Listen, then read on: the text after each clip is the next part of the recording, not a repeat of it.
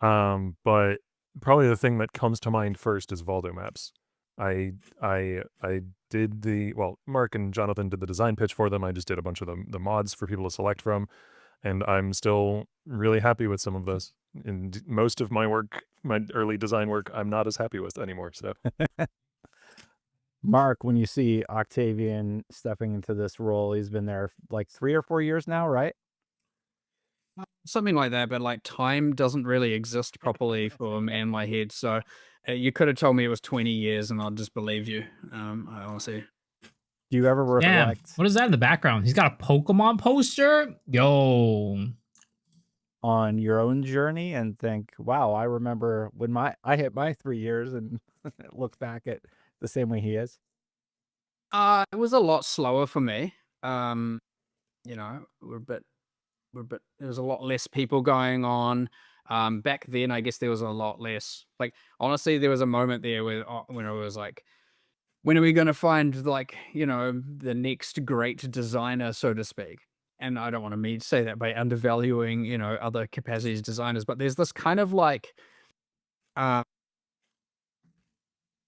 X factor kind of style of design that the game warrants having, where you want to be someone who isn't just okay. So you have your guys that can, your systems designers, your monster designers, your skills designers, you have the quest designers, you got all these categories of designers, Alright, and a lot of guys. them do their niche or their field very, very well.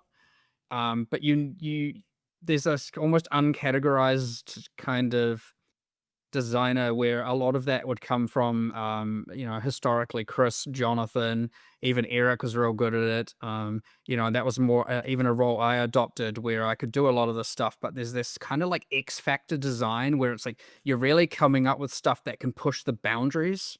You're not just sticking to the comfort zone. You're like, I'm going to come up with a system that's just out there. It's just crazy. And, you know, it takes a level of confidence to actually pitch it and have a level of confidence that like, yeah, I can get this made. Like I will, using these resources, I will go and get this made. And a lot of people can find it quite daunting to be suggesting that kind of stuff. And so Octavian is not as afraid of that and just like came straight through and he's just like, let's just do some crazy stuff, like duplicating sections of your maps, being a concept that's just like, oh, hold on, we haven't heard of that one before. All right, let's give it a go. What would that actually look like? Whereas So was Mirage Octavian's idea? I'm assuming so. it If can, that's when what you he's actually saying. pitch it initially, it can be like, hold on, that's way too complicated. How are we possibly going to do that in a 3 or 4 month span? Like how, it's like, well, the requirements for that. And it's like, nah, let's actually talk it through. Let's actually give it a go. And then it turns out you come up with like a decent plan for it and an execution for it, and it happens. And it's like, there's a kind of like, yeah, that kind of like higher level kind of courageous design that a lot of people shy away from, that Octavian just was like, yep, that's me. That's what I'm good at. And we identified that and we were Nah, like, I could all do right, that. we I could do need that, you know. someone like Cut the shit that, out of me. at the forefront of Path of Exile 1. Given that, of course, I mean, I'm still involved, Jonathan's still involved, but me and him can do a lot of that for PoE 2. We still obviously do it, some of it for PoE 1, but we need someone who's like dedicated at thinking of that stuff early and actively for PoE 1 to come and pitch to us, and then Hmm. we'll all discuss it through.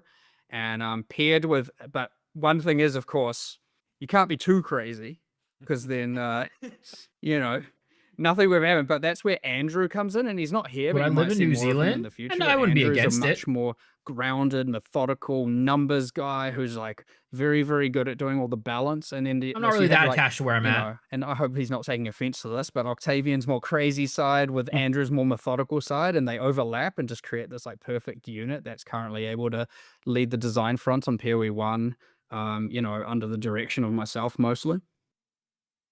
That Good. that's great. That's great to hear. I would be curious, Path of Exile 1 is an old game. There's this big report that comes out that everybody read. It's the Matthew Ball report. Everybody's talking about it. And a lot of people are playing older games. Nothing wrong with playing older games. I'm curious, why do you think that is? Why is Path of Exile standing the test of time? You Make know, those I don't connections. even. I mean, it's a good question. It's not like I've ever like thought of this kind of stuff before. Um, because I mean, philosophically speaking, I just kind of focus. I guess Octavian's probably the same. We Yeah, just focus on old like how can one we just doesn't make matter. the game Literally, as cool as OSRS possible is and just keep such an making old it as cool game. as People still possible. love it. I suspect a lot World of of Warcraft, another games example. fall. It honestly Diablo might 2, even be another that thing I was just example. talking about, that kind of courageous, willing to push the boundaries and push the design, that a lot of people end up shying away from because they're maybe afraid of, uh, you Go to know, the section to this.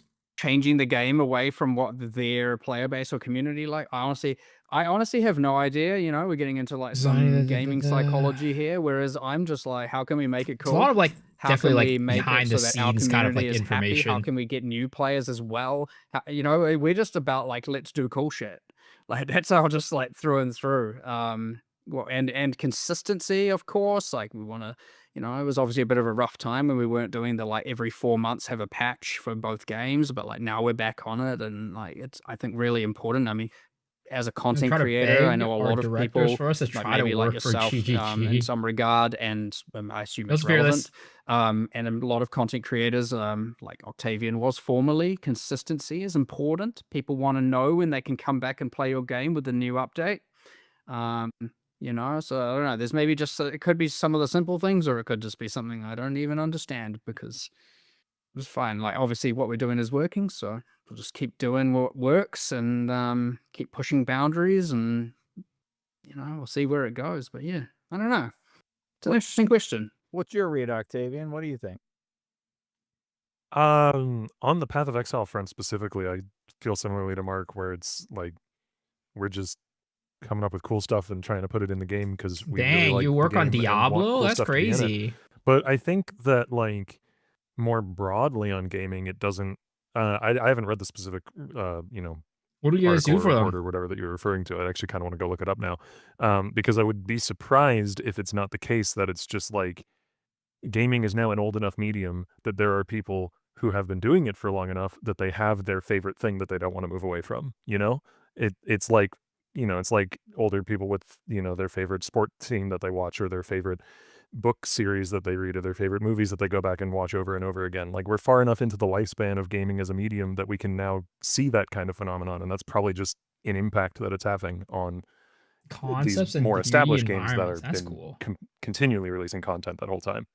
Yeah, I mean that's a really good read. That's kind of what they think is going on. I'd be curious, you joined. Is there anything still on your to-do list, like something that you really wanted to tweak or adjust before you joined that you still want to get to? A lot of my current to-do list is stuff that I, had a chance to adjust earlier, but it was, 8 months or 12 months after I had been hired, and I didn't necessarily do everything right the exact first time. Um, so it's a lot of stuff that I've touched in the past and would like to go back and fix. But anyone in any creative profession, or even if you don't do it professionally, just anyone who's got any creative endeavors, I'm sure is familiar with that feeling. The very One of the very first things that I changed after I got what commit privileges, the privileges to actually change things on the game, is there was a debuff caused by a specific boss. This is too I don't want to get too in the weeds, but there was a debuff caused by a specific boss that would cause you to effectively be frozen, but it had a different name than frozen. So I went and made it it's just frozen now. It's the same name. That bothered me a lot. What about you, Mark? Anything still on your to-do list? Mr. Prodigy. I'm sure if I actually had to think about it, there'd probably be about 55 million things. The reality is that like I don't get too caught up on that nowadays. Like again, I've just got like a let's just move forward, move forward, move forward mentality. Like what's that? I really like the there are the things where I was like, "Ah, I'd really like to redo these bosses and improve these bosses and this and that. But like it often is just more helpful to think, um, what are the tier one problems? What are the tier two problems? What are the issues our community's having? And then let's see if we can turn that into a cool design. As opposed to just kind of like, doing some random stuff in the corner that might Muscle feel a bit truck. like honestly, Mm. I suspect players won't necessarily appreciate it. So, trying to think more from a how can we benefit the audience the most, as opposed to my I would actually say unnecessary desire to potentially fix I do think that's like a cool kind of design thing when you like have a like, let's say the players have like a problem, and then instead of like just like directly like, oh, okay, we'll fix the problem with like a tweak here or there, they're like trying to design game systems around that problem to like introduce solutions. I think that's like a cool way to think about it. But there is definitely, you have to be like selective on the problems you choose to do that on, because if you do that for every single problem, things just become kind of convoluted. And it's like the problem still exists, but it's like kind of you have like a half fix. So it's definitely a very fine line to toe when you're making that type of like problem solving mentality. little things in the corner that I've left in a I've made what, it's 300 boss fights at this point, and probably now 250 of them I'm not happy with because they're dated and things have changed, and I feel like I could do them I think Mirage significantly are the better. band-aid for But ground loot? Not necessarily, because they also doubled the ground loot base as well with this patch. could also just make new ones that are way cooler and way more epic. So And there's also, sometimes a bit of value to in a the certain way, Mirage kind of makes the problem like kind of exacerbates it a little bit because it doubles the league mechanics as opposed to doubling the ground loot. But yeah.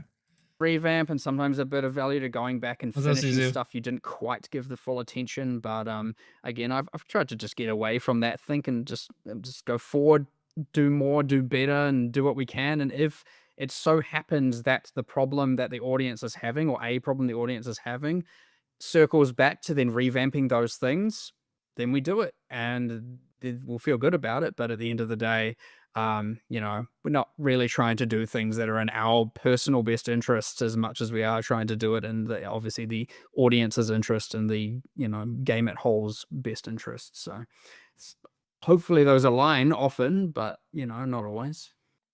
I know you're talking about the new update, but there's some pretty big news this week. Obviously, Bill Spencer's retiring, Sarah Bond's out. You publish on Xbox. How are you feeling about those changes on one of your platforms? I'll be honest, I had no idea. I was me and Octavian were having just talking earlier, and I was like, What game are we talking about? it's Path of interesting Exile. that we're actually, because I was like, I actually don't know what's going on in the world. I know what's going on in Path of Exile. I know what's going on in Path of Exile 2. That's it.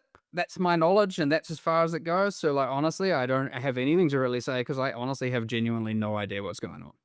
And I mean, that makes sense because, like, I don't know what Phil Spencer would have to even do with, like, the publishing side of this stuff.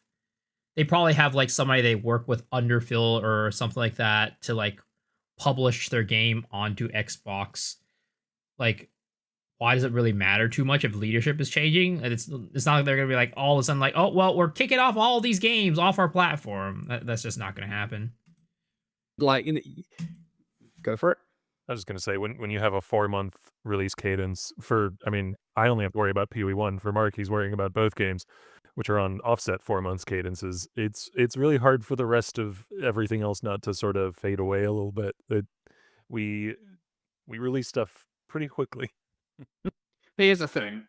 If it turns around to impact us, I'm sure I'll find out about it, and the fact I haven't implies everything's good as gold. So I don't know what happened, but we're good. All right. I was actually going to ask about internal development. I'd be curious to hear. Do you have? Kind of scares me how Mark and Octavian react to work-life balance. Like later on in the video, or are you talking about the stuff they were just talking about right now about like how it's just moving so fast? I mean, at the end of the day, when it comes to like work-life balance, it's hard because GGG is not a big company and they're doing a lot with the limited amount of manpower that they have. So ends up being, especially when you're like passionate about your work, you end up like throwing all yourself into your work. And in a way, it's like you don't even think about work-life balance because your work kind of is your life ish. So yeah. We'll see what they talk more, how they talk more about it. But I kind of like agree because like my work right now is basically my life. Like I work, I stream every single day. I make YouTube videos pretty much every single day. I barely go outside, but it's not like I'm feeling like burnt out or anything like that. It's just kind of a matter of fact as it is. Like heated debates about when you want to change a mechanic, and what's that process So you like push your from a work life creative balance heavily. aspect? Um, I was gonna say define heated, but I know what you mean. I don't mean Um, yelling, I mean like passion, right? Not like oh, you get passion all the time. There's a time, there's generally like a time for design, and then there's like, all right, now we've got all our design, let's execute, execute, execute. And during that time, it's mostly like we're working with, honestly, everyone. Like, I mean, I talk to 50, 60, 70, 80, and sometimes more than that, people every single day about the things that they're working on. But there are those moments where we're like, all right, we've got to design, like what are we doing for, some deadline in the future, be it the next expansion, one after, whatever. And yeah, we'll sit down and have like honestly epic conversations about exactly what to do. And, there'll be, I mean, me and Jonathan go at it decently hectically, to be honest. I know today we had me, Jonathan, Octavian, and Andrew in the room trying to come up with stuff, and we've all got our opinions, and we're all kind of clashing a bit, and in a good, nice, positive way. And then, like, the cool thing is, you just come out of that, and you have this like, um, you know, if I had just said what to do, or if Jonathan had just said what to do, or if Octavian had just said what to do, all of those are worse answers than what had happened due to our capacity to actually hash it out, discuss it, and then come out of the room and go, this is what we're doing. And honestly, it's amazing. And often what we then do is we then we'll come to what we think is great, and we'll be like, all right, when you want Zaki and some other designer, get in here, and we'll just verbally elevate a picture to them or in more detail, and then just see how they vibe to it. And sometimes they're just like, nah. And then we're like, all right, back to the drawing board. We'll just start again from scratch. Or sometimes they'll be like, this is the part I hate. And then it's like, all right, we can work that out. Let's have a go again. And then we'll get them back in and pitch it again. And then it's like, all right, now we've worked out that. Let's get a different set of designers in and then have another discussion. And then it's cool just going through that process where it's like, because obviously so many different players, so many different opinions, so many It's different cool. play styles. Cool to see Jonathan as a whole on put one. I think he's misunderstood at times. Well, I mean, I don't think like at the end of the like I think that no matter their vision, at least from what I can see, is that both Jonathan and Mark are going to be involved with PoE 1 and PoE 2, both of them, like for as long as they can be. But it's just that when it comes to like the final decisions being made, Mark is going to be the one who's going to make the final decisions for PoE 1, and Jonathan is going to be the one who's making the final decisions for PoE 2. But it really feels like, at least from what I can hear from what they're talking about, it really is a very collaborative effort from both of them, and also with the rest of the their employees as well, taking into account and taking their ideas in and really kind of baking it all into the final product, which is honestly, it's pretty cool, and it's definitely indicative of like the size of the company, but also like the mentality of the company as well. So I don't think Jonathan or Mark are ever going to be super split from either product, but as a company grows, it gets more segmented. As a company grows, people kind of get their jobs kind of like more fractured. I guess roles are a little more fractured, a little more distributed. So my guess is that unless they bring in like, I don't know, Path of Exile 3 or something like that, they're hopefully gonna be continuing to like basically have a strong input on both games. Where's Saint Jonathan right now, by the way? I mean, I don't know where he is right now, but right now, I think like, especially when it comes to like the PR and front end stuff of things, I don't think Jonathan's gonna be very involved anymore. I think like starting from here on out, Jonathan's gonna be the mostly involved in PoE 2, and Mark, I mean, on the front end, maybe Mark is gonna be more involved in PoE run only, but I don't honestly see Mark separating from PoE 2 that much either. I think PoE 1 is kind of at an age of maturity where Jonathan can take a little bit of more of a backseat, especially on the front end of things. But I think that for PoE 2, since it is so new, Mark is still like heavily, heavily involved in PoE 2, and will probably still be in all of the chats, all the interviews, and all that stuff. What What am I starting 328? I'm gonna be starting Righteous Fire. What everyone likes and dislikes is different, and so, but obviously a lot of our designers are, if we can't appeal to the audience that is playing every single league at every single league launch, then like, you know, that's okay if it brings in new users and new people and that you adopt more, you expand your community, but it shouldn't be at obviously the expense of the people that are obviously playing your game and enjoying it every time. So, yeah, iterating through a bunch of passionate conversations with a whole bunch of different designers is certainly part of our process, and we do it almost every single time. Um, Often some of the best times, just one more point on that is, because during the day, as I'm talking about sitting down with many different people, and not, something that Octavian and Andrew are probably familiar with is, we, especially early on in the league cycle, when we're doing more of the development, as kicking off development, or just before the release of one, because we're quite dynamic, we don't like design too far in advance. We're often just doing it at night, and so, it'll be like 6 PM, and then they come in, and we're just, like, spending a whole evening just designing stuff together in the office, and, you just, like you lose track of time, you tell your partner, "Yeah, just be home in an hour," and then all of a sudden, it's, like, 2.5 hours later, and you're like, "Oh, whoops. My bad," but, yeah, you just honestly, you get caught up in these, like, epic, design discussions, it's really easy to all of a sudden lose your entire day from them, so, Yeah, I but mean, it's just it's a sign about how passionate they are about this game and how passionate they are about the direction of the game that this happens. Like, if you think about like the last time you guys were in the like for you guys who are maybe not as passionate about your job, right?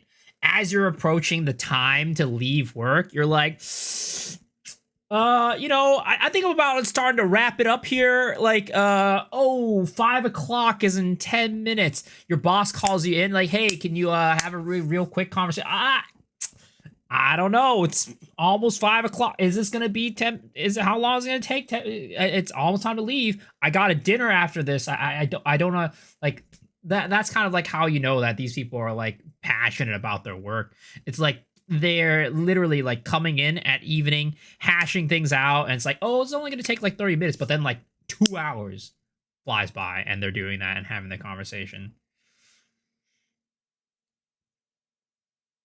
But I don't know. You can kind of interpret it as like multiple ways of like, oh, it's like bad work life balance. But to them, it's like, hey, this is like important. I need to do this, and like, if I don't do this right now, I don't feel like it.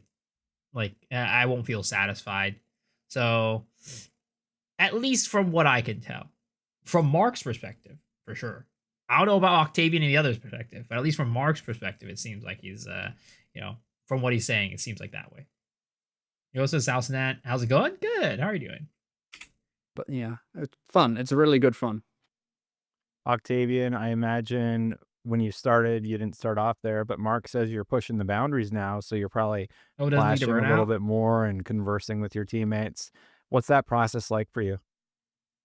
It can happen, yeah. One of the really difficult things of working on Path of Exile 1 is sort of goes back to that earlier conversation where, like, it is one of these games that has this long and storied past now of more than a decade, and so and it has, excellent for us, it has a large player base who are all very passionate and opinionated, and then a lot of people in the office, as Mark said, also play it extremely regularly.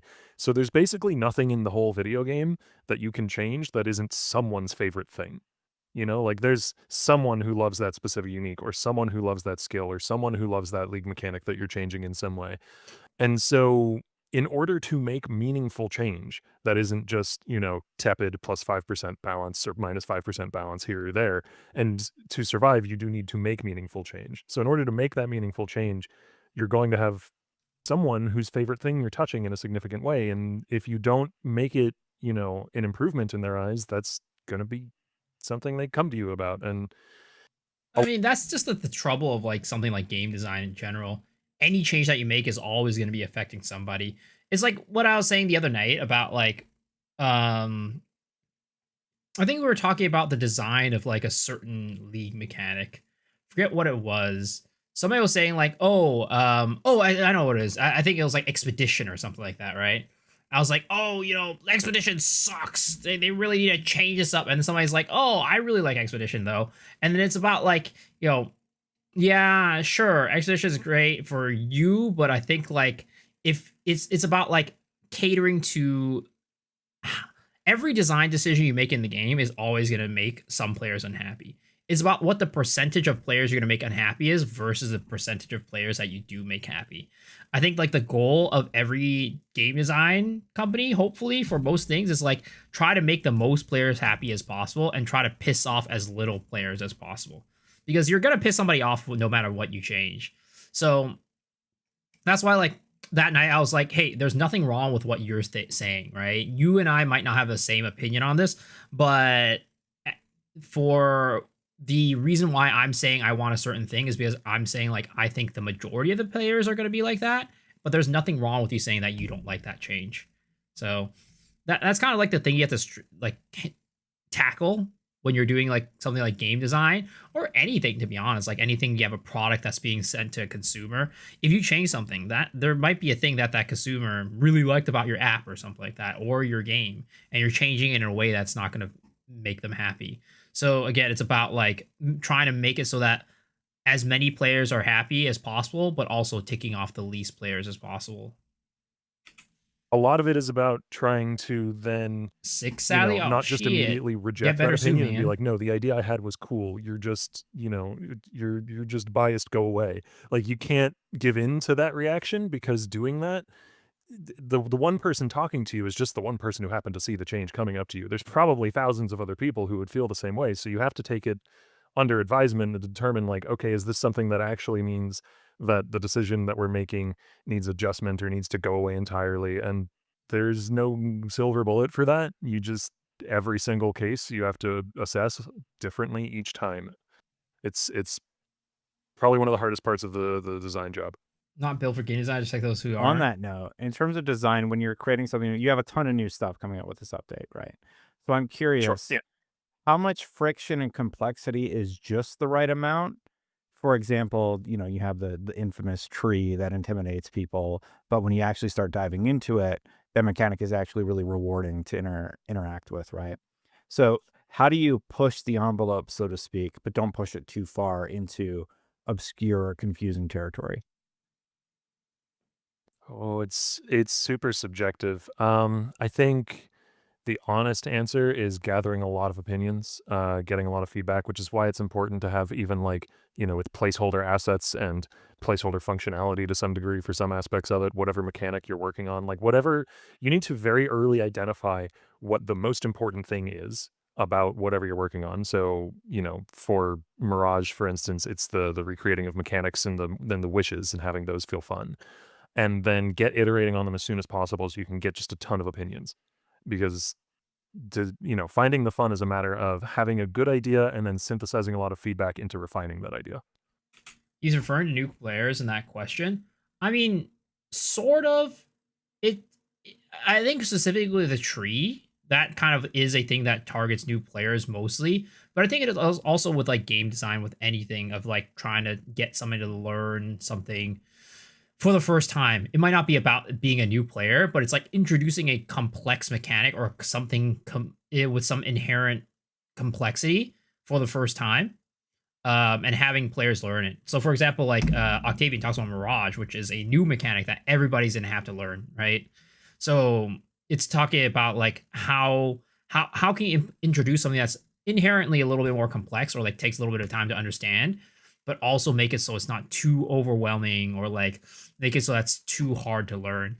Which honestly, I'm not even sure if GG is like the right people to ask, because a lot of times they do get the one of the biggest criticisms about them. What they do is like the stuff that they introduce is very hard to understand and very hard to onboard. So they're definitely not the best example. They're not the golden child of this at all. I feel like I 15 hours was said he did a danced around your question there, so I apologize if that was a bit of a non-answer, but that is kind of the process. Yeah, I'm definitely just sort of I'm curious how you know you got a good design versus you have a flawed one, and what part, like, have you ever done something that pushed it too far and then you test it and it's just sort of confusing to the player or confusing to somebody? And I guess that's what I'm trying to learn about, because we've seen some stuff come out and it just feels like an amalgamation, if that's the right word, of a bunch of mechanics that don't really fit together, and Yeah, exactly. maybe Just like that didn't Temple. work great, you know? So I'm curious how Oh, you definitely. determine you landed on something good versus something messy. Yeah. I mean, I won't say that like my subjective compass there has perfect accuracy with pointing towards north. Like for instance, in the update just before this one in Keepers, we released that new package of wand skills, and like somatic shell, one of the new wand skills that went out with that, is a bit overcomplicated, and I'm not exactly happy with where it landed, and that was one of my designs. So like it's not a perfect process, and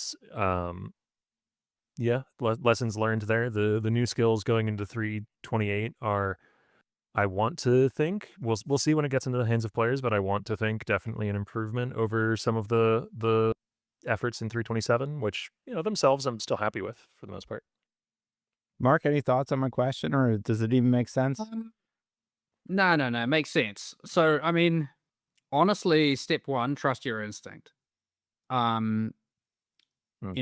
generally speaking, especially if you've been doing this a long time and you know the game, like, Octavian knows the game, I know the game, like, we know the game.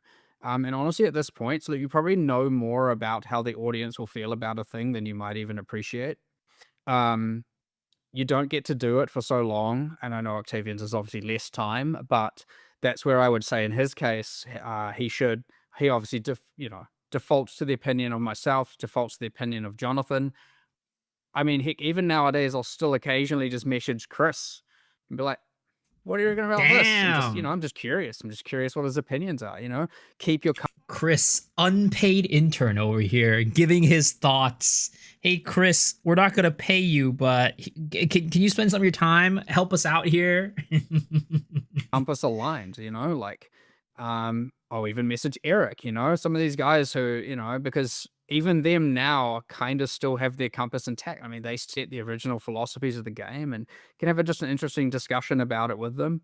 Um, and so even if Octavian was to just check it, like there's a good chance, and it is, I could understand how it maybe sounds cocky to some degree, but there's a good chance if he likes it, I like it, and Jonathan likes it, we've probably got something on the right track, and you should just run with that confidence. Now, there's obviously then detail within it where it can go wrong, 100%. Often it goes wrong in the detail, be it some of the like more quality of life adjacent things, more user experiency things, but it doesn't mean there wasn't something there at a core that was right and that was good. It just means, sometimes we, kerfuffle it at a certain level of detail in between then and there. And yeah, sometimes we're all wrong. It happens. But yeah, ultimately, it's like, we've been doing this for so long. We understand our audience. We are also the audience. We're part of it. We are both. And especially from Octavian and I's perspective, we started from the audience as opposed to from the original visionaries of the game. Quick question: am I crazy, or wish we could zoom out even further on the world map? Oh, I don't think so. I think that's a bit. That's definitely a very much a popular request that a lot of people really want. So we've had our opinions and had to adopt, from both the development and players' perspective. And I know that was so long ago, but honestly, things haven't. But I think like the problem with like zooming out further in the map, sorry, take it out of the video, is like if you think about it this way, right? It takes this long to load it already, and then like a lot of times when you have like a bookmark that's a little bit too far away, this happens. So it is hard because it's an infinite atlas. So the further out you zoom out, the more like the game needs to load actively, right? And as a result, it can be like a make loading times worse and make it like a strain on your system as well. So I think that's the thing that they need to juggle and try to figure out. And that's why maybe they haven't let us zoom out even further yet. I'm hoping they do. I really hope they do. But I think it might be like a rather than a zoom out thing, It's more of like maybe a, I don't know, a simplified world map where you can zoom out, but it like just simplifies everything to make it so that it's not as, there's not as many things to load basically. Cause yeah, this happens and that's really annoying. And see, look, it's like everywhere I go, it's like that. Eventually it loads, right? Eventually it loads. See, look, eventually it's gonna load, but it takes a while sometimes for it to do it. How's it, man? Haven't changed as much as you'd think as to with respect to, you know, a good idea back then would probably be still a good idea now. So then it just comes down to like, yeah, execution. And as said, getting it in the hands of your designers, getting it in the hands of your QA team, of which all play the game a ton. And then also getting it in the hands of people who don't play your game a ton. Getting it in the hands, which is a bit harder to find within our office, but it is still possible, you know, running it. And you know, this point that he talks about, right? Getting it like the game in the hands of the players that do play it a lot and getting in the hands of the players who don't play it a lot is like a really, really interesting discussion. What especially when it comes to like content creators as well. Because there's so many people that dunk on Try and say, like, oh, the man doesn't even play the game. He's such a casual. Like, why do we care about his opinion? But I think Try brings like such an important voice that you don't get in content creation ever. Because if you think about the majority of popular content creators for any game like Path of Exile, usually the popular content creators are the ones who are playing the game day in, day out, like me, who are kind of like more sweaty and hardcore. But like Try, on the other hand, is a popular content creator, but he is also a very casual player. So he represents the opinions and the voices of those who aren't playing the game every single day, those who aren't playing the game super sweaty, and can see that perspective a little bit more. Which is why, like, I think it's really cool that we have somebody like Try in the community, and GG has a great like kind of situation where they can get a content creator to be there to voice those opinions of the people who are, you know, a little bit more, let's just say, playing the game less. He's important. That's why he's giving interviews, and he does have like a good, like, he's a good gateway into that community too. That a lot of people like, you know, me, Rabbit, Farmer, whoever don't have. Josh Try, does he have YouTube? Oh yeah. Talkative Try, Mr. Talkative Try. This guy right here, Mr. Talkative Try. It by people that don't have a ton of experience and they don't really necessarily understand how stacks work and all of that. And that is the part that, you know, I would like to say we should always do better. We obviously took a lot of efforts with PoE 2 to do a lot of that quite specifically with like first time user experience testing and all of that stuff. But yeah, like I'd say the things that can sometimes go wrong is that due to us being so confident as players, it can be hard to put yourself in the shoes of someone who doesn't have 50,000 hours of gameplay. Exactly. So yes, we do have to take extra measures there. We do run it by a bunch of people. We do different kinds of alpha testing to help Yo, with a that. rabbit. We have different people in there. But yes, I would say if anything, where it goes wrong, that's probably where it goes wrong, which is where you mentioned it. Things can seem like an amalgamation of, you know, a mess.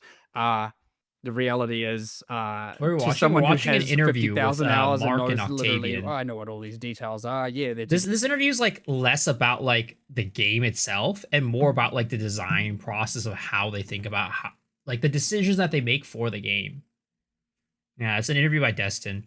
He's interviewing Mark and Octavian, and it's a PoE1 interview, but it's very, they don't talk about PoE1 that much so far, at least, and it's more about like the design process.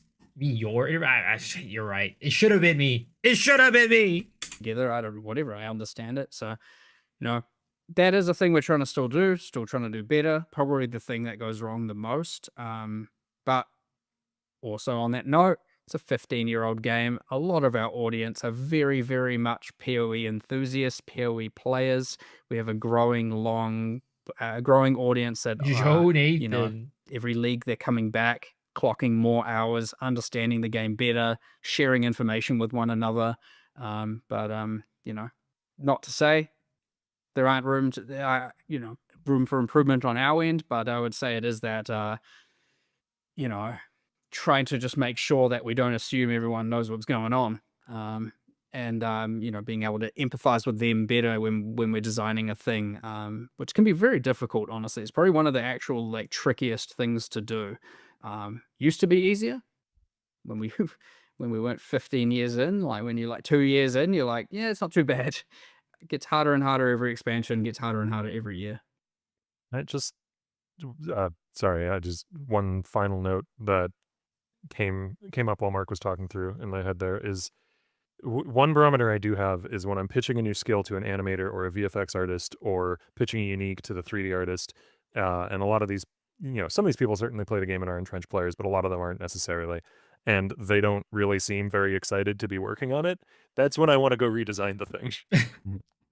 So like you get a signal internally that maybe your target was a little bit off, so you should tweak it a little bit. Yeah, like if it's not cool at some basal level that you don't need to be an entrenched PoE player to understand, then it probably isn't cool enough. 100% agree with that. I actually do try, like, we have our kind of kitchen areas at work where everyone's having lunch and stuff. Like, you can kind of go out there and just be like, yeah, I'm working on this thing, and like kind of just start pitching ideas, and just if people are interested, are listening, and they're like, whoa, I like that, and you're checking their responses, be it body language, are they paying attention or not? Are they actually like, whoa, I want to play that? You can get a vibe just by like talking about everything. Um, we have a company meeting every Monday where literally every single person in our company is all in this big lounge area, and we have lunch, and everyone sits down, and then like Jonathan and I, and even Octavian recently, we just, what are we working on this week? What have we come up with? What are the new designs? And even that, like, you pitch that to the whole company, and you get a lot of opinions from a lot of different people where they're coming in that, of different, we have people who play for only a little few hours. We have people that don't play at all. We have, depending of what team they're on, obviously, there are some artists, there are some that have very little playtime. They're very good at what they do. They're passionate about the work, but they don't necessarily play games in general. And there's not many of those people, but even you get opinions from them, and it's kind of just cool to hear. And you also then just get a general vibe in the office about when people are talking about it, and they chat with each other, and they're expressing their thoughts, and that circulates around, and it creates this kind of interesting thing. And you will, when you've pitched something at that meeting and it isn't good, you will hear about it like almost every single time. It'll come back to you from like 6 different directions and be like, this is bad, stop. Or they'll be like, or you'll hear like, oh, this is amazing, that's awesome, that's crazy, like I can't wait. And they'll be asking you for more details because they want to learn more and know more. So even on just that regard, where you just like send it organically out into the company and just like kind of see what happens. And because we've got a very open discussion and open floor plan, and like, we have our office, Jonathan and I have our offices in the middle just with like glass doors, and everyone can see. There's no, we're not like isolating away in some room. Like, it's a very open discussion, open ideation, a very positive for creativity environment and discussion between team members. When the designers are talking to each other, the programmers can hear them. When the designers are talking, the effects artists can hear, the animators can hear. People listen to that stuff and you can kind of vibe on whether or not they get excited, or they'll come and, people feel like they can generally speak pretty openly about that stuff and just be like, I want to know more. I don't like that, or I love that, or whatever their general emotion on it is. Sometimes they're just like interested. Teach me. I want to know something, and it's a very cool environment, and I think it contributes a lot to the general, I guess, reinforcement on what is a good idea and what is a bad idea. My vibe, just as you're talking about that, is that you seem really positive on Mirage. You seem a little more lively than normal. What is it about this update that has you hyped? Uh, I wouldn't, I mean, a good question. I'm generally pretty hyped about everything. Honestly, you might actually find what gets me down when it comes to these interviews is we're always coming to the end of a development cycle where you know, like I, to my own detriment, invest too much of myself into the games, to be honest. You know, like I put the game ahead of a lot of my personal well-being that I maybe shouldn't. And you know, this time around with having Octavian and Andrew be people I can lean on more, I mean, I guess this is like a confirmation that Octavian Andrew did get a big promotion. Because he's like, this time around, now that I can lean on these guys a little bit more, ooh, big promotions. I am actually getting to not to be as stressed and to not be as overwhelmed by the stuff. Because even if I'm like ultra confident, I still get really, you know, I have a lot of like, well, what if they hate it? What if they don't like it? What not? What am I going to do? You know, and I work myself up. It's just who I am. I've literally done it since I started at this company. I just can't turn it off. Like people are like, just don't, and I'm like, well, no, I don't know how. I'm just gonna worry. I'm just gonna stress. But obviously shared suffering. You know, it is a keystone in our game, and shared suffering, if you want to call it that. You know, in terms of because I'm sure Octavian, Wonder what a game designer GG pays? I don't know. No clue. and I'm sure you can say this. You're worried as well. Like, Oh, sure. to not be worried about the quality of the thing you're working on. Well, I Seems care about it. easy. Yeah, exactly. That's the point. You don't that is one of the that's one of the reasons why, you know, being responsible for a thing like this is hard because like, yeah, you know, I have a lot of confidence that Mirage is good and that all of the changes we're doing in 328 are good, but like all the confidence in the world doesn't mean that I couldn't have made a mistake somewhere and you know that can keep you up at night. And then if you do make that mistake, the thing you care about deeply is now worse because of you and that sucks. So I mean, that's it's a struggle, man. It is a struggle. It's the same thing for me with like content too. It's like, you know, whenever I make a YouTube video or something like that and it goes out and people aren't like happy about it, that's the stuff that keeps me up at night. Like whenever I see like, oh, people don't think that what I made was like good, or it's like, oh, they like heavily disagree with like an opinion that I have or whatever, right? It's like, man, maybe it wasn't it. Maybe it wasn't you know, it. So I can totally see from their perspective of like how this happens. When you're really passionate about what you're doing or you really care about it and you're putting your all into it, it can be tough, man. It can be tough. So, like, in order to make meaningful decisions about the game, you have to be willing to take on that risk. And it is not a fun risk to take on, but it's part of the job. Yep. And there is an Maybe underlying questioning anxiety that just comes ailments. with the fact you care, that you give a shit, and that you want to make this thing that you are People passionate complaining about the that BIS is a tablets passion spiking project, up. right? It's not a, you know, I'm just doing this to get paid.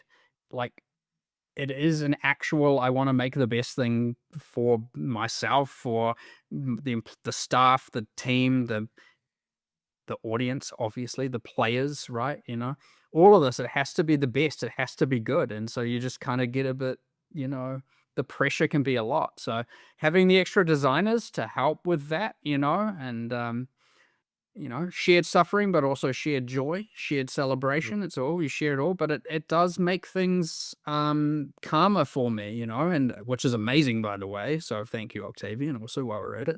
Sure. Happy to. Yeah, it's good. Mark, this is random. Did you change your office? It looks different.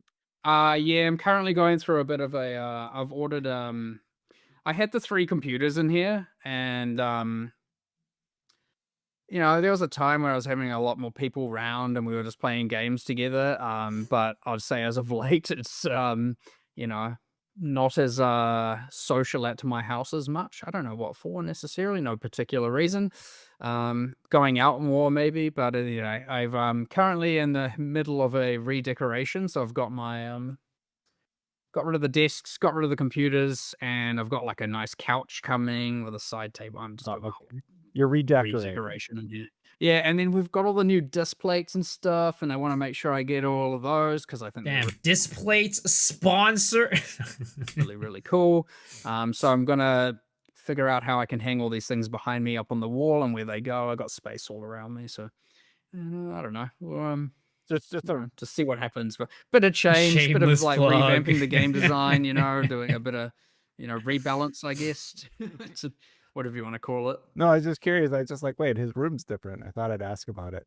I was curious also to know if you've ever added something to the game that you really thought players would interact with, and then they just barely touched it or didn't even notice. Yeah, plenty. Yeah. Expedition garbage. Anything like that that's ever come up in design? Temple at the beginning of 0.4 trash. Like, did anybody notice you changed the name to Frozen versus what it was originally? Probably not. No. That's an example of what Mark talked about earlier, where it's a little problem that you fix for you that really probably wasn't worth. Though to be fair, that took 10 minutes. So Yeah. that at least was not a deep rabbit hole to go down. Mhm. I can't think of much like now in my position, like as you know, not that there isn't a level of detail, but lately I'd say, you know, I'm trying to make sure my time is spent towards grander. Well, I do a video on crafting mechanics in Pro 1 I played since last time in 2020. I need some guidance. I mean, it depends on what you're looking for. What I'd say is like Farmer has a pretty good one, but that's more of like one for, I'd say, very basic crafting as opposed to like something that it goes in depth. I wouldn't even say I'd be able to like make a really in-depth crafting guide per se, but if you want to check this one out, this could help out. Things as opposed to getting lost in that finer detail.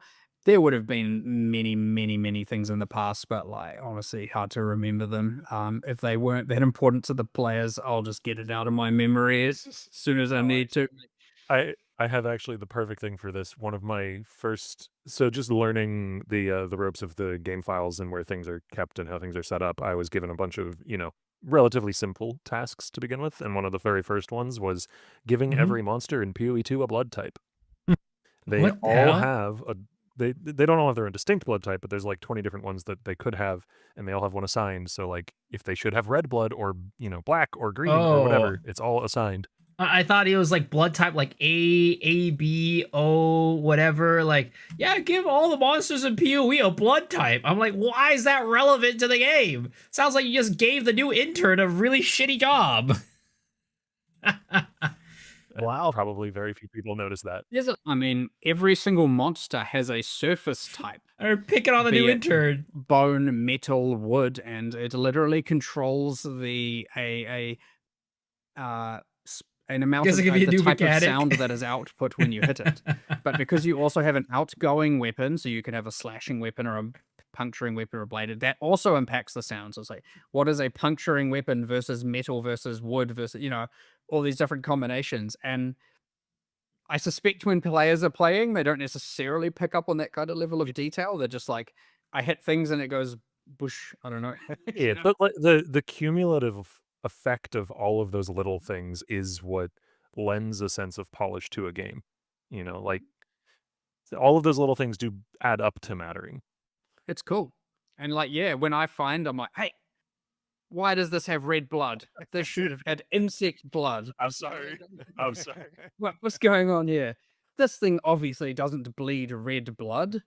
And it's like, how is because you find that and you're like, why? I can't believe you thought this should have had, ghost blood. Ghost But it's like, well, did it look like a ghost? I don't know. Also, I won't linger on this that much longer, but just because this is another thing that I had to take the time to do. Had to. I like the job. Every single melee pattern that every single enemy and player attack does has directionality data so that you can determine which direction the blood or other things like debris should fly when it hits a target. That's cool. This is like really cool nerdy stuff that I like learning about. That's really fun. It makes me wonder when you see something like, I know you don't go outside, Mark, but when you see something like Damn. Red Dead Redemption 2, or is your mind just Oh, blown God. about how many systems are going on at that thing? Yes. I do always wonder if they actually have more systems than we do, or if it's more just that we've never talked about a lot of ours. Because like there is so like if you open our table editing software, I swear it never ends. It just never ends. There's tables everywhere, and every table has dozens to hundreds of columns, and it's just this never ending just cascade of data everywhere that feeds into what are we 15 to 20 years of code, and like it's just insane the amount of stuff going on in PoE now. Mm. So it's like I suspect we might even somehow have more overall complicated. I mean, as you would when it's there's a long time of development. That is a ton of code written, let alone a ton of data added. And I mean, our when we had Metamorph, the the table for Metamorph was like one designer had to input 11,000 rows of monster to skill correlations for like, if this monster is a liver, then it does this skill. If it's a heart, it does this skill. If it's for every single monster in the game, and it's just like yeah, go for it. And then there's many, many tens of columns there, and it's like just every single league has things like that where it's just an ungodly amount of data that someone's had to input and model, and then there's levels of detail and how it connects to some other league or some other system, and it honestly is just this. There's the idea that I want to actually one day, absolute waste of time, but just for fun, try and draw the like overlapping circles, or like almost create spider webs of every single, like some sort of giant string board of how everything connects. And I honestly, I suspect it will just end up looking like a mush. I don't think you'd even be able to understand what's going on. But it's quite um, it's quite fun, and you find stuff that's from the ancient times. I call it. I'm always like, this is from the ancient times, like how it's like when determining there's like a formula that got done back in the ancient times, and it's like when it's like what is this hidden thing here? Like, why is it when a monster has so generally nowadays we put in the monster's attack time and of its default attack, and it like kind of um, is the thing to effectively say this is how fast to play. Well, that's what we used to do. How fast it plays the animation, and then you put in a number, and then the actual number is just like that times 1.5, and you're like, but why? I don't understand. Why is that happening? And then it's just somewhere, and it's just everyone knows. Like, yeah, when you go to put in the number, you times it by 0.67 first, and then type it, and it's like, but why? And you're like, it just is what it is. Like you just say, look, it is what it is. Just put it in and move on. Don't ask these questions, and it's just it's like, look, it's a thing from the ancient times, and you just get this like all over the place where you're like, okay, and then like turns out, I don't know, there's a when weapons, like obviously because instead of inputting every single minimum and maximum damage for a weapon, you obviously have a formula, and generally when you put in you can skew the damage up or down, and there's some other numbers you can override or set, and then turns out there's like, I'm like, but why is the number? I don't understand why the number is like this. Like these both have 100% damage, and it's like, oh yeah, by the way, there's just a hidden thing where if you have the more attack speed a weapon has, the formula then like starts penalizing the damage. But and then you're like, but but It's like interesting that he talk about this stuff because like it's how you can really see how certain things really get fucked up in the game because of that, because there's so many like unwritten rules and kind of like a way to think about it in like the code where it's like, yeah, I mean, obviously you do this because this is like how it's been for like forever. But then like if you have somebody new come on the team, or like someone who's never looked at the code before and they try to come in and fix something or change something, then it's like they don't know about that secret hidden tool or that secret hidden formula that like you need to mess with to make it correct. So it's like it's not a surprise when so many things come out in Path of Exile that are fucked up or broken. Partly because the game has been around for so long, so there's probably some ancient code in there that from the freaking Stone Ages. Or, it's just that there's so many things that interact with one another that it just becomes really convoluted and really hard to really take account of everything. So man, it's like how it's no surprise when things come out fucked up, but also like I like how Mark acknowledges it, but I guess they're not really fixing it in a way. I mean, maybe they do try to fix it, but it's definitely at some point some things seem maybe like not fixable until you like redo it from the ground up.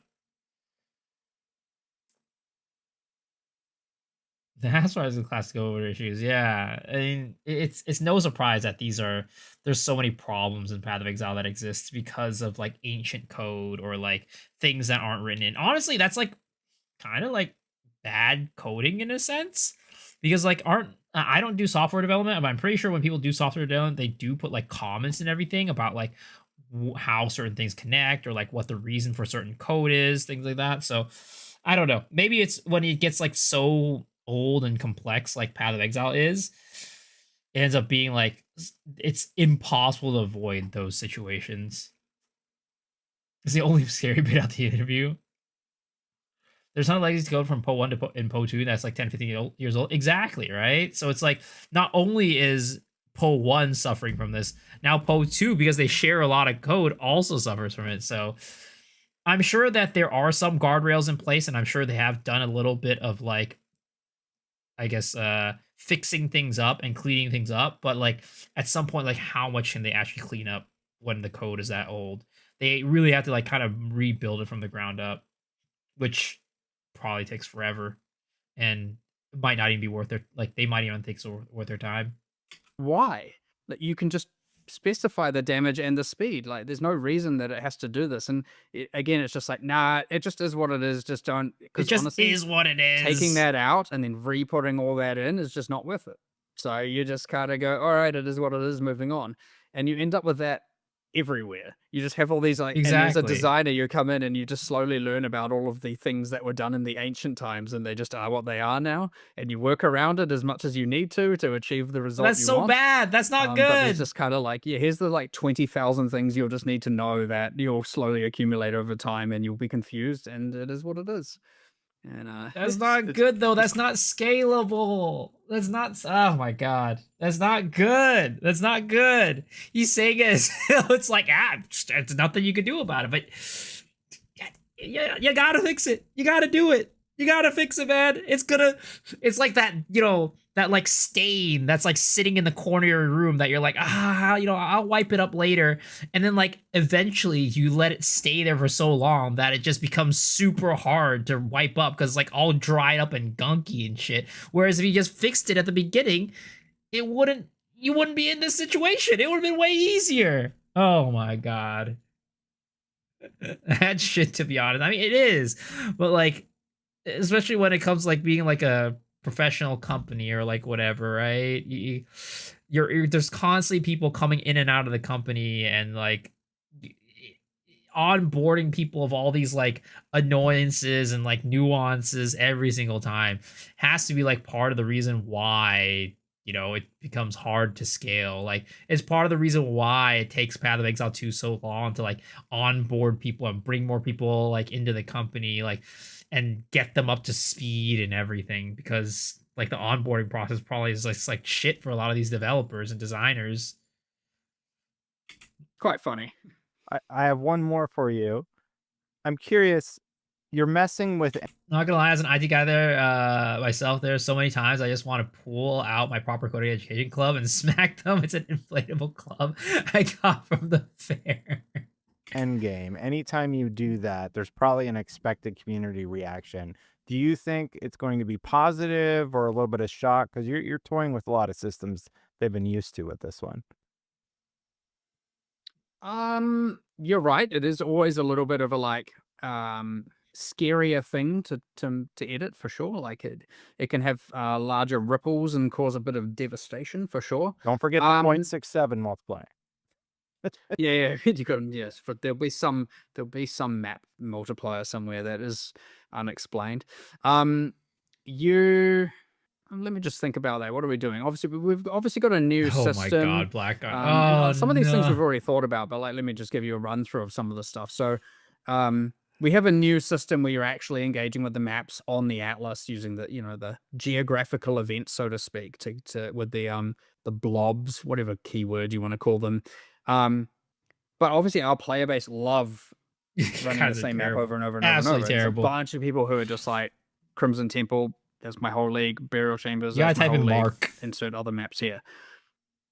We obviously came up with a keystone to solve Mark that. is the but master of then you 6-7. do that, you're like, oh, hold on. This new system is at odds with the people that want to do this other strategy. 666 So now it's rounded like up. every single time we make, and you'll notice it when I explained all the keepers stuff. It's like there's a notable to be able to do this, a keystone to be able to turn this off, and a keystone to be able to turn this other thing. Like every time we're designing the systems, we have to go, all right, here are all the different types of in-game players.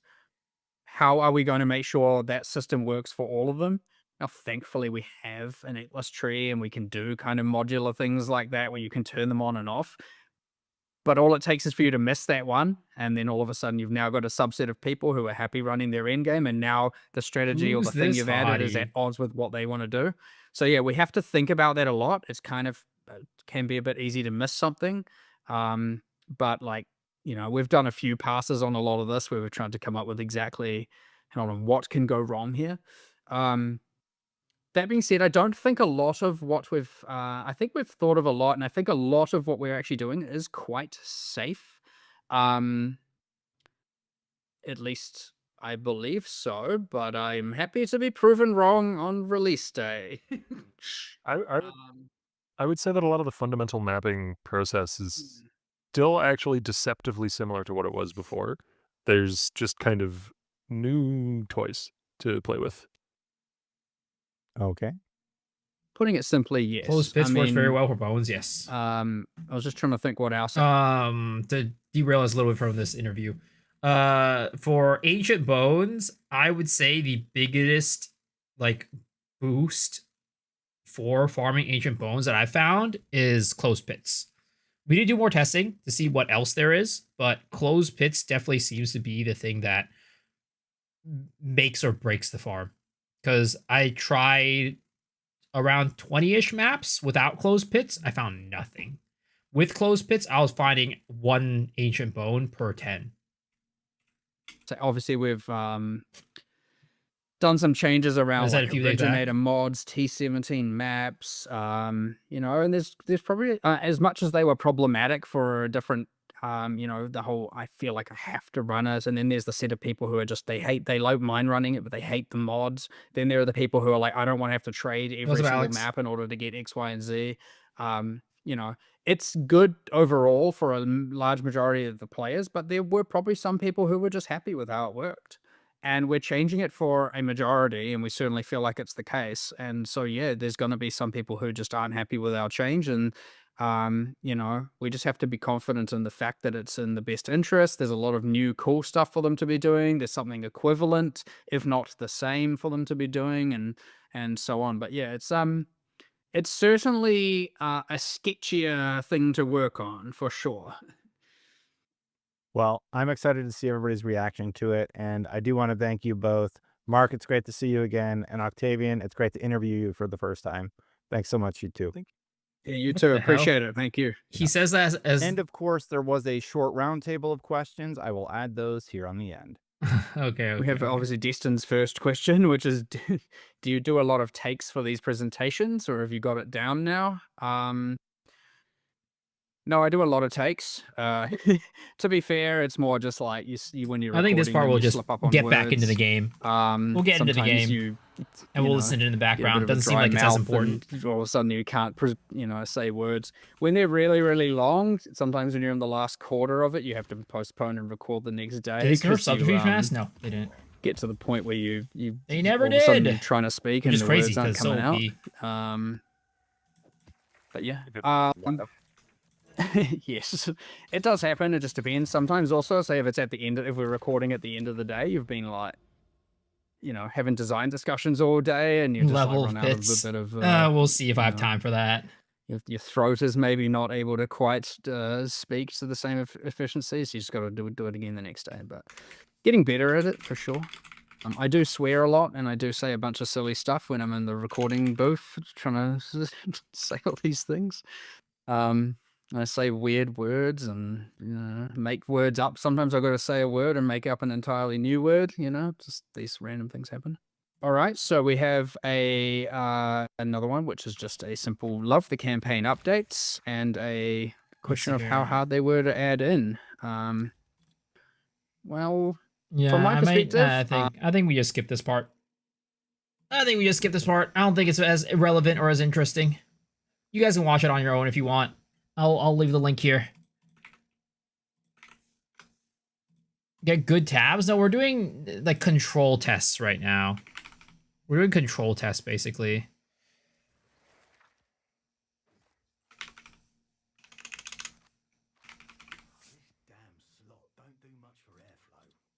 Rarity of items found, and then we are gonna do desecrated currency, and then we are gonna do double reward, abyss reward, twice as likely to have rewards.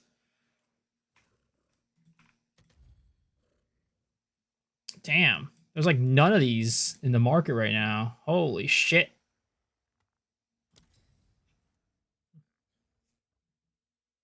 Do you ever test a 2 difficulty closed pit stack? I never tested it per se, but I don't think it stacks. I can try it. I think I do have 2. I think I can try it.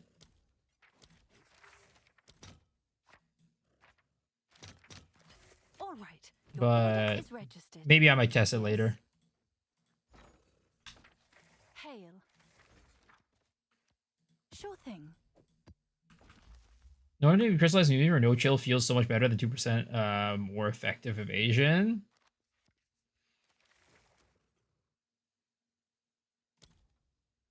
It's up to you.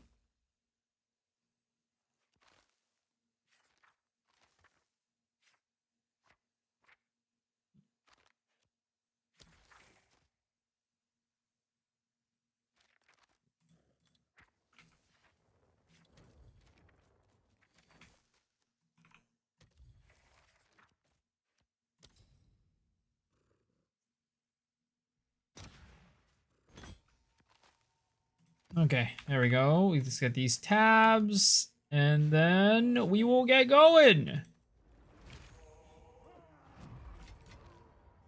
Yeah, I'm not expecting to get many results off of these, but I just need to test it out. It's just for good data, we need to test these out.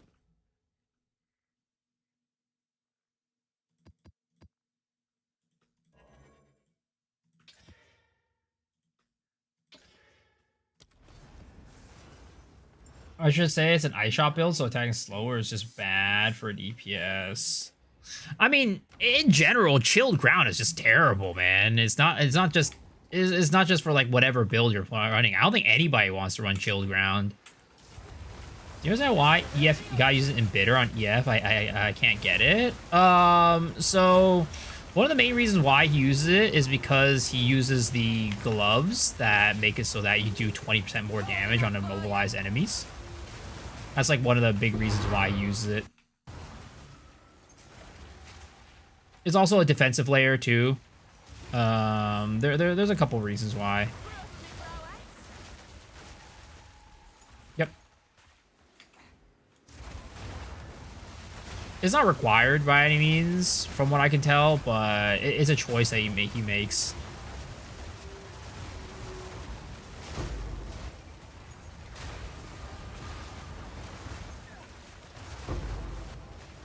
Alrighty.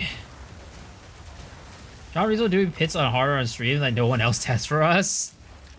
Is there really nobody else testing it? I feel like there should be a number of people testing it.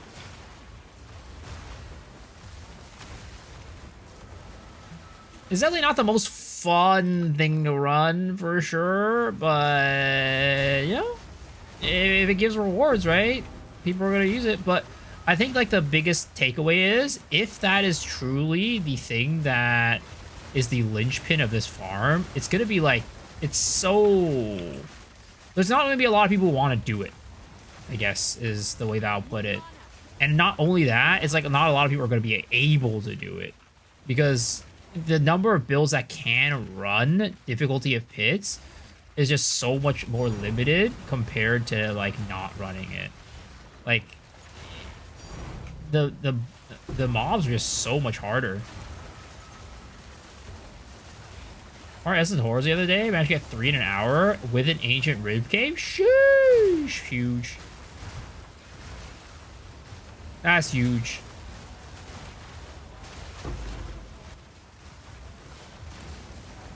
Oh, oops. Dude, it's crazy how expensive Omens of Light are right now. They are so pricey.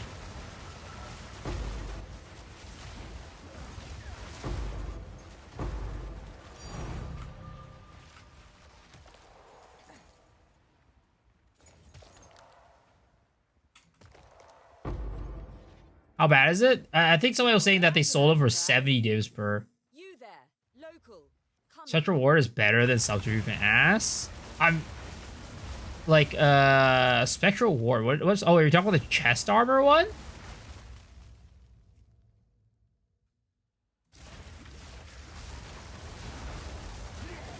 They're closer to 80 right now? Really? They're up to 80? Holy! Expensive as hell. I also know that, like, tablets are harder and harder to get as well. Because, like, as less people play the game, there's less people farming tablets and, like, selling them. And I feel like a lot of the people who are mapping are using Abyss tablets as well. So it's, like, on top of there being, like, lower demand, it's like there's or lower supply, there's a lot of demand as well. My curse is 5M. Wait, what's 5M? Like 5 meters?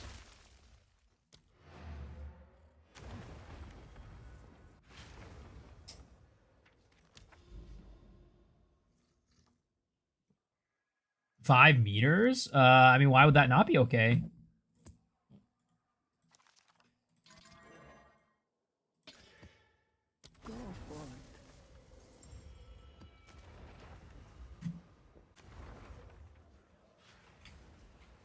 You are being controlled by greater forces.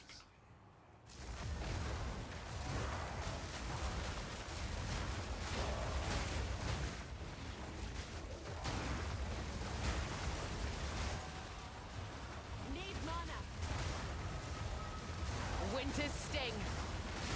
Spectral's 1 ES per 12 evasion on chest.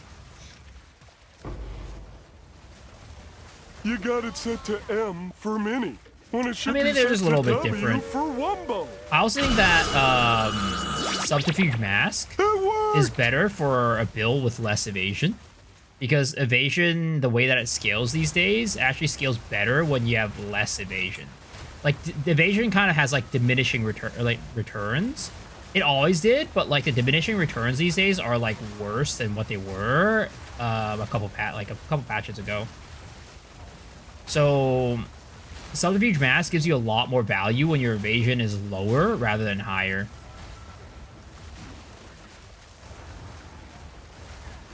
Thought I like chaos spamming to sell tabs, but I hate chaos spamming, dude. It's so, especially if you're trying to get multiple lines of something that's good. It's just, it's very hard. It takes so much time, and then like sometimes you do it and then you like skip over something that's like good, and you're like, ah, shit, all my time that I was chaos spamming wasted.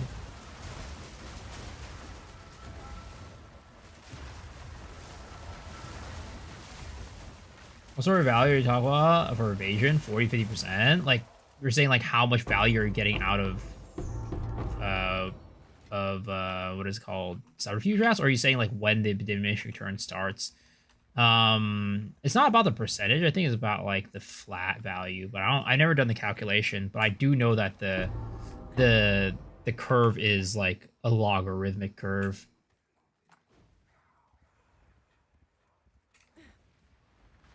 Favorite 3? It's like, geez, the amount of chaos is crazy. Yep.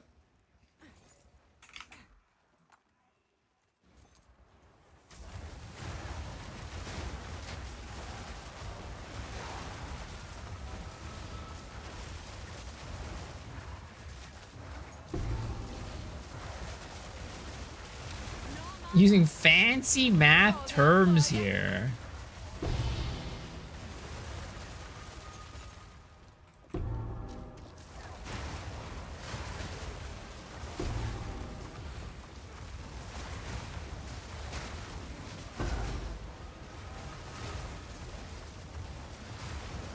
Title and 20 maps equals 0 bones. I mean, have you seen what I said above the maps count?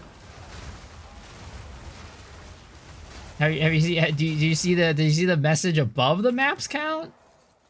How are you doing, Harney?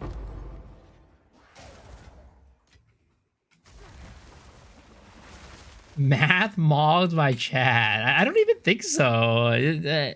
I don't think it's that complicated.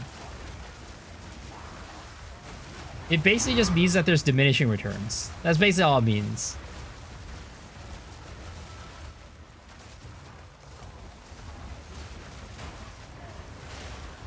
Missing my life in that circle for its 1 leash. How many bones have I gotten total?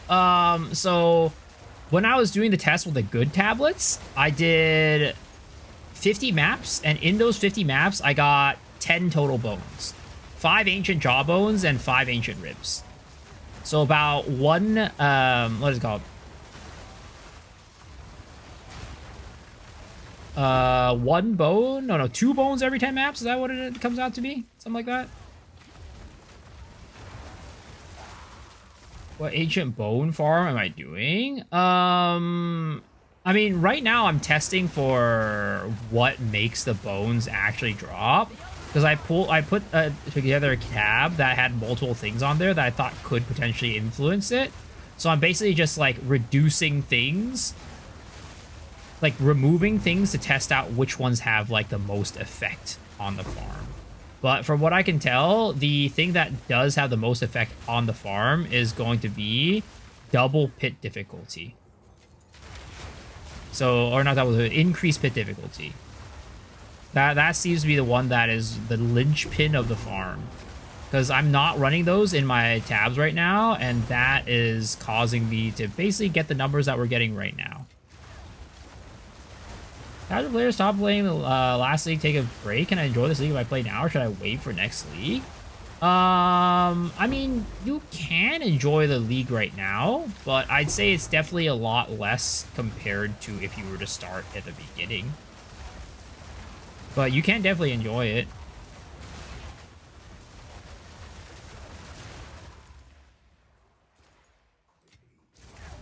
I'm just leeching bones. Yo, Minecraft, thank you for the prime sub, man. Thank you. Welcome, welcome, welcome.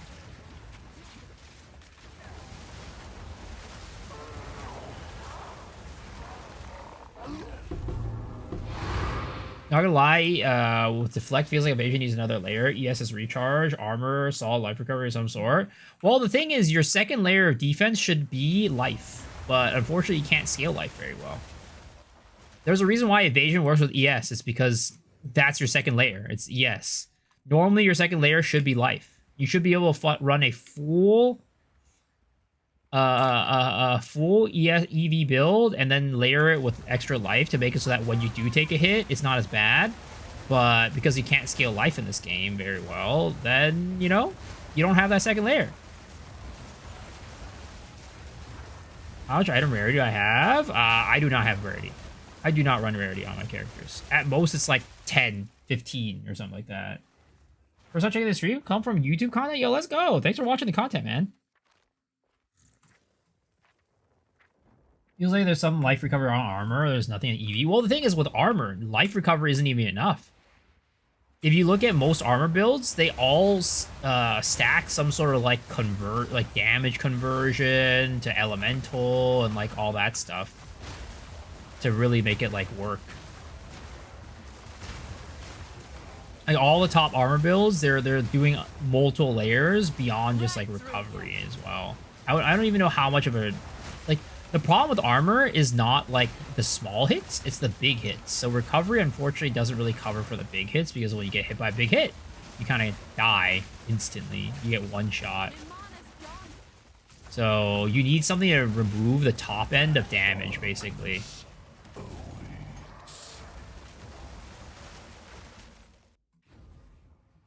Deflect should change a guarantee always deflecting a hit or just reduce the value of it.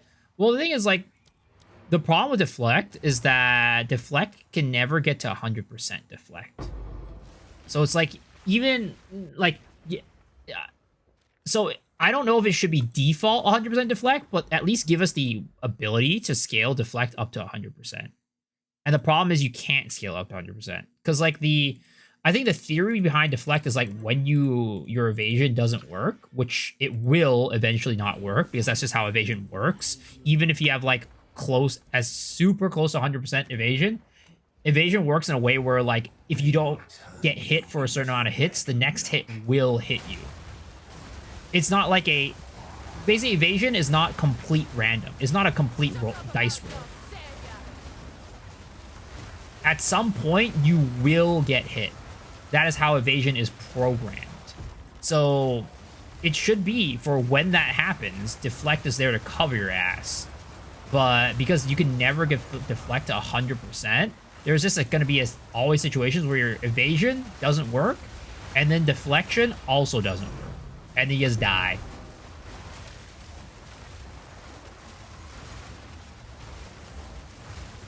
There's like decay. Yeah, I don't know what the exact word for it is. But it's like at some point, you will get hit.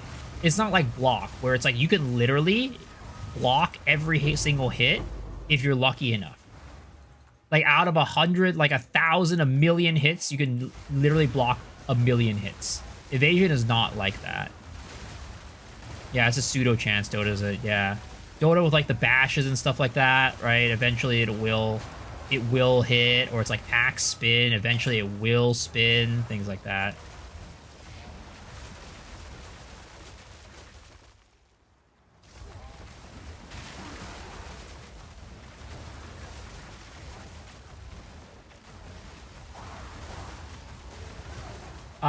At the end of the day, I just think that they should add life scaling on the tree.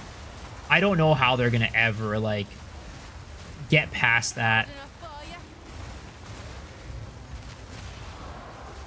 It's the most elegant solution, in my opinion.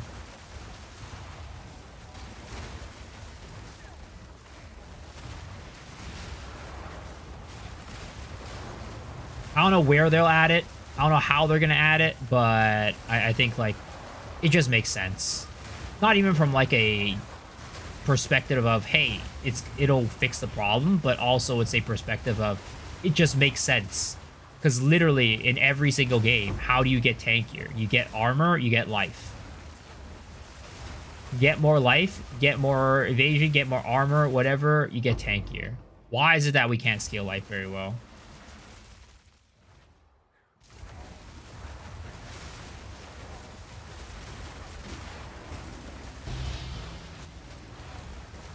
Pillar monkey.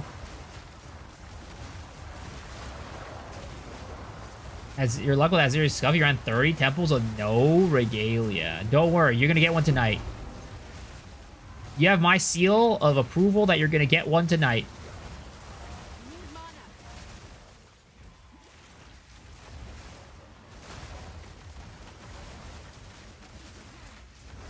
Tonight is the night.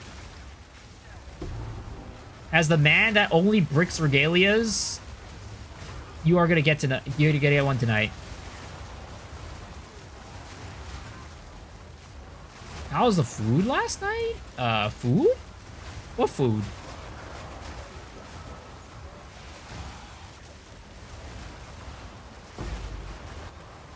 Can't wait for 0.5. They worked on this in 0.2, and they said they won't be able to put it back in 0.3. It will be in 0.4. Yeah, I think 0.5 is gonna cook. I'm not just saying that and being like a Po 2 Andy White Knight, whatever you want to call it. I do think that it's gonna be really good, but at the same time, I also don't want to get disappointed either. In the back of my heart, in the deep depths of my heart, I think 0.5 is gonna be really good, but I don't really want to say it, because if it isn't, I'll be uber disappointed, like in 0.4. All hail the mighty Regalia Breaker. I wish armor would give a constant percent reduction or damage taken. It's impossible to predict how much defense you have. Well, the percent, the PDR number is just so bad and actually like telling you how tanky you are. It doesn't really mean anything. Right through ya. What modifier should I be looking for in my tabs? Which strategy are you running?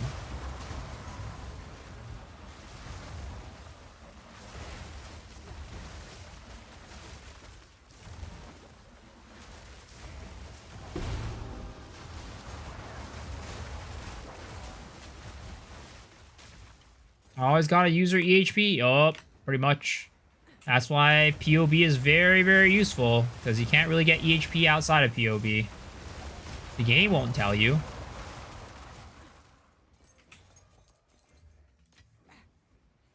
$4,000 life, 2,000 darkness, Chayula, taking T6 mass and delirium.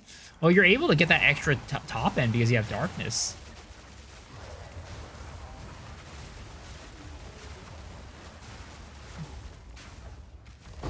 Just for tabs you want to sell, you want a Gamba. Well, I think in the terms of Abyss, the most expensive tabs are rare monsters, rogue exiles, increased desecrated currency. That combination right there. So getting something like that is going to be very expensive. Of course, ritual tabs are also very expensive though. Anything with the additional rerolls is very expensive, very pricey. I'd say probably ritual tabs are definitely more expensive than than Abyss tablets. So if you're trying to make money with tablets, ritual tabs are the way to go. Like ritual tabs will sell even like without any affixes on them type of situation. You sell some random ass junk magic or rare ritual tablet and it'll still sell for a decent amount. Holy skills make you realize how excited you are for Templar. Dude, Templar, I think flails are going to be super fun. While I'm looking forward to swords more, I think flails are like my second most. The second most excited weapon I am is flails. Though I don't know. I'd say axes are also up there too. I'd say in terms of like fantasy, swords and axes are on the same tier for me. But the reason why I want swords is because of Cyclone. If axes came with Cyclone, I'd be excited for axes.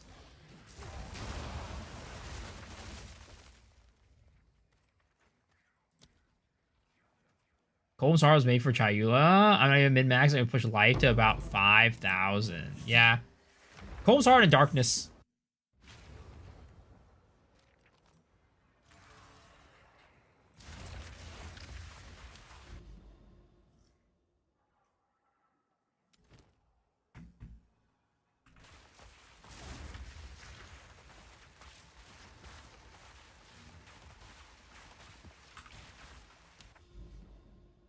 Inverse Cyclone requires 3 endurance charges. Don't worry, it's not going to be endurance charges. It's going to be frenzy charges. But you know what? Even if it's complete garbage, I'll still try to make it work. I'm honestly sad they made Delirium kind of worthless. Emotions, you steal your amulets. Basically, it's ever since they removed modding Waystones. Yep. I think that they'll probably add something back for Delirium, but I don't know what they will do. Because in its current state, it doesn't, like, if it's the only thing it's used for is instilling amulets, that's kind of lame. It's like, it's necessary to do, because everybody needs to instill their amulets, but at the same time, it's like, it's so little.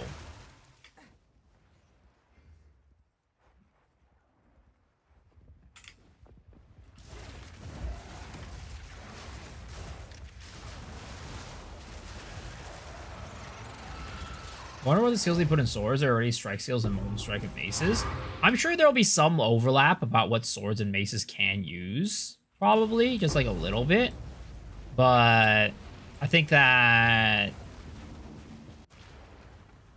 I mean, there's probably things like, of course, Cyclone, Dual Strike. Maybe they'll throw in like a spectral sword throw. Might be another skill that they bring in. Um, Beware the scorpion's sting.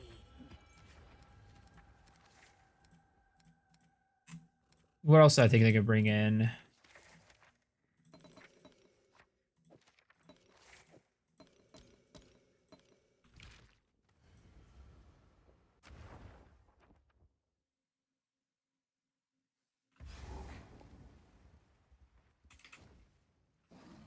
Yeah, I don't know. I don't know what else they would want to bring in. I'm trying to think of like some very like iconic sword skills in Path of Exile 1.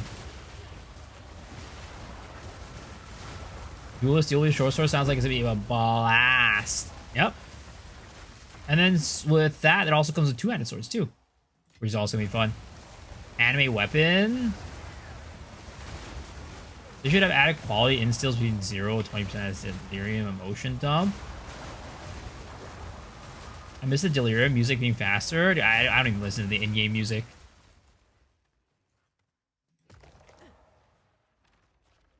Savior Sword and put one and clones Shattering Throw was a fun build that I used to play. I'm trying to think of like what some of the base like core sword skills were in Path of Exile 1. They might do Molten Strike Cold enough for ya? because they have Molten Blast or whatever right now, but it's not Molten Strike technically. That might be something that they bring in. Need mana. What MTX wing is that? It's the Pitch Black Gargoyle wings. Will I play the Pole 1 week? Yeah, of course. I'll be playing Righteous Fire League Start. Righteous Fire League Start. No mana. Oh, that's a pit. I didn't realize that was a pit. I was like, why is this guy not moving towards me? What build is this? This is my Glacial Lance Ritualist. You can find this build by typing !POB.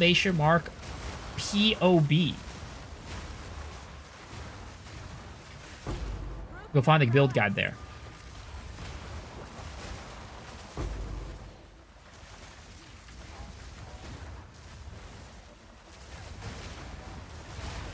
Orb of Winter.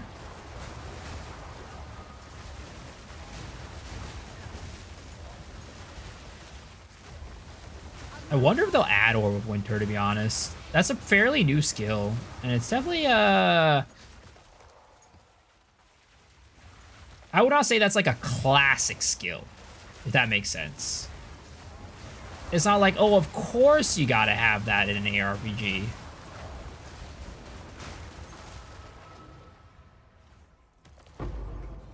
Oh, you know, maybe like Static Strike? Static Strike might be something that they bring in. Yeah, Smite seems pretty good. Maybe Frost Blades.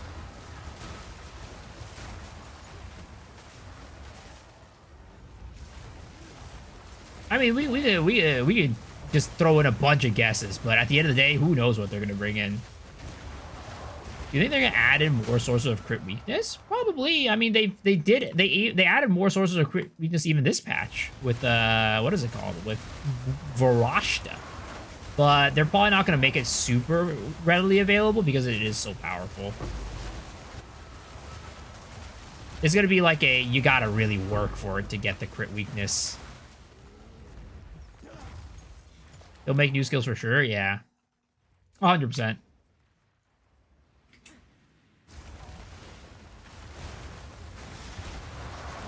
Frost Blaze 3 Frenzy Charge to increase projectiles.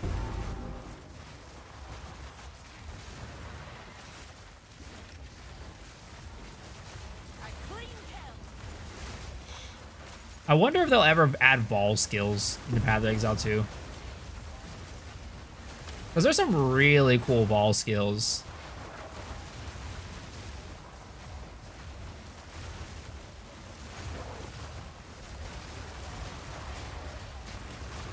Like, technically, if they were going to add Vol skills, they would have added it this patch. Like, this update with like, Fate of the Vol.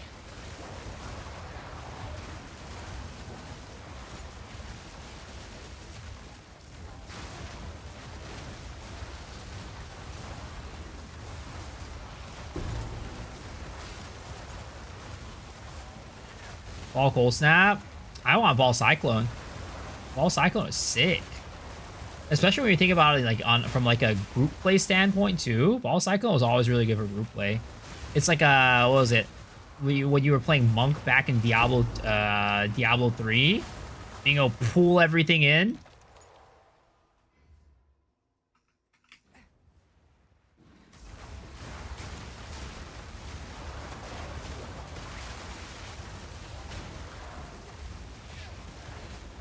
mana's gone. Need mana.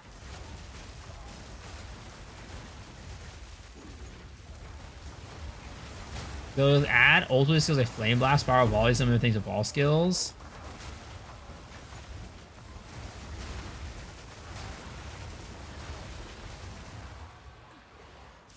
Imagine an Uber boss that dropped a sword that would innately roll crit weakness. Nah, that's too powerful. They'd never do something like that. That's against the vision. I think they're slowly merging Po 1 and Po 2 together to become one game. No, they're not. Because that was the original plan. Like, that was the original idea, and then they deviated away from it. Like, when they originally came up with a concept for PoE 2, PoE 2 was supposed to eventually, like, as you played the game, it would merge you into the PoE 1. I think PoE 2 was supposed to be like a campaign thing, and then in the end game, you'd merge into the PoE 1 campaign, or PoE 1 end game. But then they scrapped that idea, and they're like, this is too different. We'd rather do 2 games. They saw the outrage from Overwatch.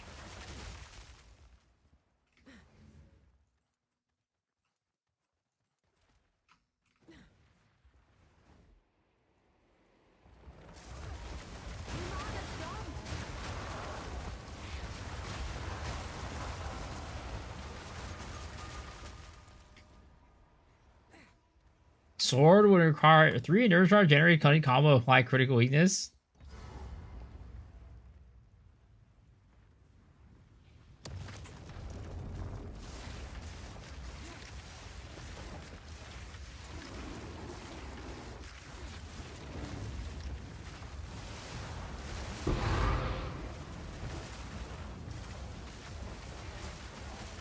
No mana.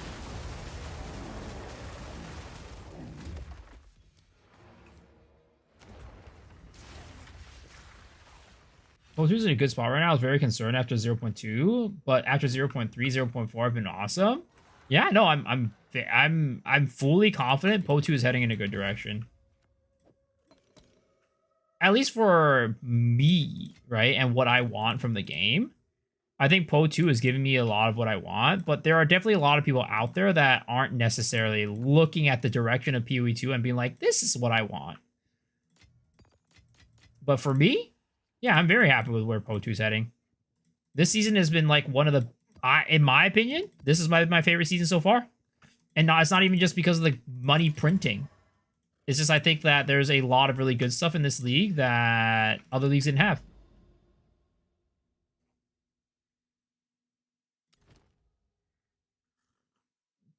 Good morning, my liege. Good morning, Dakar. How are you doing? May the sands swallow your enemies. As someone who doesn't care about the drama, I enjoyed all seasons. Oh yeah, I mean, of course, I enjoyed all seasons. But there were some clearly better seasons than others.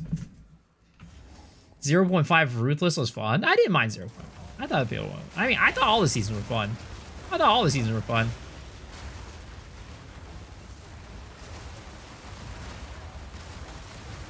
Right through ya.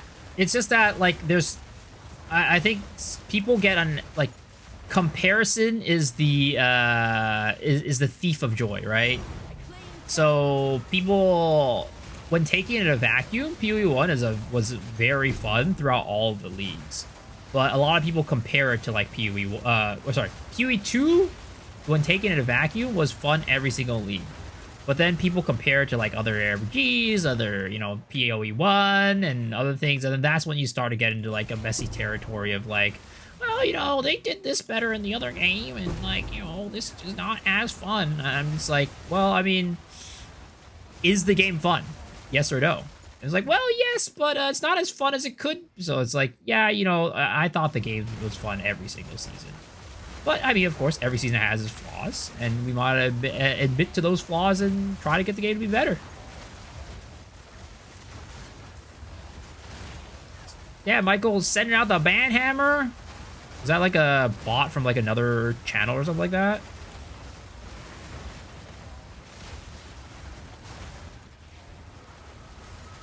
What are you planning to play after 10 hours of Po 1? Are you saying like, I'm going to quit after 10 hours? That's not going to happen. I played Po 1 for freaking like 2 to 3 weeks last league, and the only reason I stopped was because I had to go to Japan.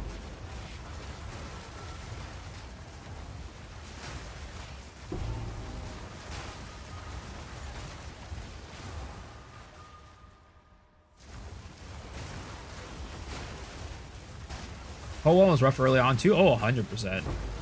Po 1 was very rough early on.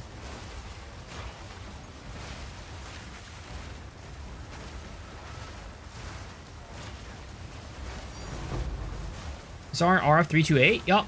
RF start. That is the plan. That is the plan. RF Chieftain.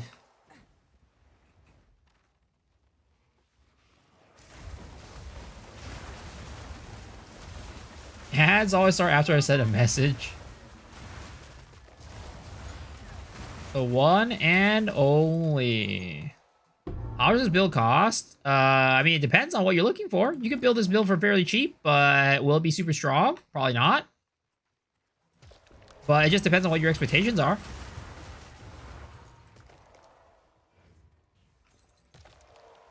Have Nightbot announce when ads are about to start.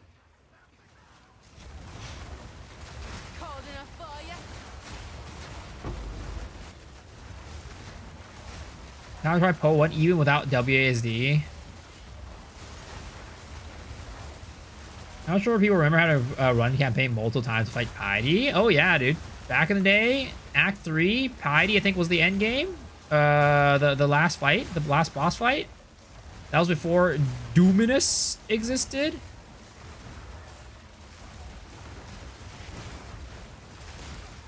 And then you had to go through like, what was it?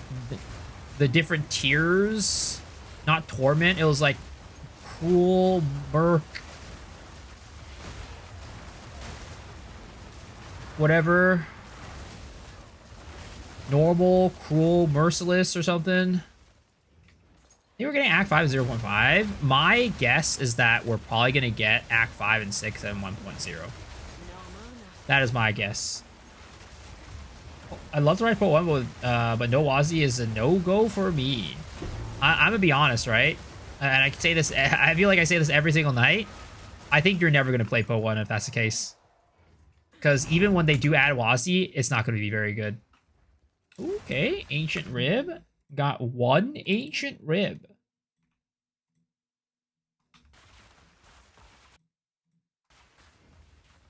Like every single 2 hours. Such a painful experiment? Well, this is just what is it called?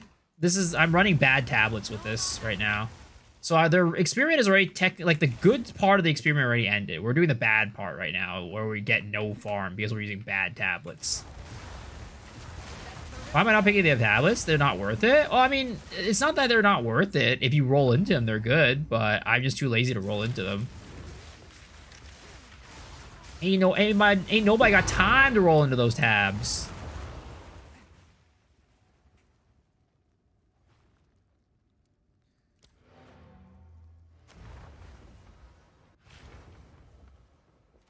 Yo, what's up, Osman?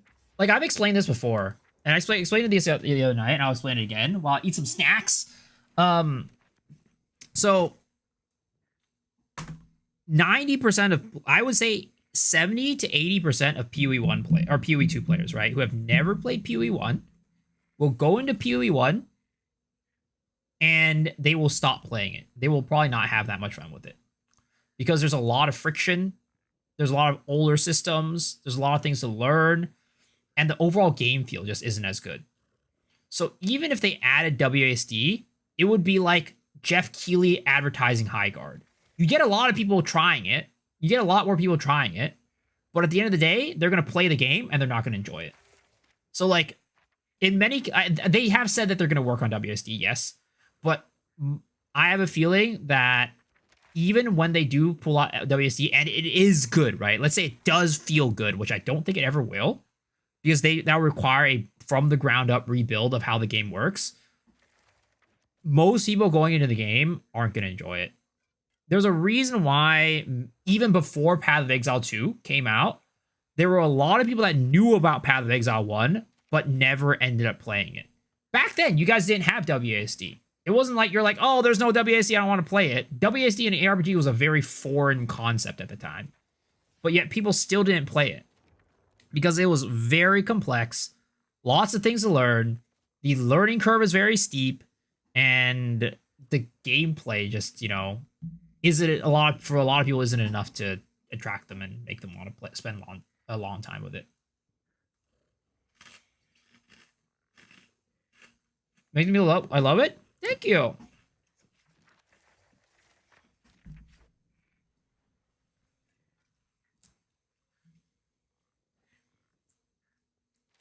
Ark Survival.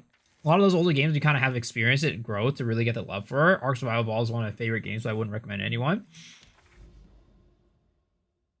It's not even about that as much to me. It's just more about the learning curve and the amount of time you have to spend to learn Path of Exile to actually be able to get a really good experience out of it. A lot of people aren't willing to put that time in, or they don't have the time to put into it.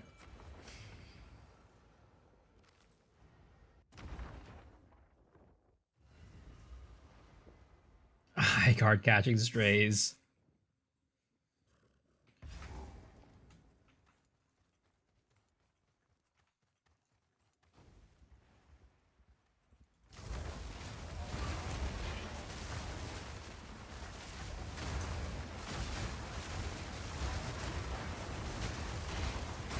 I made some banana bread, and you can't have any. Wow, thanks for telling me, sir.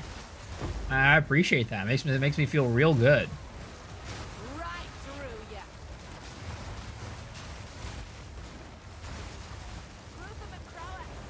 Do you think Hygar will turn around and become popular again? I mean, it's hard to say if it will, but I know what can make it popular. If the devs put in the time to really think about what their issues are with the game, and slowly over time fix those problems and make it into a good game. But a lot of times what ends up happening is before they get to the point of making it to a good game, they either like run out of funding, or like the devs aren't good enough to make it into a good game or whatever. Like, good games will get players. It sucks that like the initial, I guess, first impression was really bad, and there's not really any recovering from that. You're always going to feel the effects of that. But you can make it into a good and popular game. AKA, think about Cyberpunk. It came out disastrous, but over time, the devs spent the time to make it a better game. And with the kind of like the big expansion a couple years ago, it ended up becoming a really popular game. Same with No Man's Sky. No Man's Sky came out disastrously, but now people think that it's really, really good. But at the same time, would you call No Man's Sky a very popular game? I wouldn't say it's very popular. It's definitely well regarded, and there's a good community behind it. But imagine if No Man's Sky came out and it had a really good reception. I think it would be way more popular than it is today. So it's like, you can't fix it, but, you know, it's never going to be as popular as if it were initially really good. Didn't the director go nuclear for High Guard? I don't know what the situation with the High Guard is.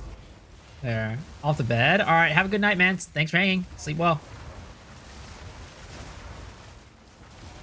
What's the method? I mean, in general, the method is doing difficulty of pits and increase twice as likely to get rewards from your abysses. That, for the most part, is the method. For the most part. blame the players for shit reviews, took zero responsibility for the outcome of the game itself. Sounds like, you know, a lot of AAA Western, like a lot of Western developers that have like a shit game. Sounds like every single story. Sounds like Concord. Sounds like, you know, what was it called? Avowed. Sounds like all these Western developer games. The game comes out and it flops and they blame the players. They blame the players. They blame, I don't know, Jeff Keighley. They blame everything else for the issues, and they don't realize that it's just a game that's not, the game's just not good. 10 cent. Leave it to Japanese and New Zealanders to make good games. I mean, we'll see what happens. I mean, apparently, I mean, China's been kicking it out, you know, knocking it out of the park too. China's been knocking it out of the park too. But it's just the Western devs are just, for some reason, these past couple of years have not been able to make good games. You know, Japanese, Chinese, like, it's just not Western devs. Everybody but Western devs. I blame Miso.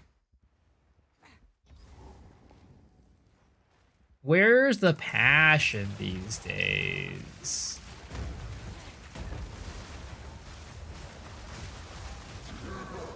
Baldur's Gate was awesome? Yeah. And I like I said, it's more of AAA developers. It's more of AAA developers. Western AAA devs. I wouldn't really say High Guard's like AAA though, but still, like, they're of that same mindset, I feel. There's a lot of really good Western developers in the indie scene and maybe like the AA scene.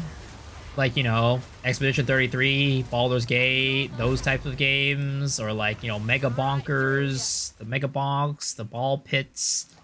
All those games have been really good, but it's the AAA Western devs.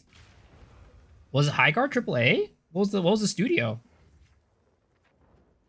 Oh, AAA equals ass. GTA 6 is gonna be awesome, hopefully. Guild Wars still going strong. Yeah, but Guild Wars is like such an old game. I wouldn't consider it like the modern AAA developer.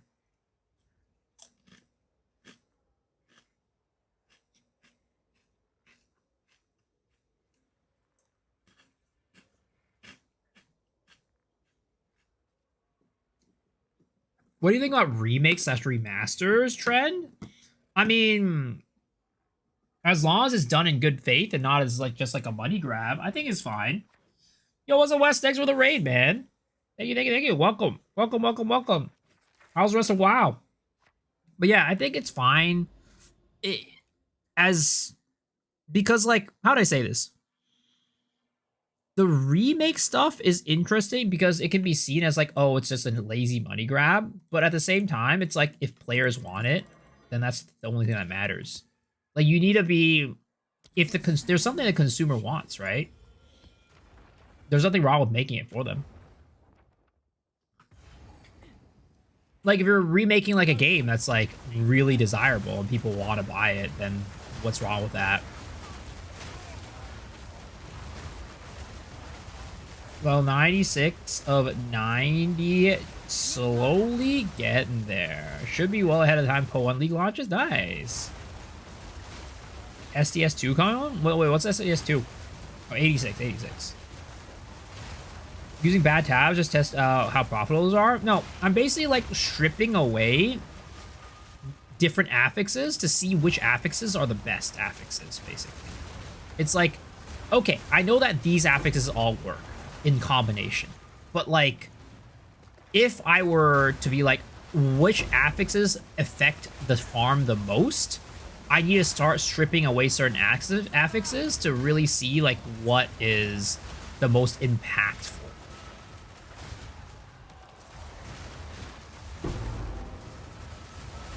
Sometimes you have to save the customers from themselves. I mean, yes, but I don't see an inherent problem with providing a product that people want.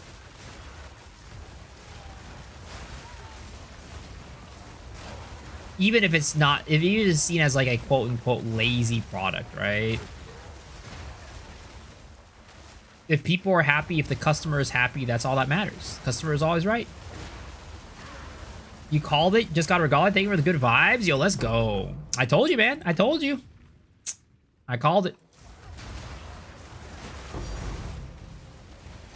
Gears of War trilogy remake, hopefully gonna be good and go hard. And that's the other thing too. Sometimes remakes are made like very shittily, and some remakes are actually made with like love and care. That's like another big difference, right? It's like not all remakes sell very well. Even if the original game was very good, if the remake was made like really bad, then it doesn't really sell very well. I don't remember what like examples out there are there of this, but there definitely have been. I remember them. Oh, God of War. God of War. What if the product is humans? What the fuck? I mean, as long as it's legal. You're worried about the gaming industry turning into Hollywood. D4 is a bad remake. Winter sting. No mana. GTA Trilogy? I think I heard something about that not being great. I don't remember, though.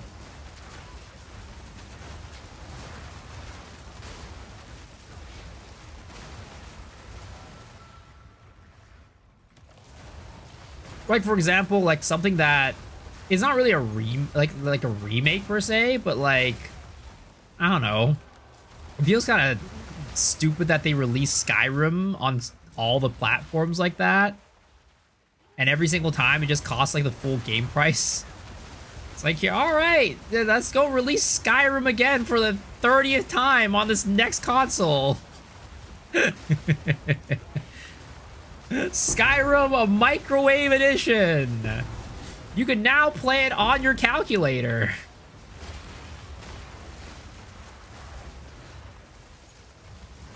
It's like, that feels like a shitty money grab, you know?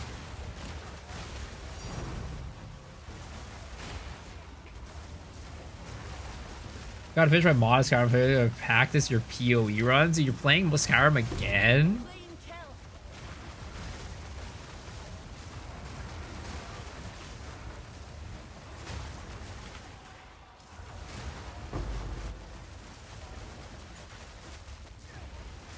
Been sitting here for a bit. My mana's gone.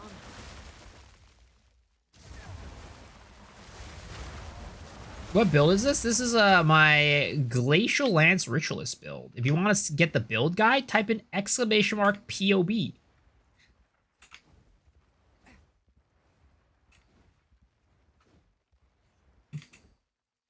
I hope they improve the combat in the next Elder Scrolls. I don't even know when that shit's gonna come out, brother.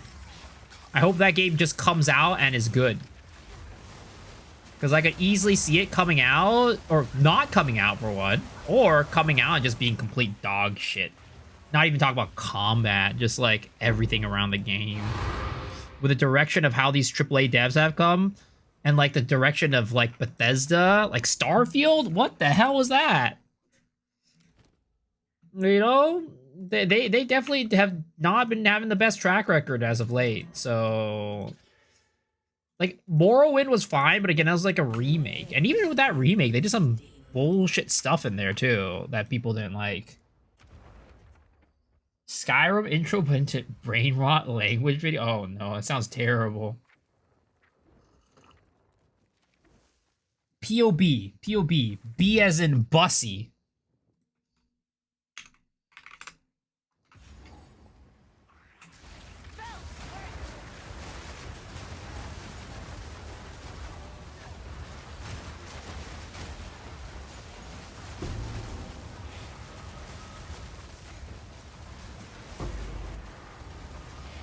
As there's always been mods.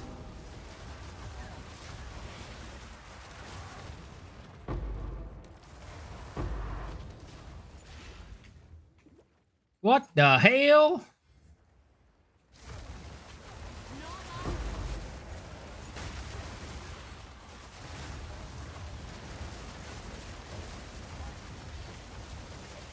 I don't know if any of you guys played the new Pokemon remake for Fire Red and Leaf Green, but how is that? That's like, to me, one of those things that's like, oh, maybe this is like one of those like money grab remakes. Because like it's not like a Soul Silver type of remake, right? Or like Heart Gold. It's just like literally a port, isn't it? Winter sting.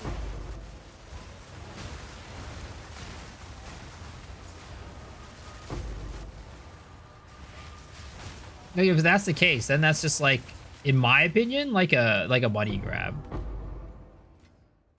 There's a remake for Fire Red and Leaf Green. Yeah, there is. They just released it for the Switch. For the 30th anniversary of Pokemon's.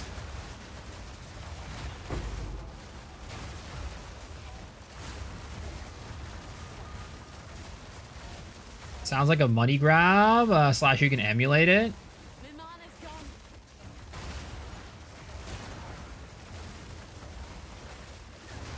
Like, that's what I mean by, like, you know, maybe some not so great remakes. They did the same with Pokemon Yellow, yeah. It's like, that's like the type of remake that I'm like, I don't know about that one. I mean, I guess you could call it a port and not a remake, but still.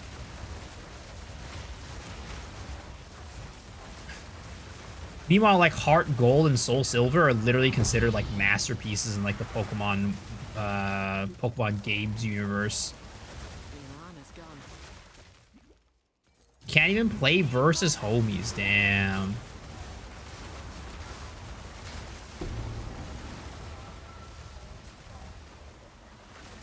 Like, I think people consider Heart Gold and Soul Silver even better than the originals.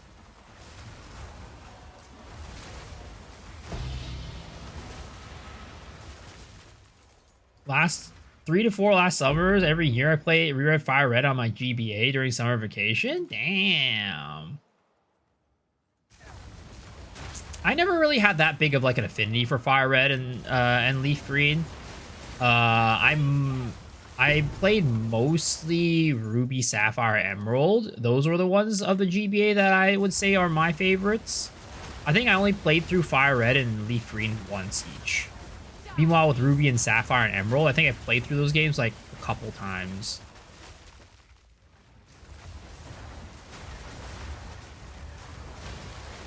Heart Gold, Soul Silver are better than the originals? Yeah. That's what I've heard. Like going back to Kanto after Johto. I mean, that was regular gold and regular silver, too. Yo, yo, yo, Mr. Glitch with the raid. Hello, Raiders. How are you doing? Thank you for the raid, man. I heard you, I saw your video the other day of you breaking the speed run record for, what is it called? Sekabas. Congratulations, man. Right through you.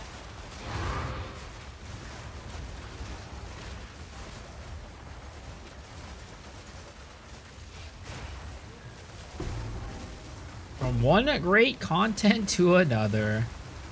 Sub 5 minutes of the grind, dude.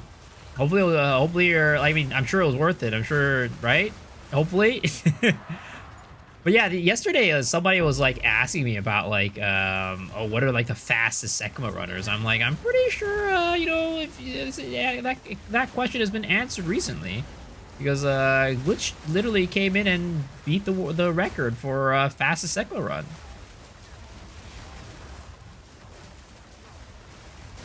Glitch crushed Sekimas.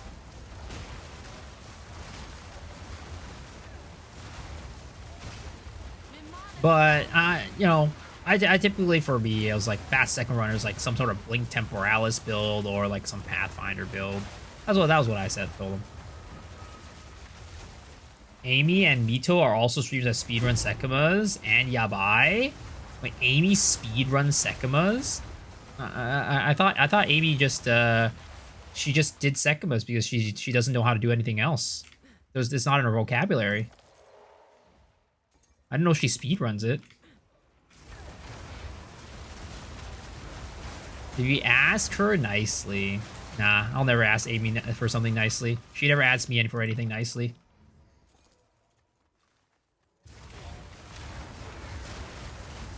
.99%, 99.9% accuracy.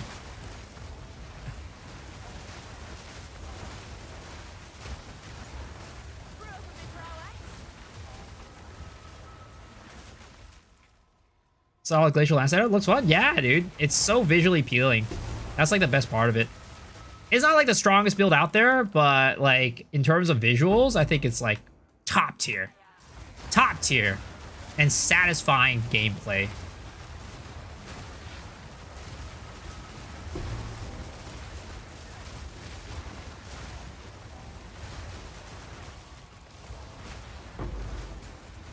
Definitely my favorite build of the league for like what I've built. Current build designed to split out like 4 million spells per second. Dude, I saw that, man. That was, dude, how does your computer even run that shit, man? I was like, you are literally out. Your poor GPU and CPU are crying right now. Please end its misery. Did the Omen and Light still get a T1? Didn't get a T1 flat fizz mod? Nah, dude, that is not. I mean, I don't know what the exact like. So I think T1 flat fizz is a less than 1% chance to get. If you go into PoDB, go to modifiers, right? Go look for flat fizz, like for flaring. It's a 0.2% chance to get. So that, I don't think 50 Omens of Light are quite enough for this. Saying 50X. I finally got some real bangers on right now. What the hell? I always have bangers on. What are you talking about?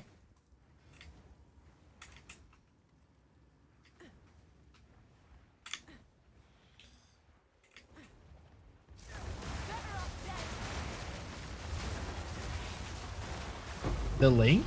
For what? The modifiers? The weights?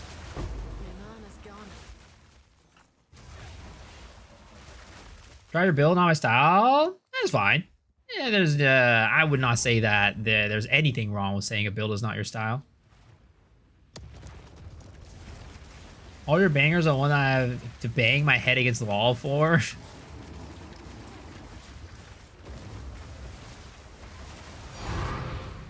Divine!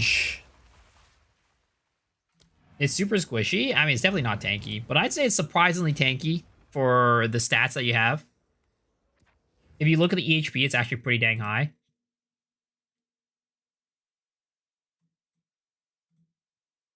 It's the EHP is a little bit fake because it's evasion, but 30k EHP is nothing to scoff at, you know? It's nothing to scoff at.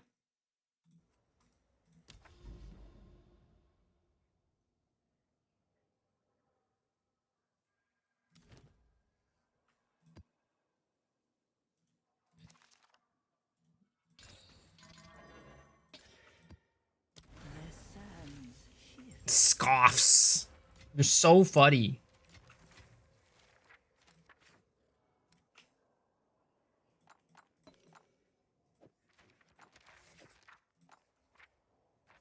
Let's see here.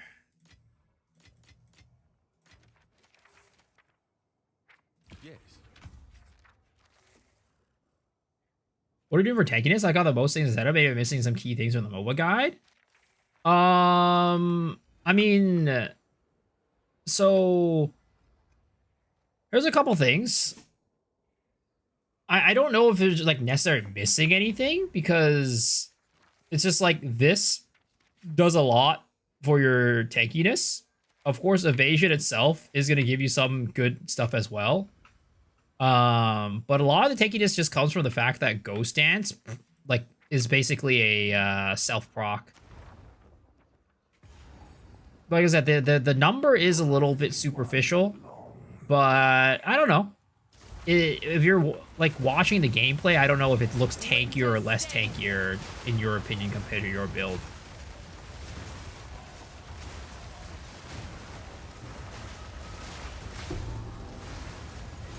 Of course, I also have the settings on POB, like, you know, I have like I count like endurance charges with what is it called? No mana.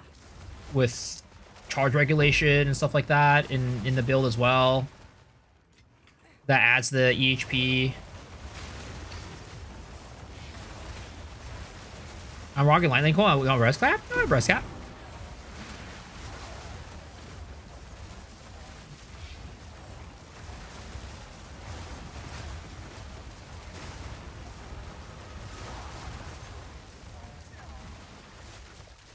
It's just that I don't need res cap because when I'm not attacking, I'm at 58%.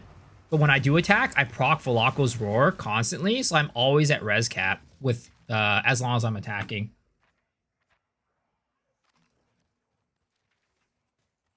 Sudden big hits are a few things I need to do, shock immunity, etc. Yeah, definitely if you're like talk about like, oh, I'm gonna get hit by like a boss, there's a good chance it might one-shot you, depending on like the boss that you're fighting. If it does heavy fizz, it'll, you know, come in and ruin your life. But typically I kill boss before they even hit me, so I don't know. I've never really had too much of an issue. The only times where I like put die, I'd say, on this character is like when I get a big ignite, and then it fucks me over. Because I can't run all my charm slots, 2 of them are taken up by Velocco's Roars, so I can't run like ignite charms or anything like that. So that's kind of like sometimes when it gets tough. But other than that, it's not that bad, especially because I also run Olros as well, and that gives me a ton of extra HP. So when that pops, when I use Olros and gives me guard, it's also pretty nice. How does it work? You get like instant charges? Well, if you're a ritualist, you can use charm charges with like you can use charms without charges. So the way that this build works is that you're constantly doing lightning damage to yourself through Lightning's Coil, and then that procs Velocco's Roar like constantly. So that gives me frenzy charges for Glacial Lance, and then it also, of course, procs Velocco's Roar to give me that lightning Winter resistance. sting.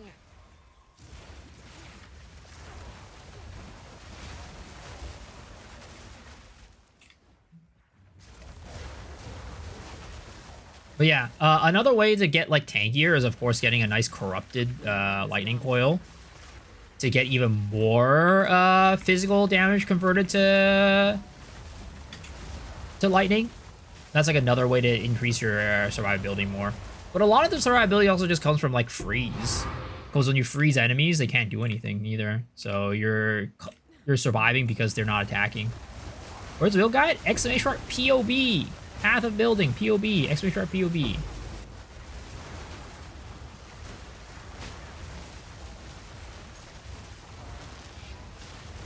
Hitting first is a big part of the build. That's definitely part of it. But I mean, I can tank kits for the most part, right? Right.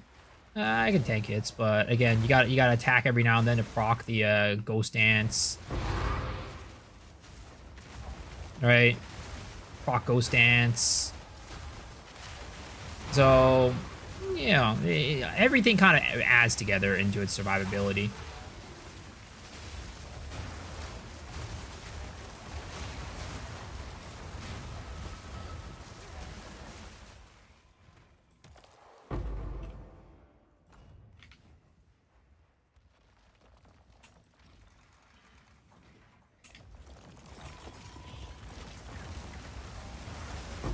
That was almost a challenge. I guess the other thing that might kill me is like chaos damage, since I don't have max chaos res. I mean, I could build that in, but I just don't want to spend the money.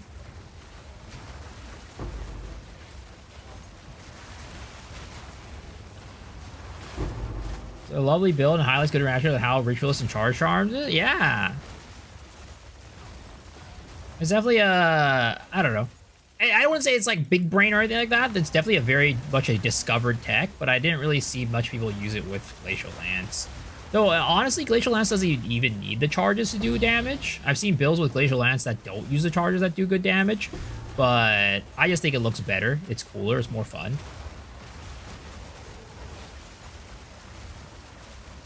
I've no mana.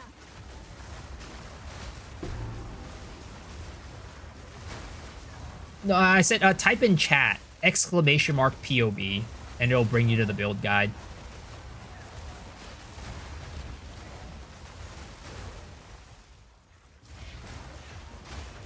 Cold enough for ya?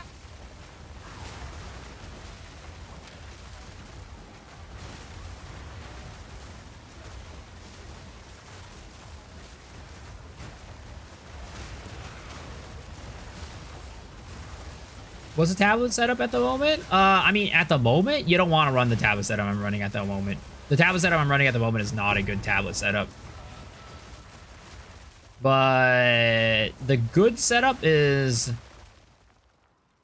rarity, increased desecrated currency, twice as likely to get rewards from Abyss on one tablet.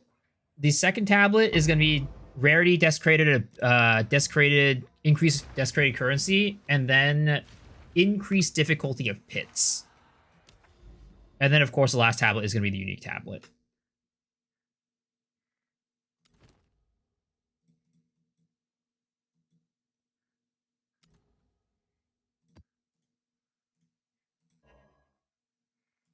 What's the other build you run with the lightning? Oh, the Ember Fusillade build? Yeah. You could type in exclamation mark EF for that one. Exclamation mark EF for that build. I'll post it right away. What are the results of the good setup? In 50 maps, I got 5 jawbones and 5 ribs. 5 jawbones, 5 ribs in 50 maps.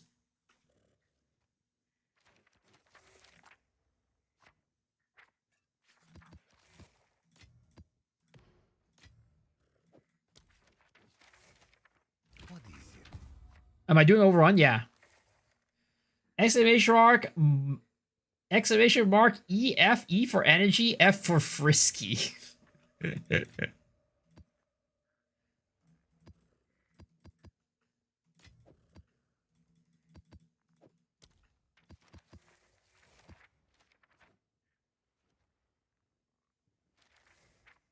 With cost maybe 400 div profit? No, the costs are very low for this. The tablets are not very desirable. At least because like nobody likes running increased difficulty of pits. So the actual cost is like super low. I think I was buying the tablets for like 2 or 3 divs a pop.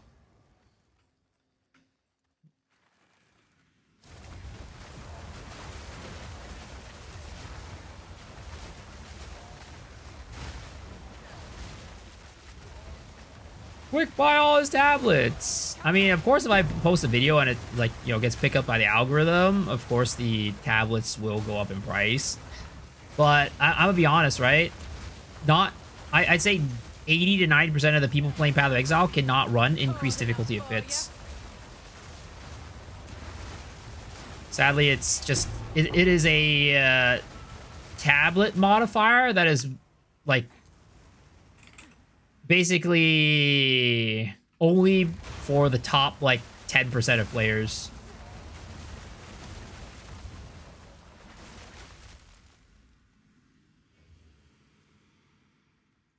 The monsters get insane. You just get randomly one tapped a lot. Yep, basically. See, it's calling all y'all's builds bad. No. Again, the people in I've said this before. The people in this stream, you guys are the top 10-20% of Path of Exile players. All right, everybody in this stream right now, you guys are the top 10 to 20% of all Path of Exile players. So you guys got this. But most people out there, they're not. So, you know, it's too bad for them. This is your last build for this league? But yeah, I don't think I'm going to make another build because I'm going to be going to Path of Exile 1 soon.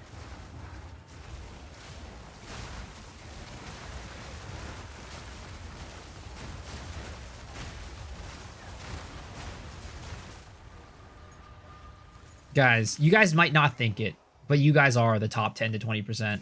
All right, you guys might not think you are. I know you guys. You guys are better than that. You guys are definitely up there.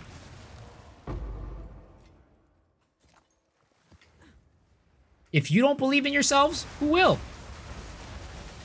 I love it when you praise it. Oh, except for you, fuck. Except for you.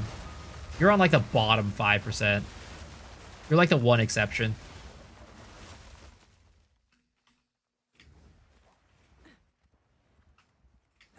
What's up, Davin?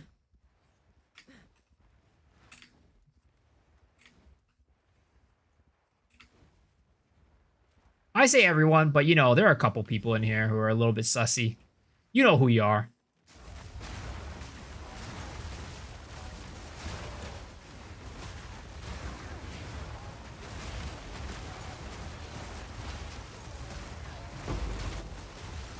Yeah, yourself. What the fuck? First thing you come in here to say that to me today that you just here to make fun of me? That's crazy, Michael.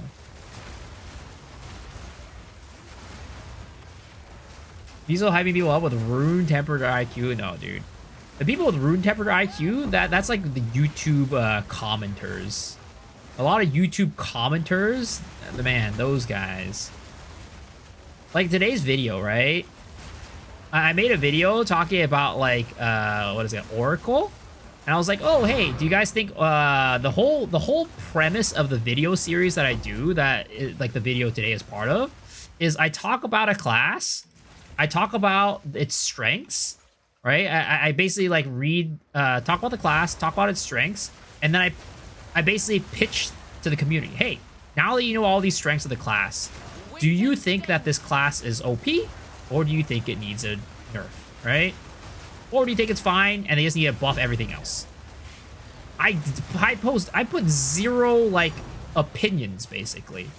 In that video, I never once say, hey, this class should be nerfed, or hey, this class should be buffed. But somehow, people still are basically connect that and corroborate it to me saying they should nerf the build. I'm like, bro, I didn't even say a single opinion saying that. I didn't ever say that once in the video. The whole point of the video is not to cloud your decisions. It's to just state the factual evidence of what makes a class strong and, you know, leave it up to you guys to have a discussion. I saw those comments. I'm just like, I literally have not said a single thing. Why are you saying that I'm asking for them to nerf it? I've literally said nothing. I'm getting the try treatment. I mean, it's just YouTube. It's just people on the internet. It's just commenters. Like, at this point, like, I'm just, like, very used to it. But that's why I'm saying, like, some of the YouTube commenters, man, some of the YouTube commenters, I don't know. They basically come, like, and it's, like, kind of, like, I think it's, like, just life and, like, how people are. They come in with, like, a preconception and they, you know, they don't even pay attention to what's being presented to them before they talk and say something.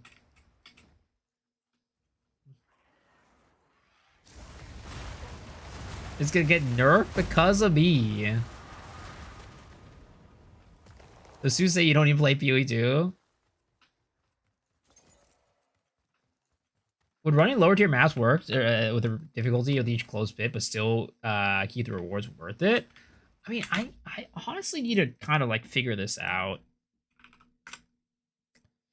Like, what does Waystone tier even give you? Higher tier means higher level monsters fight. Waystones modified difficult. Waystones can be modified to increase difficulty and rewards. Like, what does like a higher waystone actually give you? Like, does it give just effectiveness? Does it give rarity? Like, I know it increases density and it increases effectiveness, but does it increase rarity? Yeah, it increases pack size.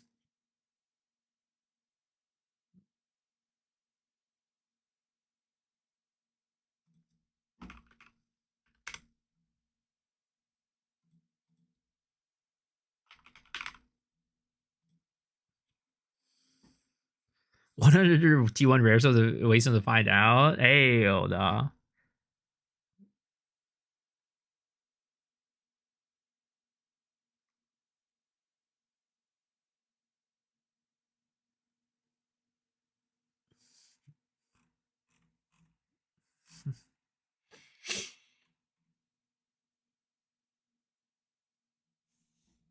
Yoru's the lowest weighted mods.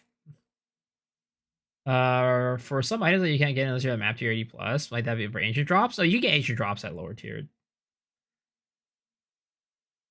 The higher tier, the better the mod pool. Yeah, but it's like, because I know like higher tiered maps, you get more effectiveness. So there's more quantity as a result. But like quantity does not affect like chests. Like, I'm sorry, effectiveness does not affect chests. So if it's just effectiveness and pack size, then it wouldn't affect chests, and you can do tier 1 waystones for it. But if going up map tiers does increase rarity, then that would be something that that affects the farm.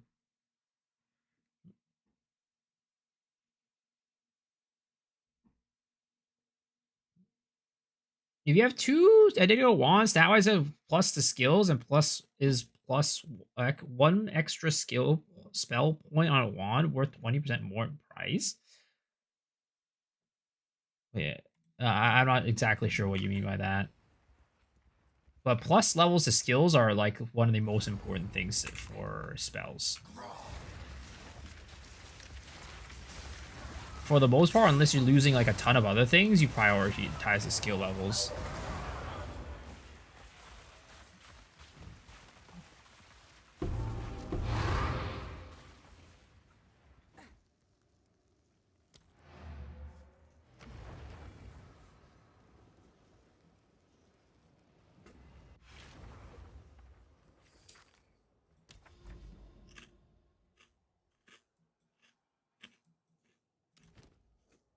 Okay, so we are 30 maps in.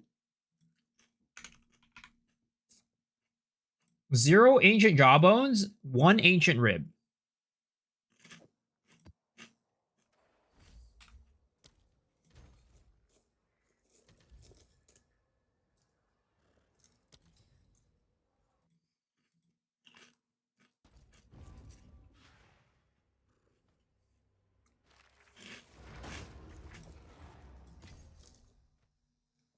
What happened to my hardcore run? The character died.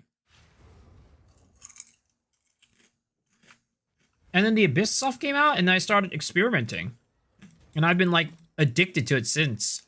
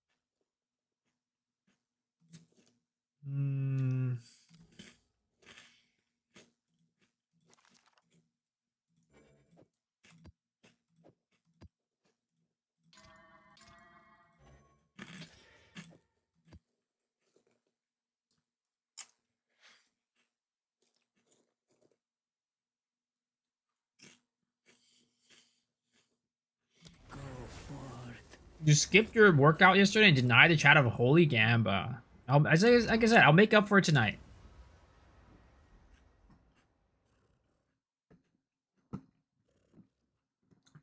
I love looking into Jonathan's abyss.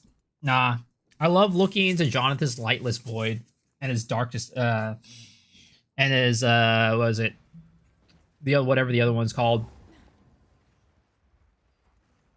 You hunt. Winter sting.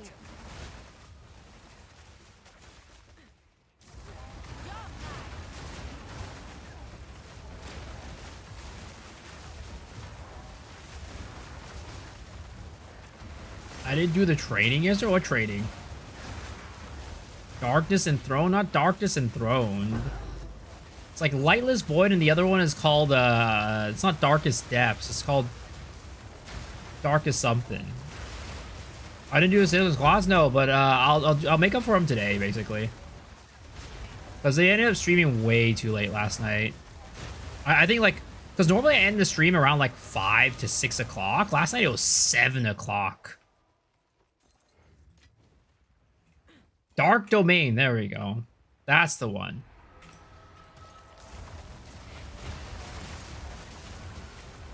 Double or nothing? What the fuck?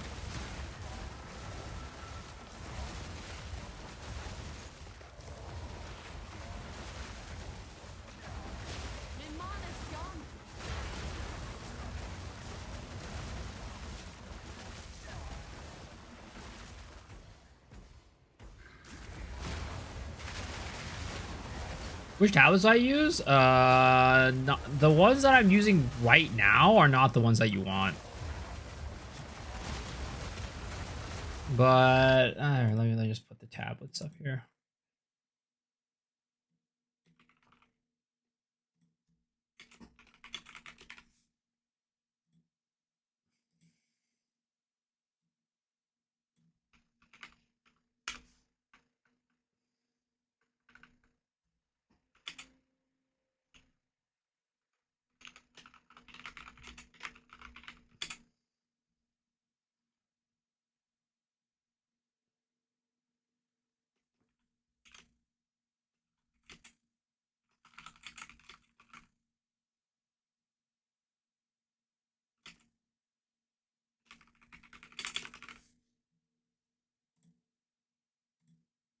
There you go.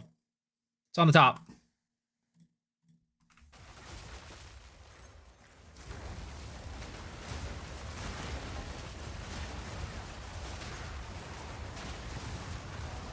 We need to buff the speed of warrior skills? I don't think they're ever going to do it.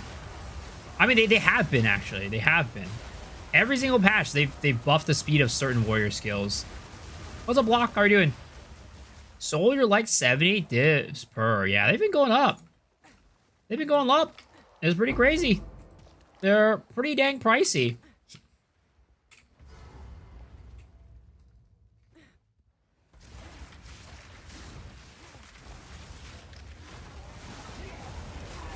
Everybody's been profiting big off of Omens of Light. Again, I hope that Omens of Light are still, like, good to farm next league. I mean, they will be, but the one big difference between next league and this league is just, like, I don't think we're going to be able to have such easy access to these unique tablets. These unique tablets are going to be expensive as hell next league. Like, if they keep Omen rates the same as they are now, I do think that they... What? I wasn't in the cloud for a single one of those! Brother!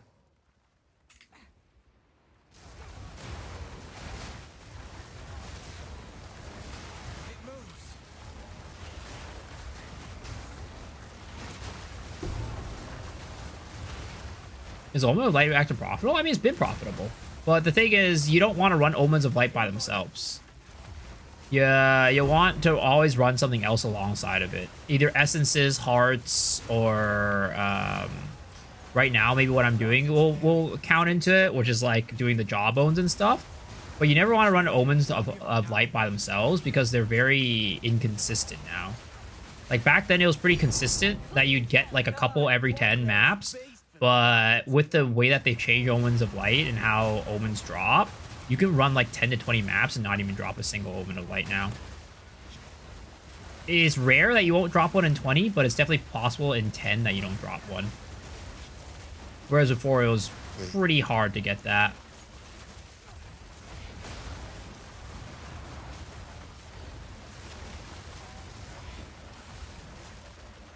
We'll try 2 boxes up to 98, and then I'll try the difficulty close bits. This is Mark Roberts, GGG. Omens of Light have effectively been removed from the game.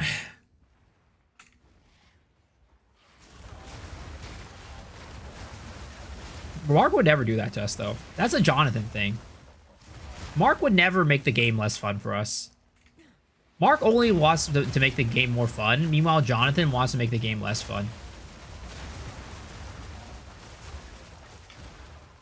Everything good in the game is because of Mark. Everything bad in the game is because of Jonathan. You guys should know that by now. And you wonder why Jonathan won't be on the podcast. You wonder why. I mean, look, I just tell the truth, all right? If Jonathan doesn't like people speaking the truth, hey, that's his problem. I'll get Mark on the podcast then, all right? Let's get Mark on the podcast. Probably better anyways.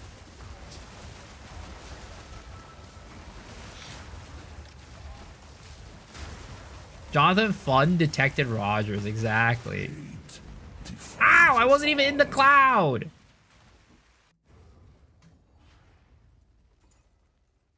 I'm calling Mark option 2. No, he's not option 2. He's honestly the preferred one. He's honestly the preferred one.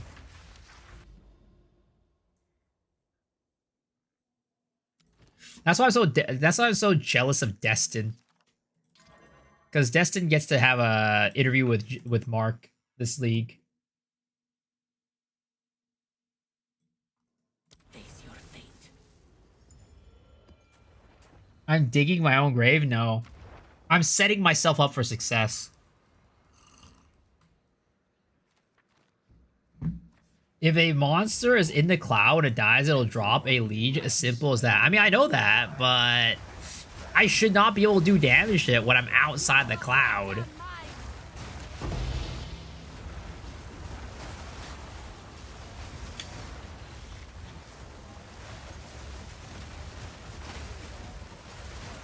Sometimes it bugs out, and it does. I don't have anything that goes through the cloud, like a Dreamer Scepter. I don't have anything like that. I'm setting myself on fire. Oh, speaking of Dreamer Scepter, there's that's my Dreamer Scepter right there. That's my Dreamer Scepter.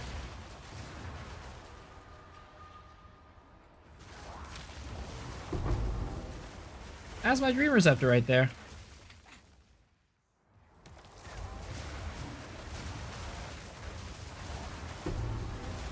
The Liege King, what the fuck?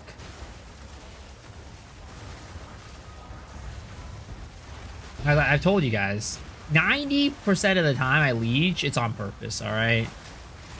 90% of the time I Liege, it's on purpose. This is how things go. You think me, who farms Abysses every single day, Lieges not on purpose? That's crazy talk. That's crazy talk. It's like saying that, oh yeah, you know, it's just saying like, Steph Curry's gonna miss that 3. No, Steph Curry only misses 3s on purpose, guys. Come on.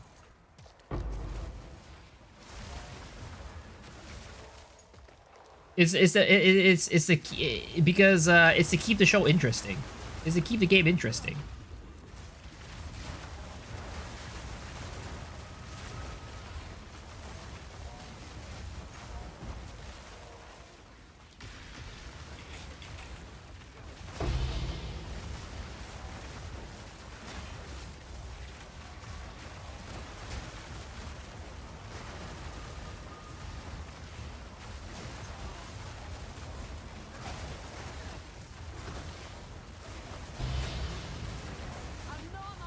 Honestly, though, you know what? The changes to what is it called?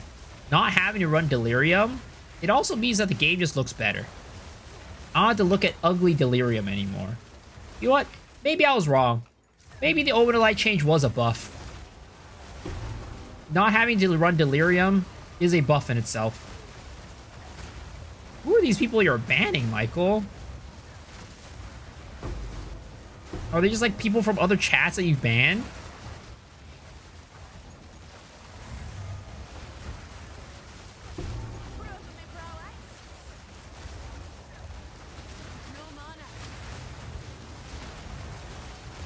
Bots. Yo, this guy's advertising bots. My bot has been taken over by bots, guys. What the hell?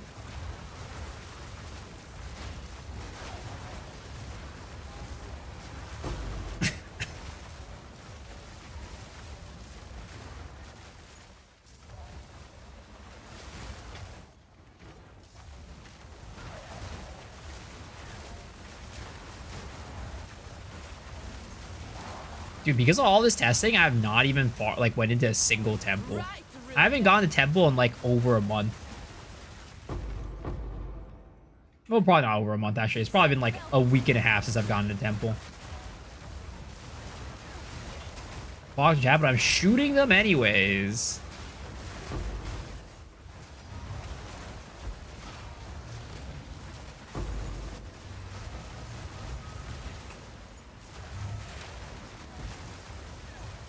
Watch out, guys.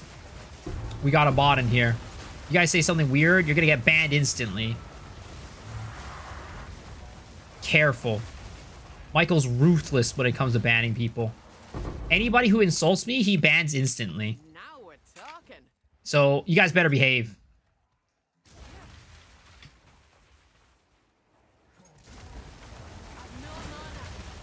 Show feet?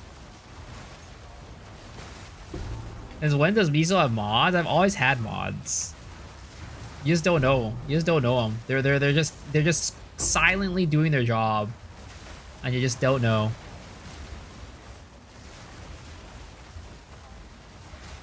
Anyone who insults you gets VIP from him. I don't know if that's how it works, guys. Almost a challenge. What's up, Aeon?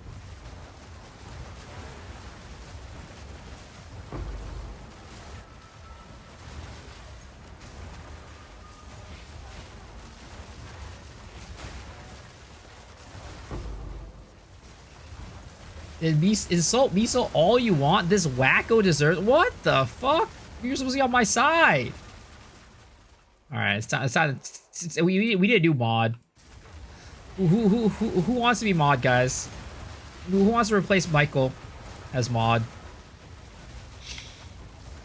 I don't get paid enough for this.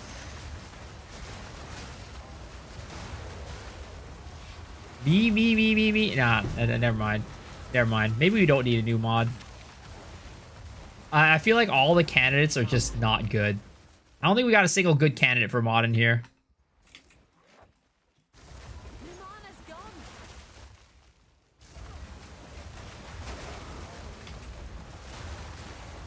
Hit up Prada, he pays me 400,000 a year. God damn, Prada's rolling it. Holy. Well, if you apply for the mod position, I'll pay you in lieges. I can't. I don't get any lieges. I put Shadow up for the mod table. What the hell? Some weird Shadow simps in here.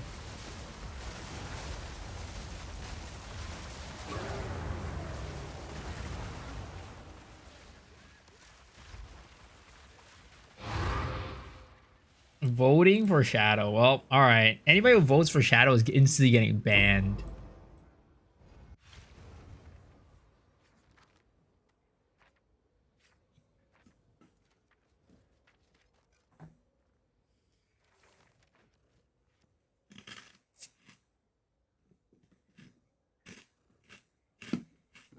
This Forever Fire SNSD guy is a good mod. Why? Because he's a fan of SNSD?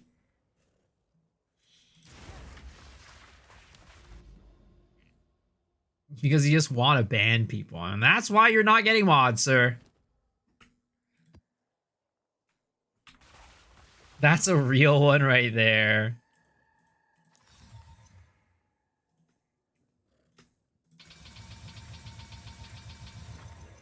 Said he's gonna be a diamond tofu next month as well. He deserves something. Yeah, he'll get a diamond tofu.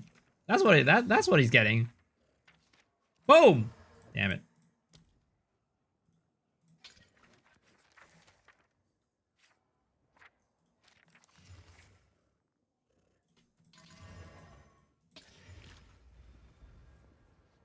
I'm giving myself a Doki bird. Fuck your diamond tofu. Damn, it's over.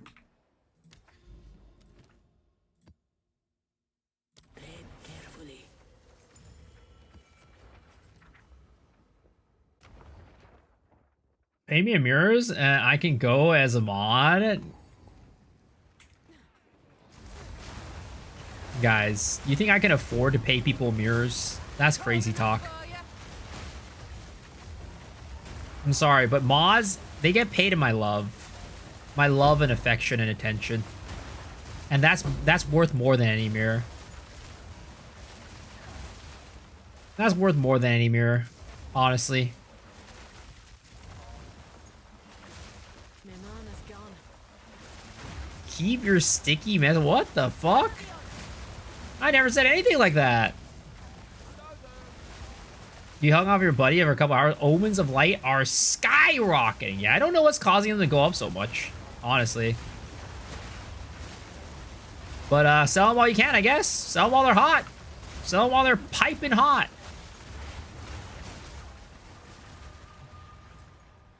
Was a plan for the mirror? Like the mirror that I have? Nothing. It's just gonna sit there looking pretty.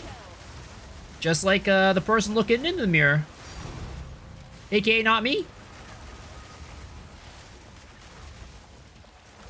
I've no mana. We have the best community with the most kind people. No one is rude.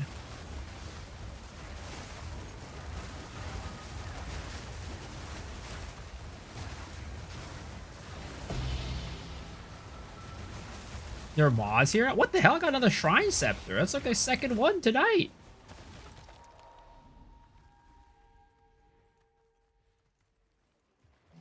Lurk until I say some out-of-pocket shit. What the fuck? Then you guys are never gonna appear. So I never say anything out of pocket. Break out one of the only mirrored tier 14 maps. Can you mirror to tier 14 map? That's crazy. Or a mirror map? That's crazy. Who would do that? Who would do such a thing? My mana's gone.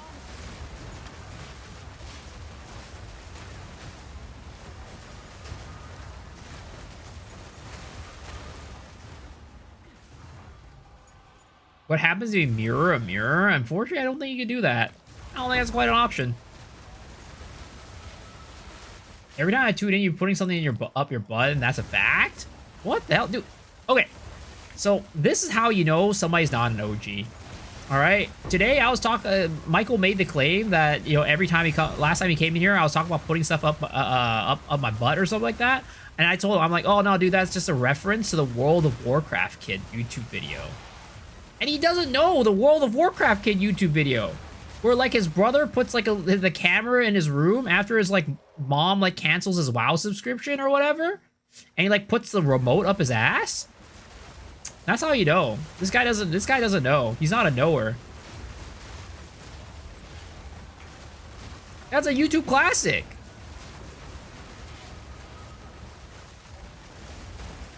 That's not me. But this guy was like, I don't know. I don't want to click on that and get that into my algorithm. I'm like, brother, that's a YouTube classic. Where's my Ember Fusilight Blood Mage? I'm not using it right now. I still have it.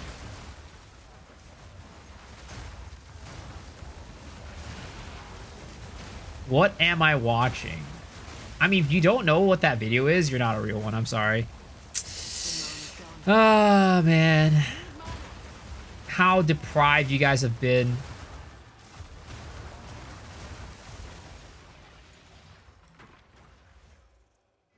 I'm a changed man.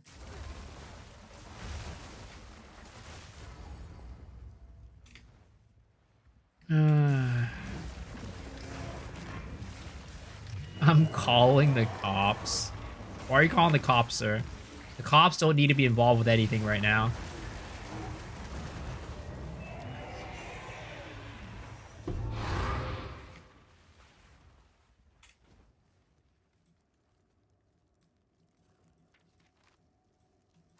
Where did I... Oh, it's that one. It's the bugged one.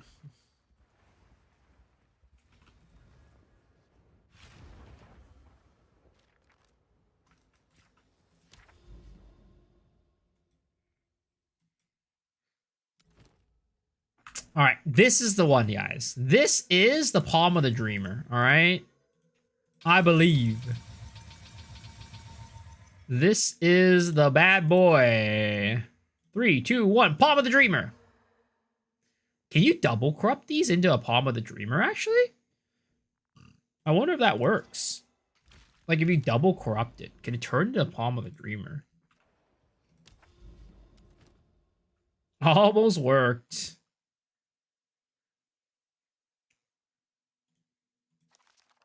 You got it set to M for mini, when it should be set to W for Wumbo. It worked!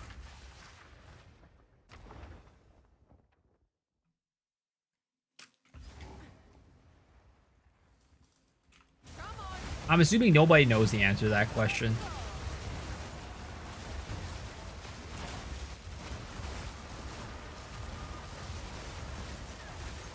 A mirror in Miso's inventory? What a dark day in history. What the fuck? Well, I mean, I do say that the mirror is a fake mirror. It's not a real mirror. Any mirror that was achieved in the temple or a mirror that was achieved by buying slash selling slash converting currency is not a real mirror in this league. The only real mirrors in this league are the ones that are dropped naturally in a map. The big old natty mirrors. Big natural mirror is the only mirror that is real to me.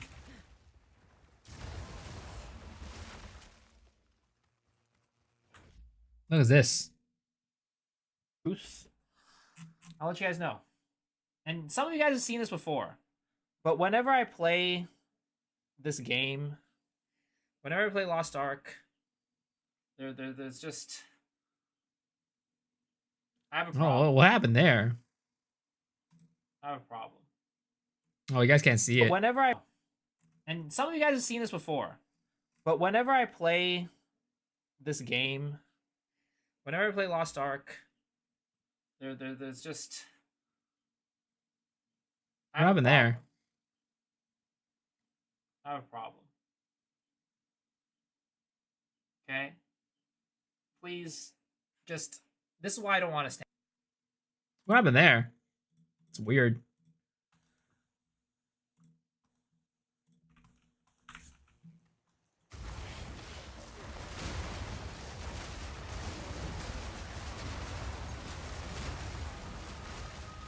I can explain, boys. That's the remote? It's still in there after all these years. Lost Ark did things to me, alright? That's all I'm gonna say. Lost Ark did things to me that were unspeakable. Right through ya. Lost Ark did some unspeakable things to me. Check our DMs. Is it relevant to this clip? Why the hell are you sending me a DM and not putting it in chat? Never knew you're a K-pop fan? Oh yeah, I love K-pop. I just don't play it on stream because I think most people on the stream don't really listen to K-pop.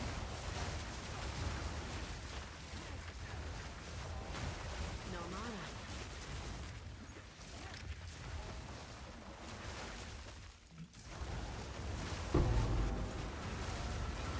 I listen to K-pop? Yeah, nobody cares about you, Shadow.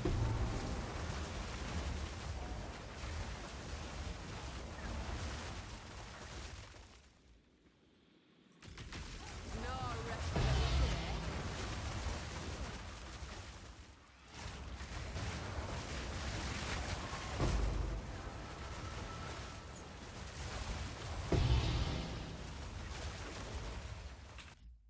What is this DM? Need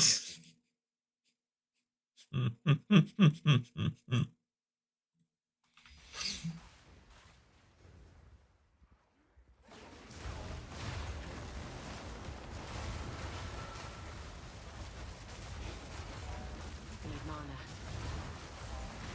Bree cares for you? Well, Bree cares about everybody. That's the thing.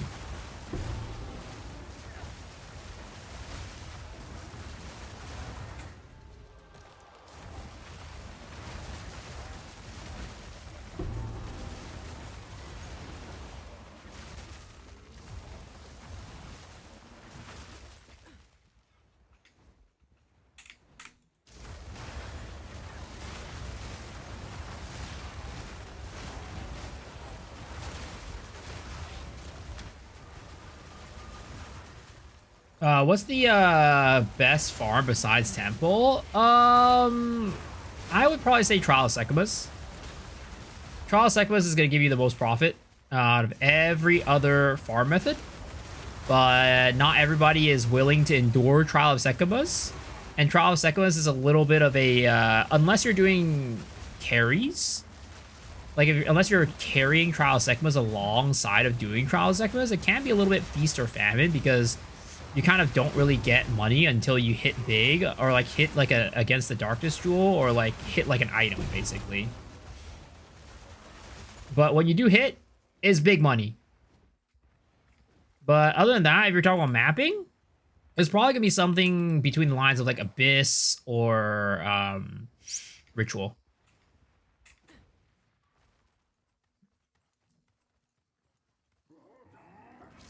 Doesn't anyone know if difficulty stats for multiple tablets? I don't think it does. I haven't tested it, but I'm pretty sure it doesn't. Because if it does, it should be like, you know how like the double rewards from the pit, it changes the wording. So if it does work that way, it should change the wording, but I don't think it does. Trials is 40 divs per carry. Very profitable at the moment. Yep. And I think last time I checked, the Desperate Alliances were going for like 20 divs less than like a base against the Darkness. So like you're literally, no matter what, you're always gaining like 20 divs per run. Even if you don't hit anything. Trial Chaos also good? Yeah, it's fine. I wouldn't call it like very fast though. The problem is like the inherent problem with something like Trial Chaos is that you can't really increase the speed of how fast you do the Trial of Chaos, no matter how good your gear is. Because Trial of Chaos are always like time gated by something like the escort missions or the survival missions, the wave survival missions. So you're always time gated by those. Meanwhile, like Trial of Secumus, the more damage you have, the more movement speed you have, the more dodge distance you have, all that stuff, it increases how fast you can do it. Or it's like mapping, right? The stronger you are, the faster you can clear maps. So it's like there's like a high floor but low ceiling for Trial of Chaos. Well, I'm using bad tablets right now because I'm trying to figure out what is the most effective way of increasing the jawbones. So I basically used what I would have determined to be the best combination for tablets. Now I want to figure out within that combination, what are the mods that are most useful / least useful. So I could advise people that like, hey, if you can't afford the best tablets, here's like a good alternative. But basically these are the requirements that you never want to get rid of.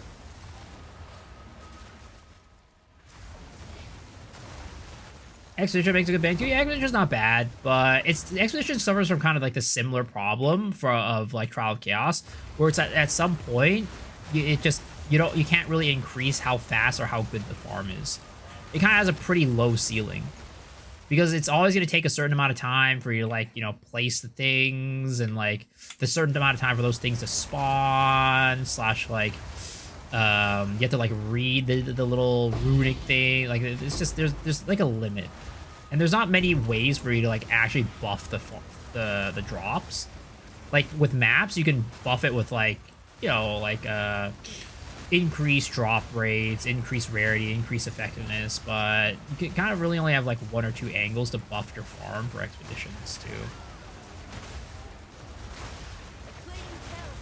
By the way, they made the Hammer of the Gods build is really good. Yo, let's go, dude. I mean, there's a reason why it's my favorite build in the league. There's a reason why that is my favorite build of the league, and I think the coolest build of the league. Do you think level 80 maps matter for the drops you're looking for? I don't know exactly how maps play into it, if I'm going to be completely honest. Because I know that maps increase effectiveness, but effectiveness does not affect the chests. So maps increase mob density, like pack size and effectiveness, but effectiveness does not increase the like how many drops you get, and pack size does not affect it either. But I don't know if increase in tiers and maps affects like rarity, for example. So if you run Does tier 15 maps have higher rarity than tier 16? I don't know. Or sorry, a tier 16 has higher rarity than tier 15. I don't know. I know the drop pool can change between tiers of maps, but I don't know if it inherently, like, rarity changes. Because if rarity does change, then doing higher tiered maps is better. Also, I don't even know, like, what's the threshold for, like, when Ancient Bones can't even start dropping. Like, do I need to be on, like a certain level of map to be able to start dropping Ancient Bones? I just don't know. That's all information I don't know. And unfortunately, I also don't really have that much time to test. Because Path of Exile 1 is right around the corner, and sadly, I don't have the time to test all these things out. Is it a demon build? How do I flow? It's MTX.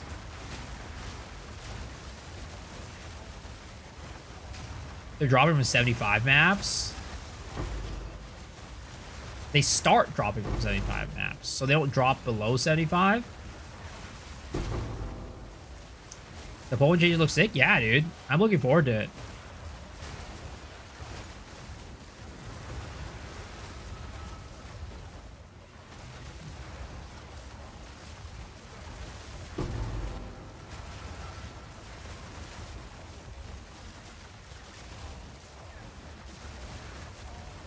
Lazy streamer doesn't want to test out things for his viewers. Sir, like I said, I don't have enough time. If I had enough time, I would. But I don't. It's almost Path of Exile 1 time.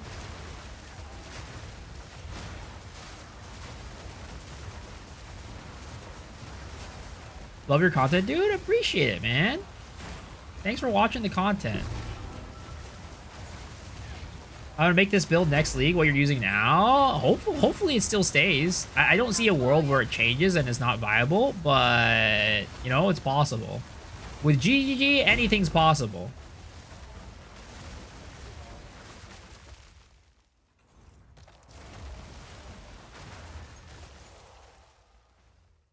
Plays the game every day, says he has no time. Sorry, I need to go play Path of Exile 1 soon.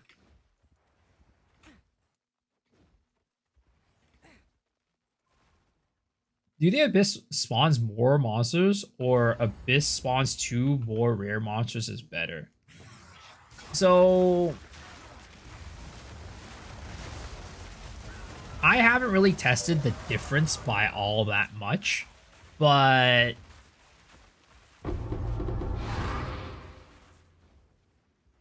how do I say this? It's like Abyss spawns 2 additional monsters, guarantees that your Abyss, like, you get 2 more additional monsters in the map, right? Basically. Because I don't think it's 2 rare monsters per Abyss.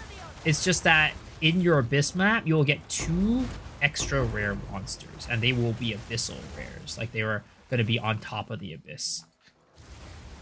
But increased percentage of monsters is, like, rare monsters across the board. And, like, those may not be turned into Abyss monsters, Abyss rares, but the total number of rares there is definitely going to be higher than the +2 additional. So my hunch is still that the percentage increase is better for that reason. Because the ceiling is higher in that case. The day has 24 hours. All right, buddy.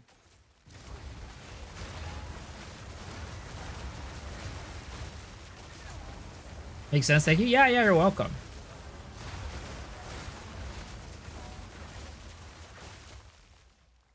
I think I'm done with Poe 2 till 0.5. I'm out of good build ideas that I haven't seen already. Damn. What's next on the list? There's more variants and increased spawns could technically be better if you have good RNG. Yep.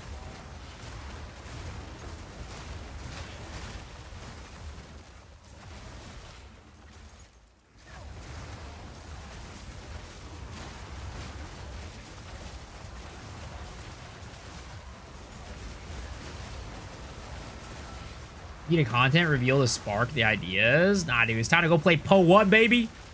It's time to play some Poe 1. Log in, boys.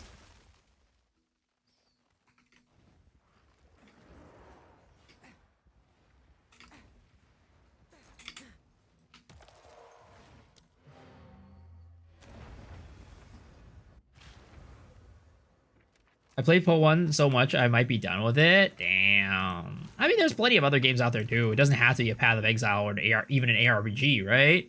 You can play many other things. There's so many games out there that are fun. It's time to spread your wings and go do something else. Like I said, I have been recently, and I mentioned this before, I recently pulled out my old 3DS, and I've been playing some Pokemon ROM hacks on my 3DS recently. And that's been a lot of fun. You're not my real dad, I hope. I hope not.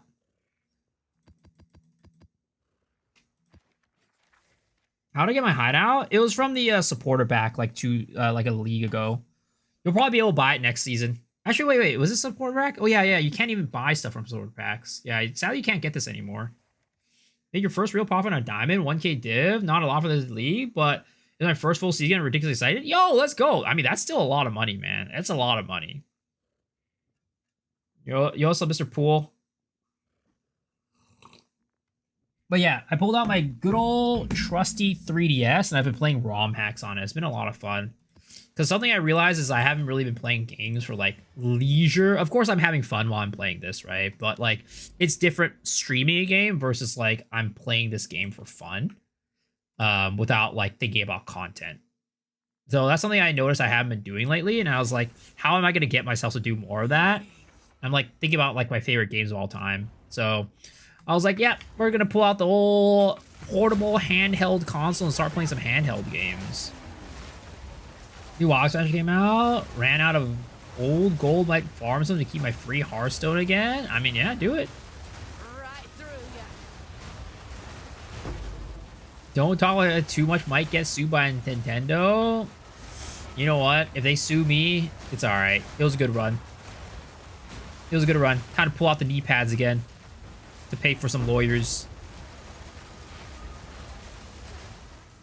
How many hours do I have in one day? I mean, not that many. That's why I've only played, like, I think I've played 8 hours of that game in the past 2 weeks?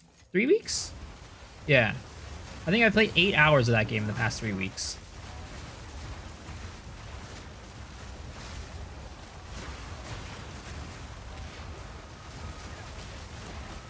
Again?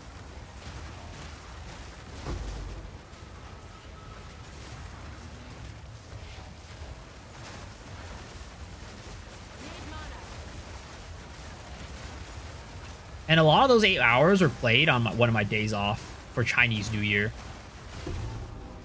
Because my family, I basically, like, you know, did a little, not like traveling, but we had to drive, like, you know, a couple hours away to, like, for our, like, family's Chinese New Year gathering. And then in that time, I played a couple hours of Pokemon. I think I played, like, 4 out of the 8 hours that day.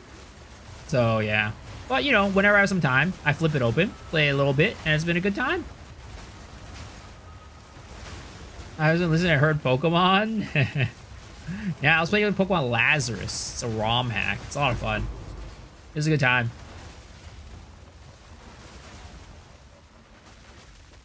Once I get through that, I'm thinking about picking up Heart Gold, Soul Silver, because I have never played those. I played Silver and Gold. Those are some of my favorites in the past.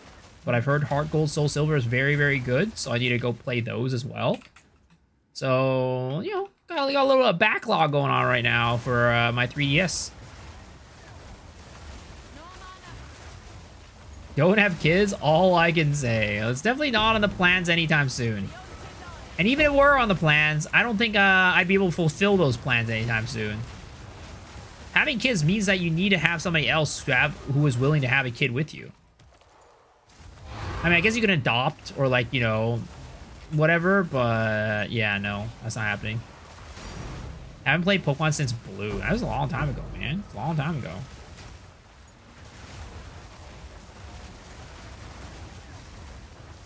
My build's been something you've been enjoying the most. It's 97. Having an issue with one-shots. Have you been able to do any changes to survivability? I mean, what are you getting one-shot by? I'd say this build, for me, doesn't really die all that often. One video and then put it down and never bought a new one. Damn, that's a grind right there. Just don't. I mean, some people really like their kids, you know? Some people really like having kids. How long I've been single? I've been single for the past 5 years at this point. It's been a rip bozo moment for the past 5 years. But, I mean, I say this all the time. Honestly, I don't have the bandwidth right now to have, like, a significant other. Unless my significant other is okay with me just sitting in my room playing games and working all fucking day.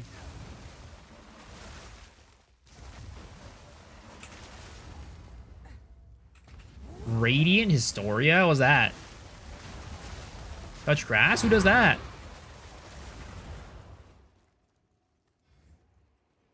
When it does, it dies fast. I mean, there are definitely things that you can get one-shot by, but I don't really get one-shot all that often. Unless I'm running content that's, like, inherently just, like, very rippy. That would kill most builds out there.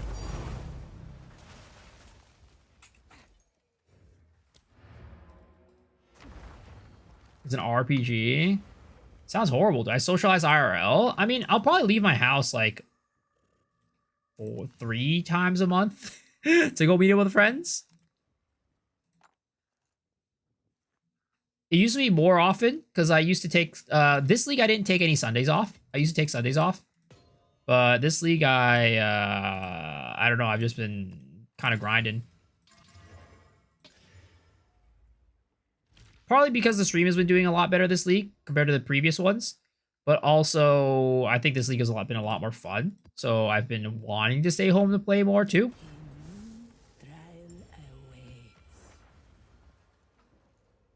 The airbuild's low DPS. Not good. I mean, you know... So it's basically like... It's kind of like we were saying earlier at the beginning of the stream when we were watching like the GGG stuff. Like, there's definitely a lot of things I should be doing, but my main priority right now is my stream. My main priority right now is my stream. It's what I care about, it's what I'm passionate about, it's what I want to do, and I'm basically doing as much as I can right now while I have the opportunity to try and grow my stream and make this, like, streaming gig something that I can do full time. So, sadly, there's... I mean, I could probably afford to take days off and stuff like that, but, like, do I want to? And not really, because it impacts, like, how well the stream grows and everything like that. I wish I could reset the temple. I hope they add that as a QL next league. At least 1 hour a day, change the air for your mental health. Thank you, appreciate it. But yeah, it is tough. It's tough. I'm sure I could go out just like on walks every day, but it's like not a priority of mine. Are the old Pokemon worth anything? I think I'm a binder at my mom's. Oh yeah, there's some old Pokemon cards worth a lot if you're in good condition. Like lots of money, like life-changing money. There's Pokemon cards that are worth life-changing money if you have them in good condition. Same here this league. I've never played Po2 this far into it. Yeah, same. I'm usually playing variety at this point. But this league, I've just been grinding. I've been at it.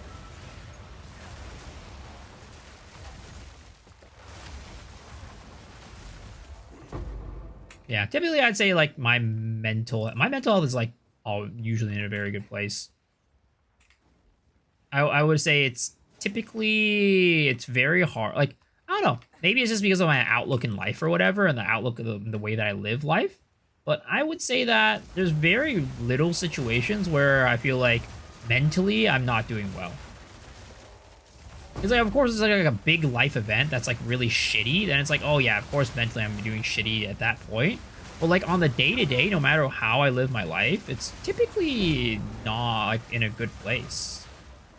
Like, what gets to me mentally is, like, I've mentioned this before, but, like, if my stream isn't doing well, or my YouTube videos aren't doing well, or, like, I do something to fuck something up in like my stream or YouTube. Like, that's what gets to me. Unless that shit happens, nothing else really phases me. We can change that. What the fuck? Because, like, the things that I care about in life are just, like... I don't give a shit about most things in life. I'm the type of person that's just, like... My outlook in life, for the most part, is, like... Everything kind of happens for a reason in life. Whether it be positive or negative. The most important thing is you try your best to do what you need to do as a person. And as long as you do that, that's all that matters. Things will happen in life. Things will go shitty. Things will go well. There's always going to be ups and downs. But as long as I, as a person, am doing what I need to make life go, like, you know, do what I need to progress my life in a direction that I think is positive, or, like, I do what I think I need to do, that's the most important part. The outcome itself is, like, of course you would want a certain outcome. But if it goes another way, like, you know, there's always going to be opportunities to change things around or make things better. Or if there isn't, it's just kind of how life is going to be, you know? Shit happens.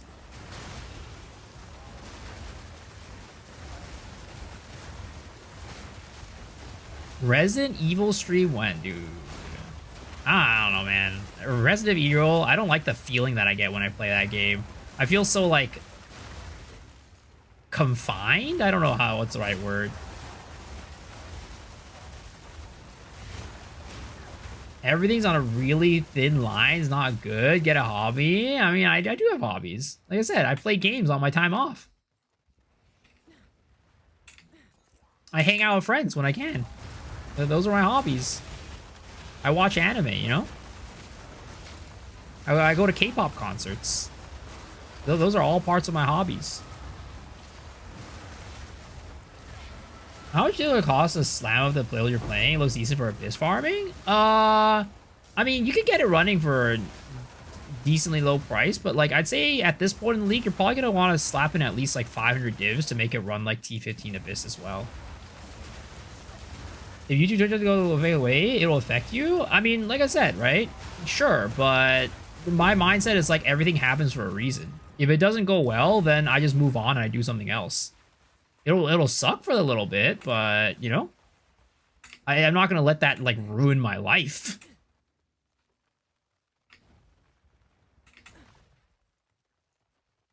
It's not like I don't get sad when bad things happen, but I'm not the type of person that just sits there and, like, mauls over, like, something bad happening. Like I said, everything happens for a reason, and no matter how bad things are, we as human beings will always get over it. As long as I'm still alive, as long as I'm still myself, that's all that matters. Do K-pop groups tour NA? Oh yeah, dude. K-pop groups tour NA a lot. They used to not, but I'd say starting in maybe 2017 was when K-pop groups started doing America tours a lot more. And nowadays, like, most groups will have, like, tours every year to every other year. It is what it is. It is what it is, man. A real keyboard therapist. You think it's worth entering and closing my tempo over and over to reset it? I mean, if you need to reset it, that's kind of like the best way to do it, other than doing, like, what is it called? Other than running, what's his face? Architect. You can just, like, not put any rooms in other than paths and then keep running Architect.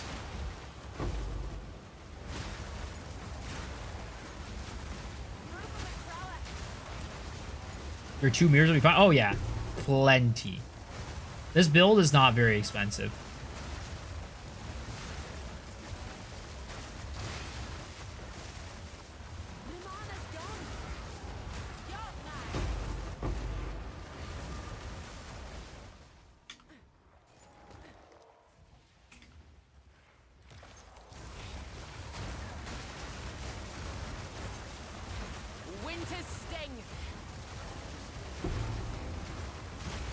The thing is, like, I don't make mirror builds. I don't make very expensive builds. So if you see us build on my stream being played, more likely than not, it can either be played with a very low budget, or if it's, like, if it can't, it's not something that's like more than a mirror ever. It's not something that's worth a mirror ever. Though sometimes, you know, I buy something for very cheap and then it goes up in price, which can happen. Like the Ember Fusillade build, it used to be very cheap because the ATD wasn't very expensive, but then the ATD started going up in price like crazy, and then, yeah, it became an expensive build. But typically, I don't really play builds that are very expensive. I try to make builds that everybody can play.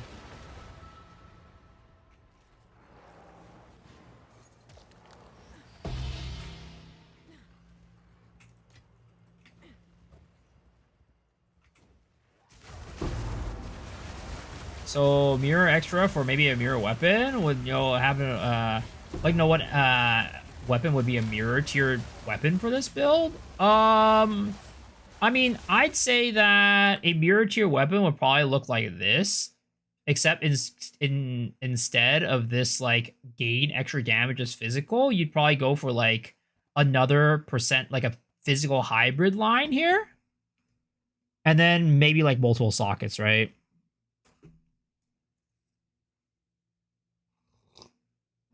The only reason why I have this gain extra damage as physical is to make it so that Herald chaining is easily accessible.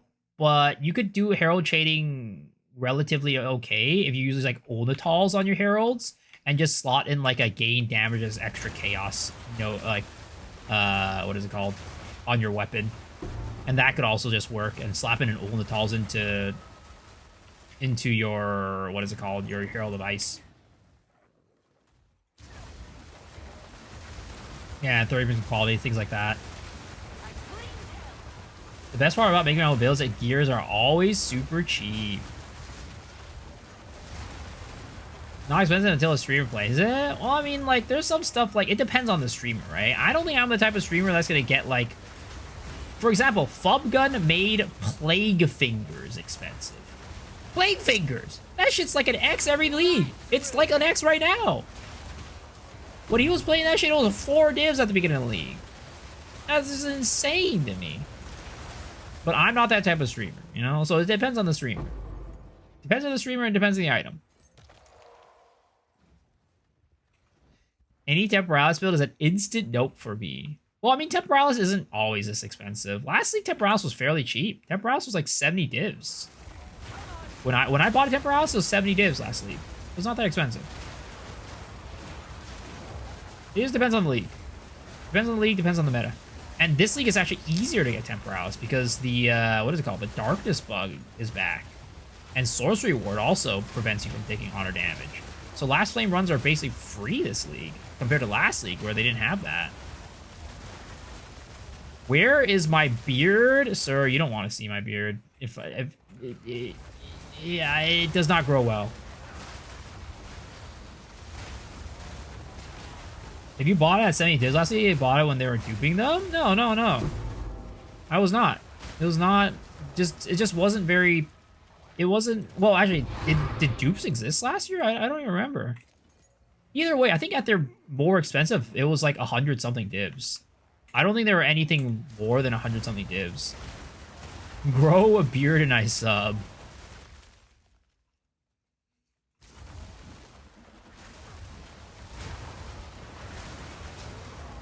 Your beard grows too fast. You be a mountain man in a month. For me, my beard doesn't grow, like... It's not that it doesn't grow quickly. I do have to shave, like, every day.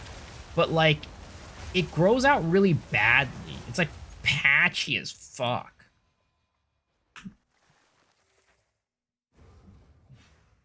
But I think when they were dupe when they were down to 700. I see, yeah. But yeah, I mean, 300 divs, like, is not that bad, right? It's not that expensive. At that time, mirrors were like 900, I think. So it's just that this league, Temporals is just especially expensive because of Temple, and all the builds that are doing Temple like relatively well, a lot of them use Temporalis with the Comet stuff. That's why they're so expensive this league. And also, there's less people doing Sekimas as well.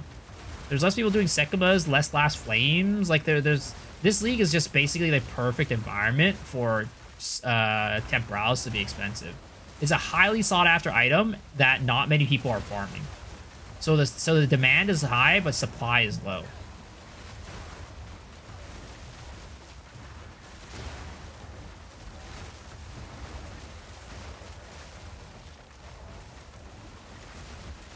I could be wrong. Maybe I'm thinking 0.1. 0.1, there was a dupe. There was a dupe in 0.1. That's for sure. There was a big dupe in 0.1. I have not heard of a dupe in 0.3 or 0.2. What's the last flame bug? So if you're playing Chayula, you can use darkness to make it so that you don't take honor damage unless your darkness is like gone. So you can take hits, basically. And same with Sorcery Lord. You can take hits to your Sorcery Ward, and that's still fine. Finally got your temple back up to 50 rooms after breaking it. You're exhausted.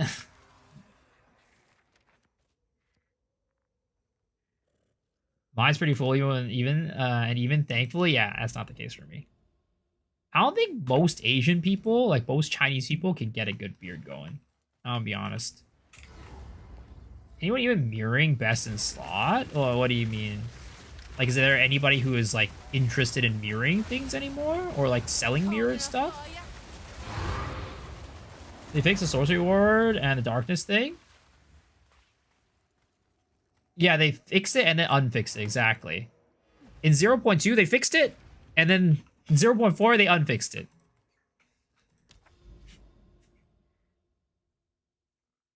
Am I gonna go eat South Korean barbecue tonight? I wish. I'd love some KBBQ right now. Sounds delicious as fuck.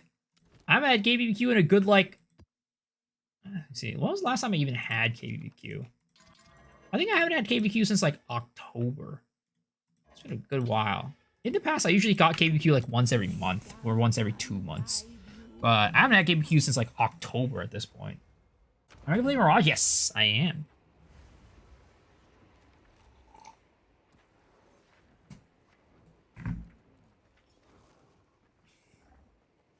You usually do that, so your last round is 16k divs.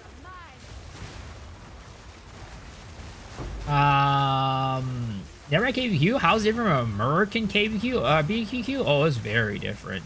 It's very different. So typically how KBQ works here is they basically bring you your meats and you cook it in front of you. They have like a basically kind of like a steel plate in front of you, and you grill it you cook it yourself. You grill it yourself. And like, of course, the meat's different and the way that they marinate it and stuff like that. Like at the end of the day, it's all barbecue. It's like grilled meat is what American BBQ and Korean BBQ are, but the difference is like the marinade that they use, the types of cuts that they use, and how you prepare it. Because it's you know, usually you prepare it yourself. They give you they give you your meats. They give you a little steel plate in front of you, a steel stove or whatever you call it, and then you grill it yourself. I give it a shot. Yeah, it's very good. It's like a very communal thing. It's like hot pot. Samgyeopsal is your favorite? It is very good. It is very good. Who's got not kicking out chaos? Or I mean, every now and then. It depends. Sometimes I remember to, sometimes I don't. It depends on my feeling, you know? That's how I'm feeling. Sounds amazing. Oh yeah, Korean barbecue is great. I love Korean barbecue. And there's like a lot of like side dishes too. They usually give you like good, like some good kimchi side dishes and things like that while you're at it. There's just a lot of variety to it. It's a communal thing. I'd say like it's a really fun thing to do with your friends because you just kind of like, usually you sit there for like 2 hours or something like that, like an hour and a half to 2 hours. You're all cooking for each other, yapping, having a good time. You know, usually I'll go there. I have I'll have some soju, I'll have some beer, and like just yeah, chill, hang out, shoot the shit with friends. And who doesn't like barbecued and grilled meat? Don't forget the soju. Yep. Miso. So what the fuck is wrong with this guy?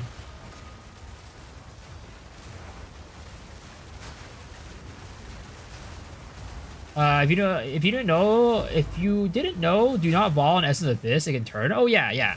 But it can also turn into an essence of horror. So it depends on what your like level of risk you want to do is, because abyssal essences are perfect essences, so they can turn into essence of horrors.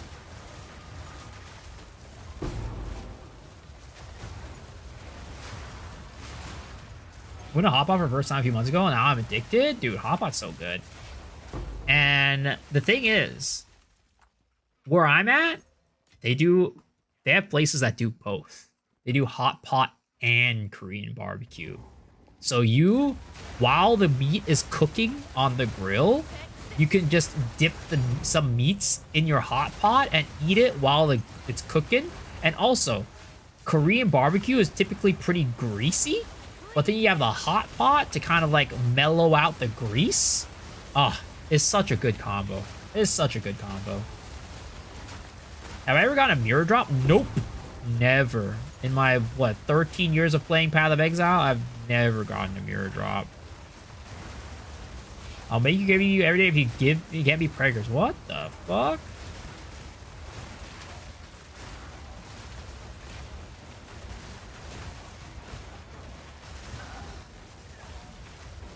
Honestly, the strongest focus in the game. I mean, honestly, like, I'm gonna be honest. I wouldn't be able to make heads or tails of foci.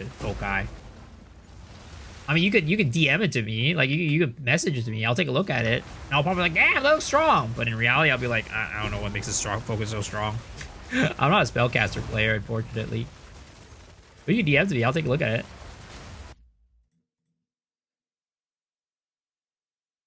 Damn, a mirrored white focus. Insane. Insane.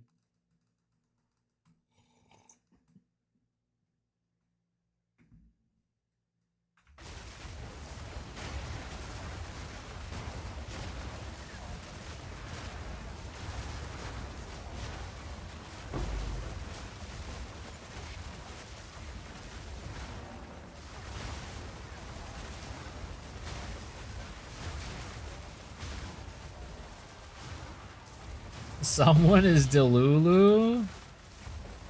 More than a month ago when mirrors were much more expensive. I mean, that guy was probably just quitting the league, to be honest.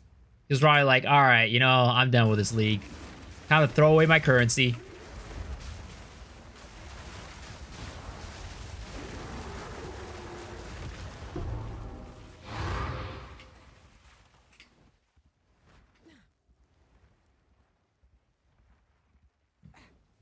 I hit a foil rite of passage, but it's a boar. Damn.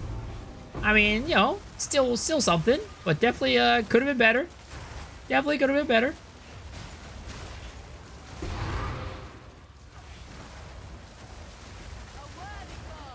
A worthy foe.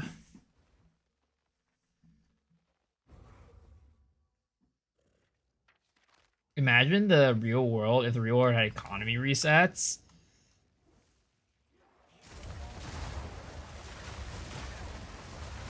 I mean,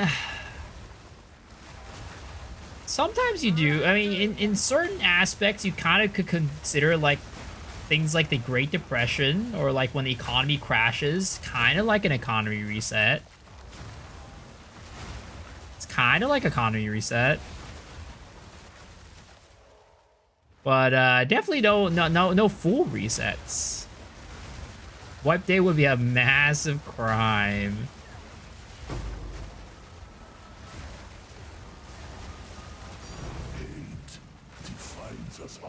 Dude, that would suck though. Imagine you're like the type of guy who like made like $1 bajillion and then you just lose all your money overnight. Man, that would suck. That would be ass.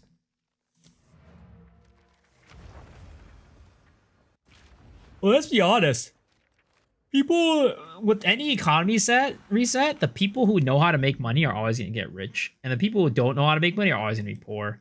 It's just like a Path of Exile, If you're Fub Gun, right, you're gonna be rich every single league. If you're a random Joe Schmo out there, doesn't know how to play doesn't know how to make money, you're gonna be poor every league.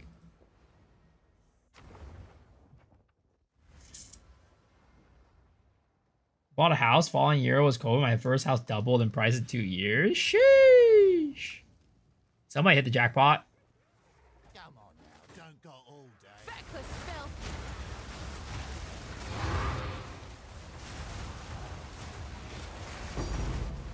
Ooh, Omen of Light. First one tonight. Is it possible to change a belt to Headhunter in your build or cast plays a crucial? Yeah, you cannot change the build to Headhunter.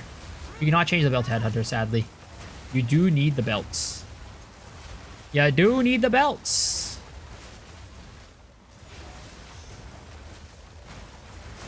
It's not the cast on Charm. It's the reduced duration on the belt. The reduced duration of charms on the belt. Because the duration of the charms is basically a cooldown. Because you can't use a charm again until the duration is done. So unless you run the belt, you're not able to keep up the charges. Like, I mean, you can run a Headhunter with it. You can. But it just won't be able to supply it with a charge every single Glacial Lance throw you do. So it just depends on whether or not you care about that. Because you can definitely do enough damage without, like, the Glacial Lance explosion. But personally, I wouldn't run it without it. But that's your choice at the end of the day. So maybe the right answer is it's not mandatory, but the way that I like to play the build, it is. Imagine being able to short mirrors.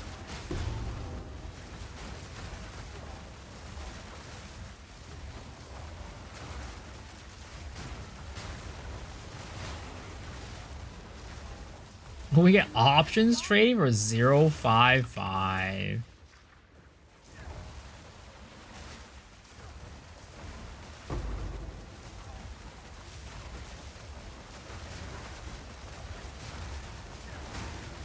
They beating Breakpoint with the belt? Yeah, basically.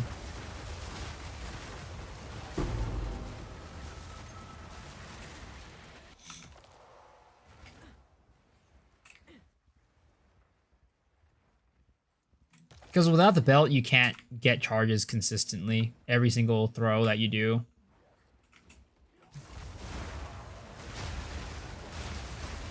I'm pretty sure even with 3 charms, it doesn't work.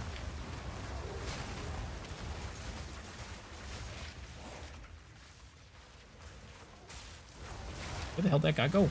Oh, he's right there. What the hell? Goddamn snuck up on me. Holy crap.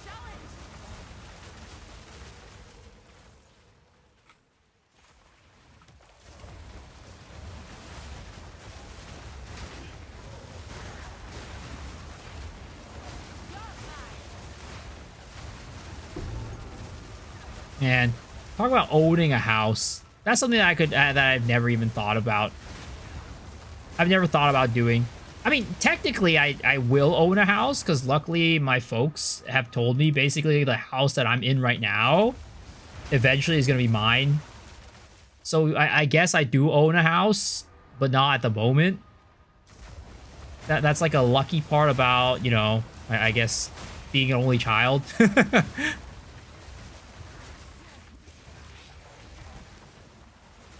But I've never ever even like thought about buying a house, if that makes sense. In today's economy, it's so goddamn hard. Like maybe with like my, oh wow, another overlight. If I had continued with my old job, it could have been a reality. I mean, I definitely had enough money to like put down payment on a house and stuff like that. But yeah, especially where I live, houses are so goddamn expensive, dude. Freaking houses are like, good luck buying one in your lifetime where I'm at.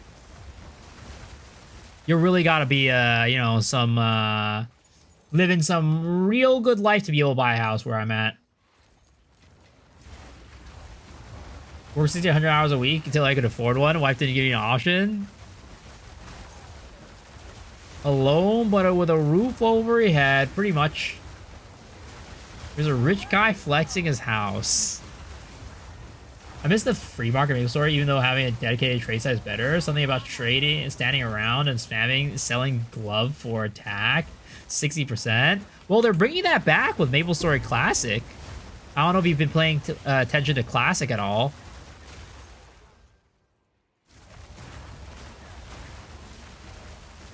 No mana.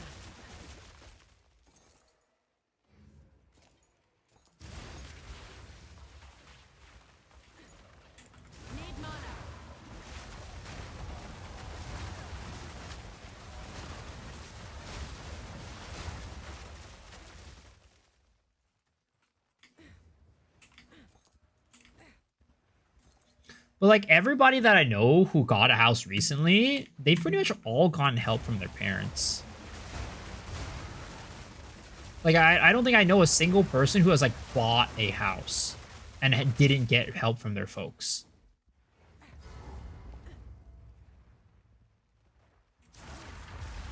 It's a rough life, you know? It's rough out here.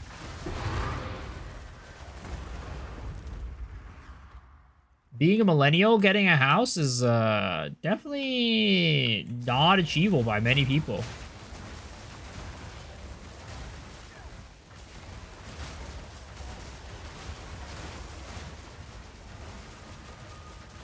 We need an economy reset. Yeah, you're right.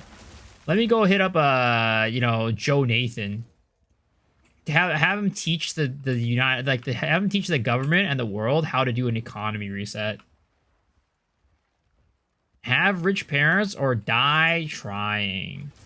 Anatomy shoveling driveway 5 years old and replacing roofs with them at 10. Maybe get my own job at 14. Said if I wanted anything, to go buy it myself. Where's my sugar daddy? I mean, I'm still looking for one. I'm still looking for one. If there's anybody out there who wants to be a candidate, hit me up. Sugar daddy or sugar mommy? I'm open. I'll leave myself open to that. In more ways than one.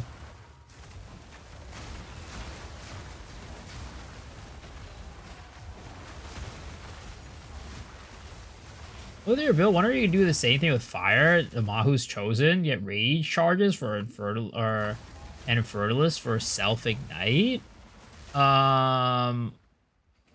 So you get endurance charges and then use resonance for that. I guess, right?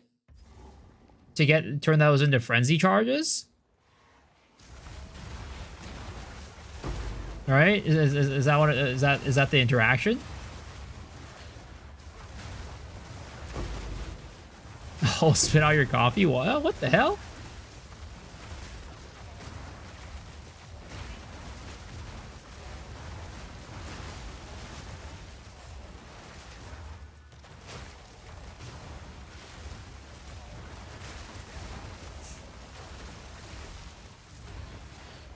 Because Namahu's chosen is the fire charm, right? That gives you endurance charges, right?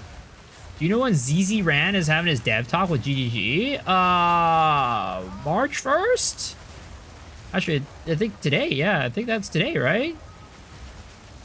I don't remember what the time it is. It's on the site, though. Darkness awaits. Grants maximum rage on use? Yeah. You could definitely do it like that. Let's see here.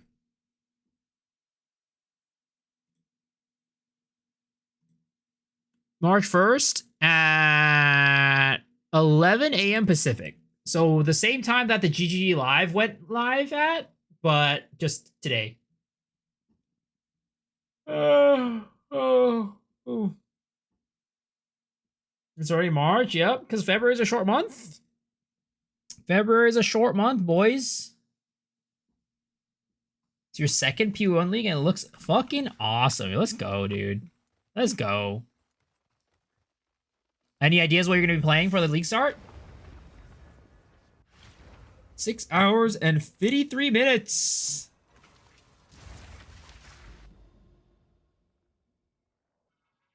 I like such... Like, man, it's always tough. You know, I'm thinking about, like, what I want to do. I do want to play Path of Exile 1. But it's like, for my stream, most of my viewers, most of you guys are PoE 2. PoE 2 guys.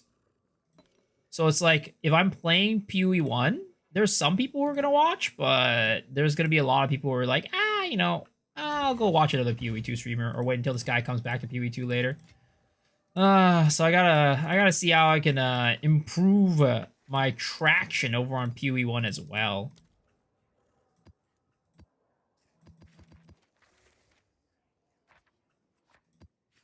Split streams? What do you mean?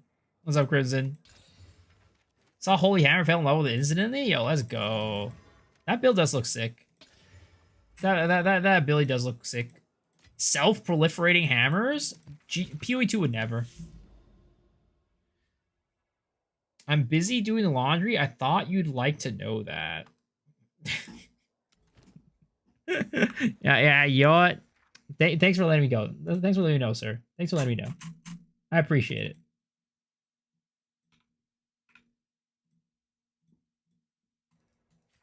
Play both at the same time. You know what? You're right. You're right. If I can't play both at the same time, I'm just a weakling. So watch WoW streams are horrible. Appreciate that, man.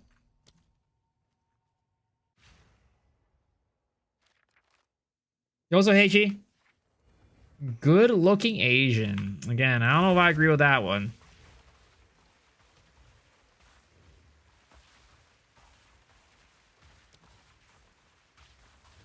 Quick, buy his tablets. We're trying to branch out, start the stream with content in their home game, and then transition into a new game. Yeah. I know what you mean by that.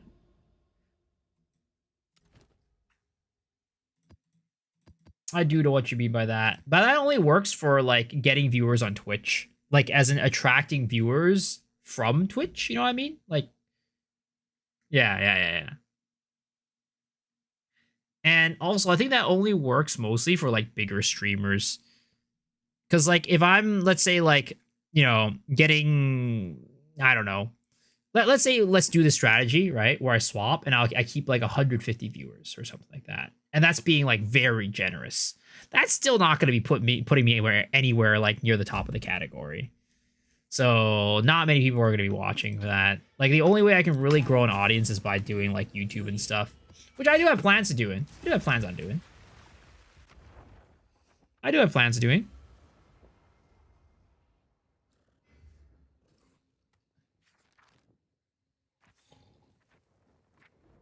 Is Pro 1 controller supported? It is, but it's not the best. It's not the best.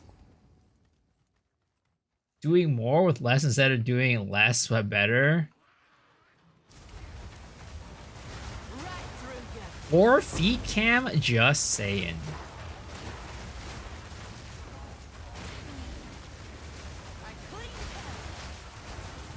YouTube people, hello.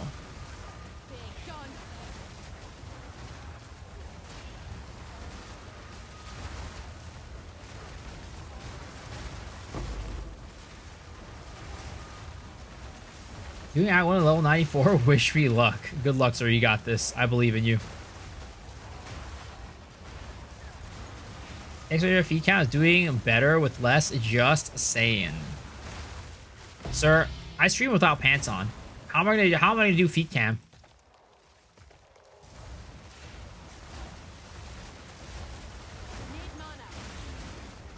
Twitch people, or it says you, sir. Says you. You should not be the one saying that.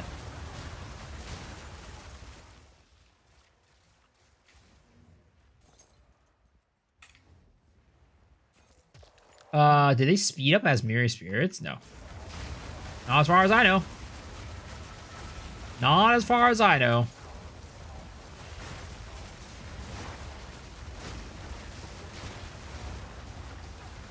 Just gotta get in the right angle. But what if I, like, actually kick the cam? That's, like, such a big risk. You know, I could pull DAT mods, right? That could totally happen. DAT mods used to have, like, a, you know, a little Sebastian cam. But, you know, Sebastian knocked over the Sebastian cam, and it instead could have showed his little Sebastian instead. Almost showed his little Sebastian instead. Is it worth the risk?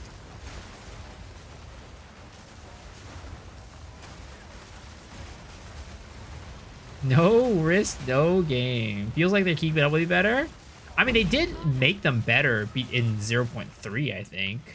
I think they did improve, like, some of the AI with it, but I don't think they ever made it the speed go up.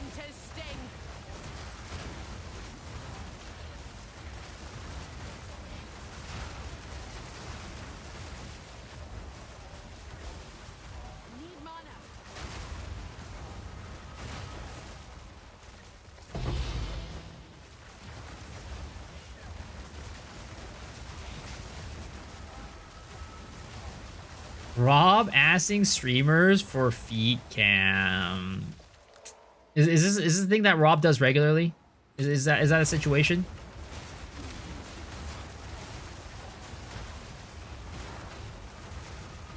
You're not the first one, damn. So my feet aren't special. I see how it is. I thought we had something there. I thought that he was appreciating my feet, but I guess it could have been anybody's feet. Could have been anybody's feet.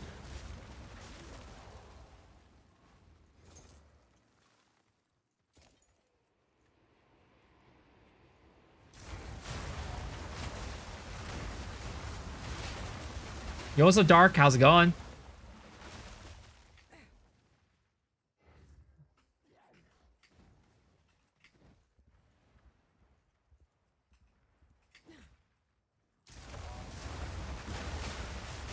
That was almost a challenge.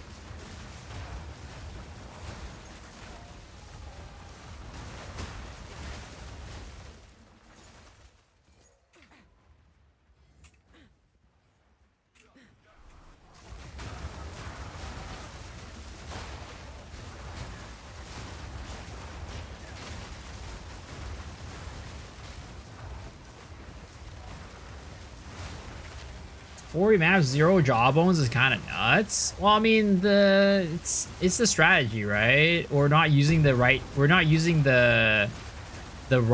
tablets. It's a night and day difference, really, between using the right tablets and the wrong tablets. At 40 maps, I was already at 10 ancient bones, 5 jawbones, and 5 ribs. But when I'm not using the right tablets, then I'm out here 0 jawbones and 1 rib. I'm still using the wrong ones? Yeah, I'm still using the wrong ones. I think there is one more test that I'm going to do, and I'm going to be trying to see if we could use it with the right ones plus gold. That is the last test that I'm going to be doing. Where the fuck does bird go? Dumbass bird. Div drops. Dude, I get so many div drops. Like, raw div drops? I feel like I'm tinking like crazy now. Now, I'm gonna do the trick. You know what? Yes, I will do the trick. I will do the trick. I have great potential for feet cam. How do you know? You don't even know what my feet look like. You're saying that.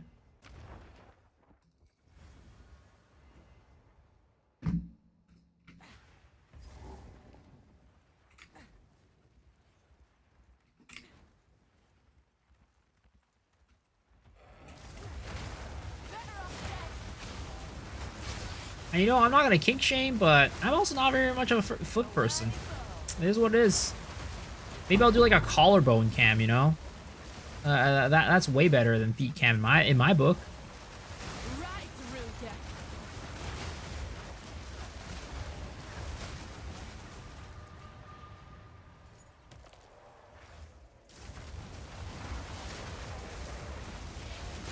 You know what they say about the nose? Oh man. Skin quality? Dude, my skin is terrible. It's just the camera being low res. That's about it. That's the only reason why the skin looks all right. I mean, I've told this story before, but there was one time when so I joined my last company during COVID, so it was all remote, and then we eventually had like a company gathering or like a team gathering where all of our team members gathered together in the office. So people flew in from like all parts of the world to come gather together, and then one of my coworkers, the first thing he says is, "Wow, you look a lot older in person."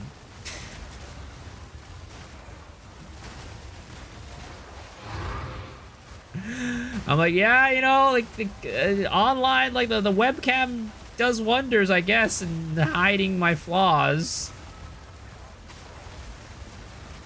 Looking a little bit older today. What's up, turtles?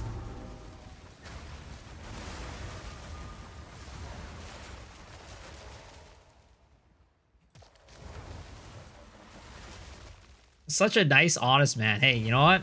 I take no offense. I took no offense to it. I took no offense to it. But I thought it was hilarious, you know? Literally the first thing he says to me, before he says like, hi, is it good to meet you in person, finally be able to meet you in person, he goes, wow, you look a lot older in person. So my cam's filtered? No, my cam's not filtered. It's just because it's like low res, you know? Like, it's like going through like the online, like, I don't know. Like, you guys are only seeing my cam in 1080p. Like, that's not very high res. Snapchat filter confirmed. Yeah, you know what? You're right. I mean, you guys haven't seen those Chinese TikTokers that have like those crazy filters on their cameras? That's basically me. That's basically me.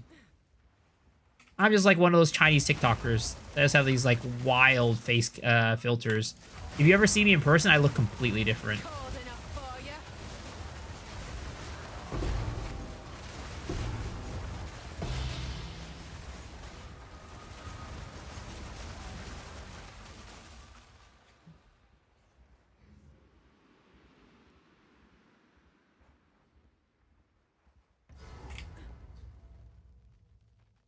What Alice am I running? Are you asking about the Abyss Atlas or the whole thing?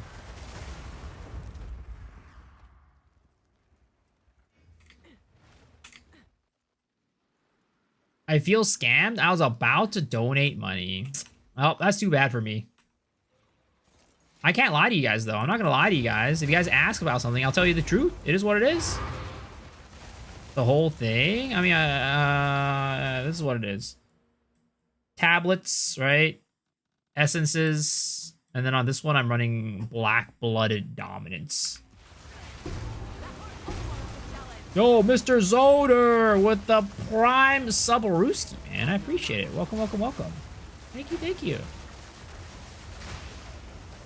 I'd like to cancel my worn underwear order. Sir, I have never sold any worn underwear. That stuff is exclusive to the Jonathan shrine that I have in my closet, all right?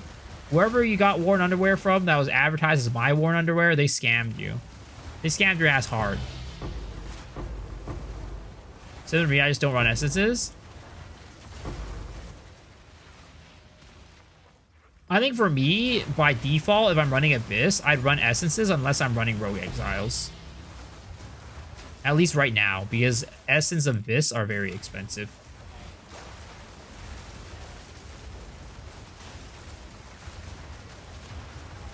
Is Mark hitting the 670 mode? Yes. Yes. Yes, he is. I'm running Essence or Essence of Abyss? Yeah. Because Essence of Abyss are very expensive. They're like, last I checked, there were 7 divs a pop. Can I help?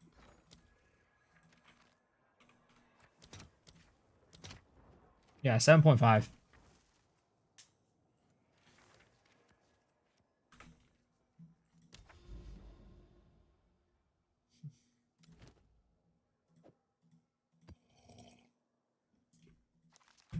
No telling what this has seen.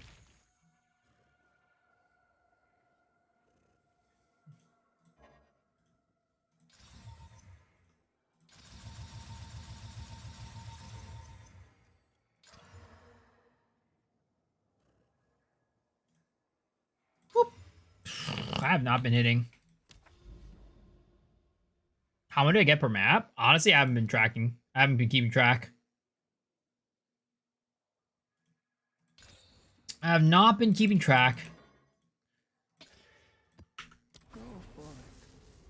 I was thinking about doing one night where I would experiment with essences, but this kind of took my attention away from the essences. This took priority over it.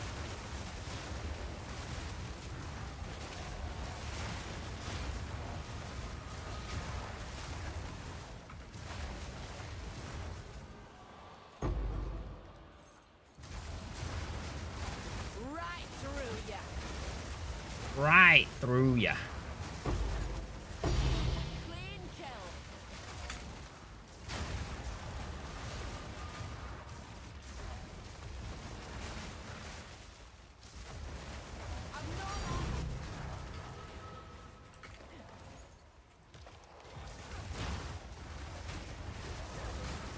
give it a go and see it for myself? Yeah, for sure. I mean, it should definitely increase by quite a bit.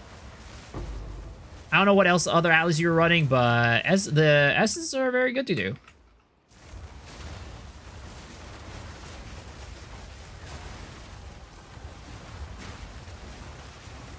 Am I getting more divs with the bad tablets? No, not really. I think I'm getting about the same divs. If you're talking about raw div drops.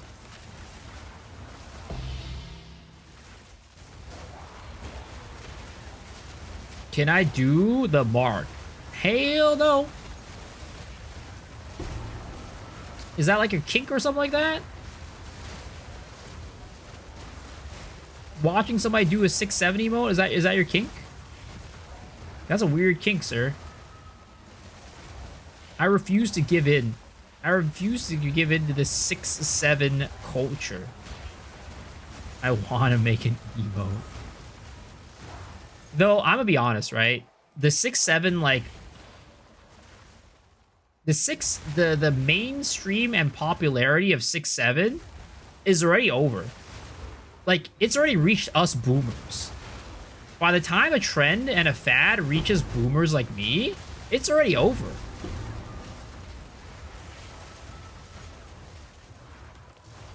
It's like, oh, now it's like an unk. It's an unk thing now. Never mind. Disgusting.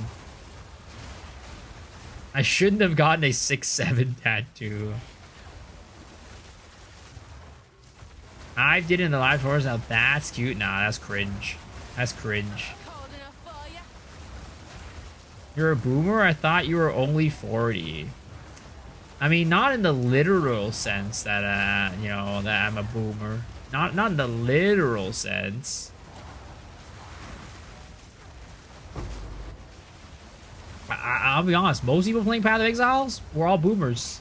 It is what it is. Only boomers play Path of Exile for the most part. You'll get, like, every now and then you'll get a non-boomer in the game, but let's be real. Everybody playing Path of Exile, we old and crusty as fuck. We might as well. We're counting our days. Our days are numbered.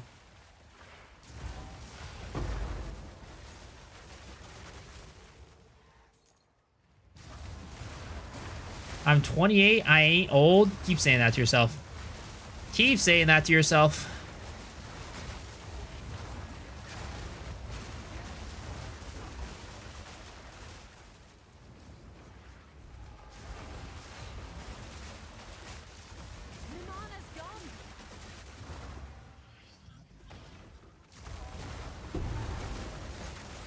Sir Gog looks young and fresh.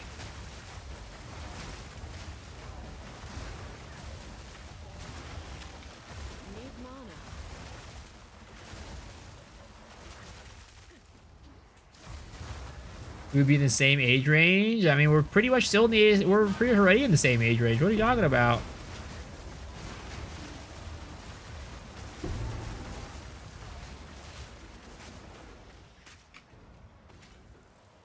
Also, guys, you know, 30 is when life starts getting good, all right?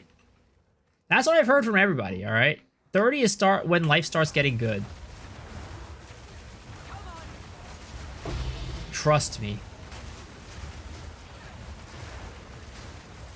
Millennial at 34 here. Trust me, guys. 30, if you're not 30 yet, 30 is when life starts getting good. Because, like, when you're 30, you have adult money. You've learned from your mistakes as a young, spry 20-year-old.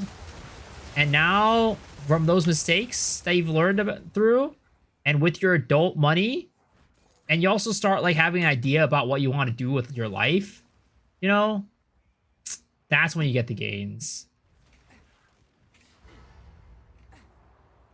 Let me guess you're 30. Hell no. I'm already 30. What the fuck? I ain't that. I'm older than that. They told me it gets good at 20. Nah, they lied to you. 30 is when I feel like I figured out life. Exactly. Yep, exactly. So you're saying we gamble on 20s. I mean, when you're in your 20s, right? You're out there just trying to figure out life. That's the thing. You're trying to figure out what you want to do with your life, who you are, And by the time you're 30, you kind of start, you're at that point where you've, for the most part, have figured out at least a little bit of a semblance about where you want to take your life. I don't think, like, most people will ever figure out, like, where they want to take their life. Ever.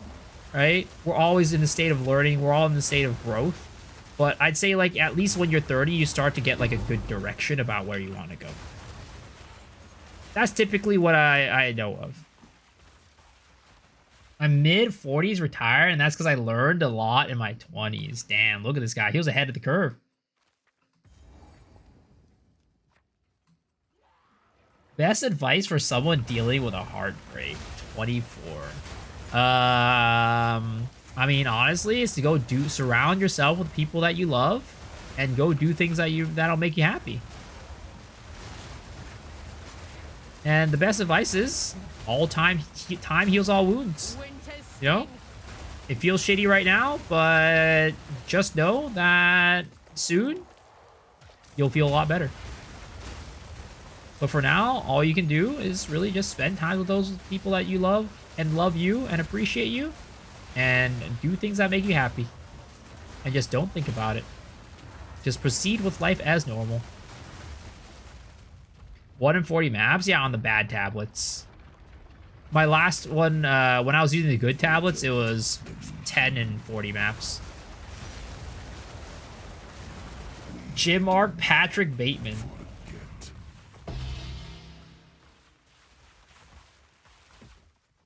Was the extra gold found affecting drop rate, or was it just a placebo? Did you test it? I didn't fully test it yet, but when I got big results, it was because I had, what is it called? I had increased difficulty with abysses. Just a bit sad nowadays. I feel it, man. My last breakup was 7 years of relationship. I feel you, man. So this is what I got. Or sorry, this is what I got with my last setup, basically. Those were the results with the good setup. This was tested without gold, though. Just increased difficulty of pits.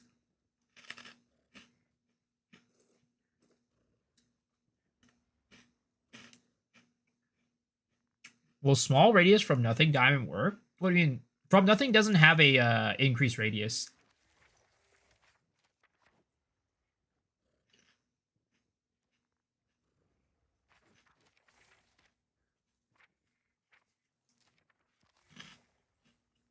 Pit close difficulty is a little too difficult. Yeah, unfortunately, I think that's like the linchpin of the farm.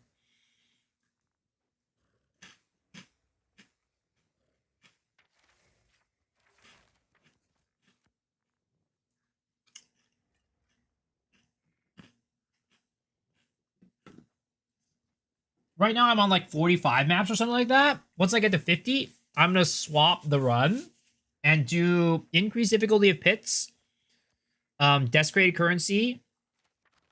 I'm going to try to get rarity and gold if I can. So everything, including... So basically all what I would say are going to be the best in slot. And I'm going to see how that goes. That way we can test if gold is affecting it. I don't think gold affects it. I'm going to be completely honest. But we'll see. We'll test it. Yo, good morning, English. Good morning. Gold helps? I'm not entirely sure. I think it's a placebo, but I haven't really fully tested it out. Face your fate. What's my Atlas tree?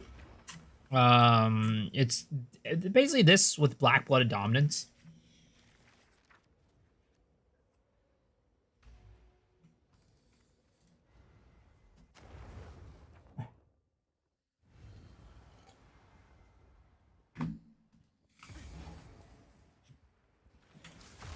Abomination. Winter's sting.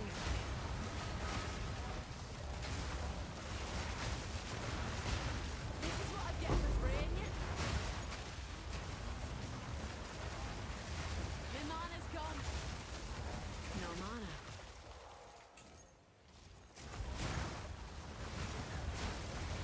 What do you think of this Poison Burst Pathfinder build? Like a specific one, or just like the build in general? The build in general is good. It works very well. One light goes 64 div. It was 50 yesterday. Really? Some people were saying they were selling them for like 78 earlier. Did it go back down? Lost a quarter of my temple due to lock RNG. Ooh, that sucks, dude. I'm sorry. Lock RNG is a goddamn bitch. Republican? Yeah, it's very good. It's very good. It's a very good build. Definitely a top tier build. It's not like Comet, but it's still overall very, very good.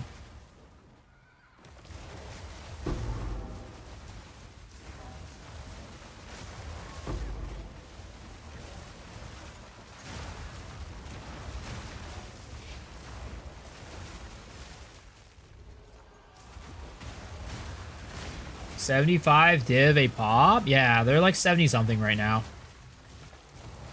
They're pretty dang expensive right now. Setting a build to scale as good as Comet is difficult? Yup. I mean, it's actually not that difficult. You know what build scales even better than Comet? Oil Grenade Incinerate. Now that build is ridiculous. You get that shit to scale even without any gear. Some would say that it's an infinitely scaling build.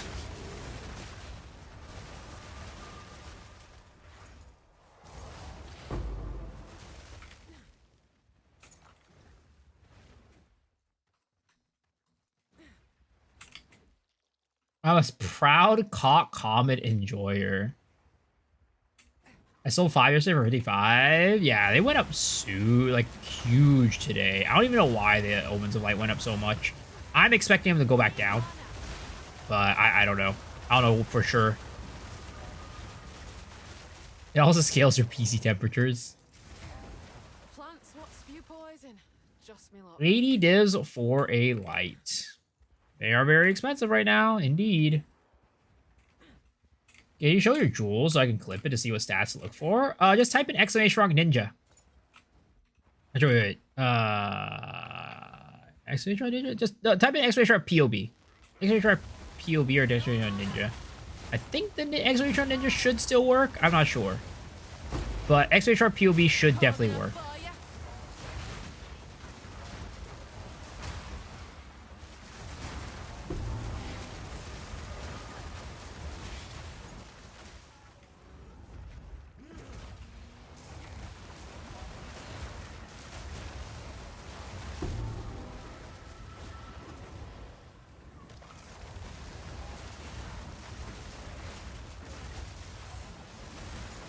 Yeah, there we go. That is the right one. That is the right one. That is the right one.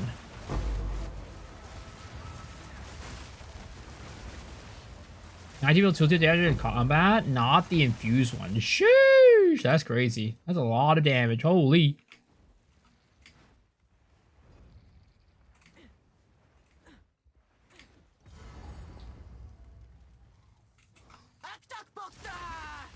Do you mind showing the Atlas setup after the map? Which Atlas are you looking for? Are you looking for the Abyss one, or are you looking for both the main and the Abyss?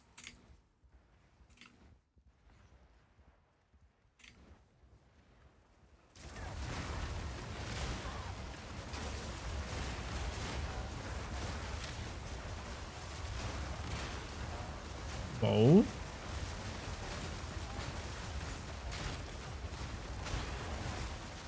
Give me a second.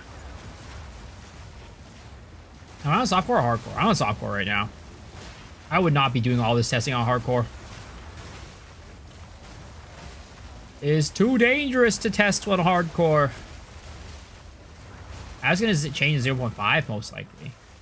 I would be surprised if it doesn't change at 0.5. This is my Atlas tree. Oh, like the other stuff like this and this, I wouldn't really put much thought into it. But these two. I got 43 out of 57 points. I need to get my Maven armor with my practice character in PoE 1. Dude, good luck, man. You got this. You can get it. You can get it. I believe in you.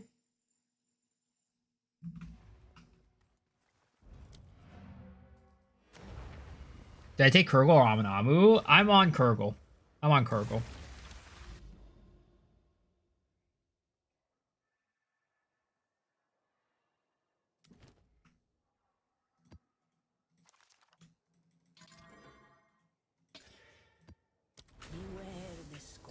Additional Rogue Exile doesn't stack? It does. It does.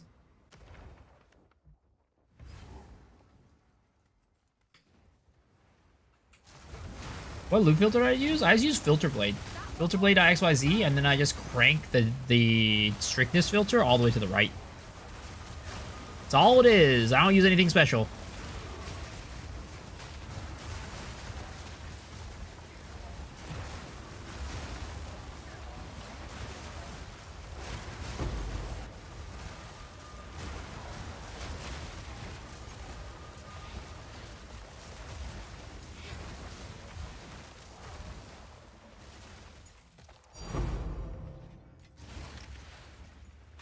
My mana's gone.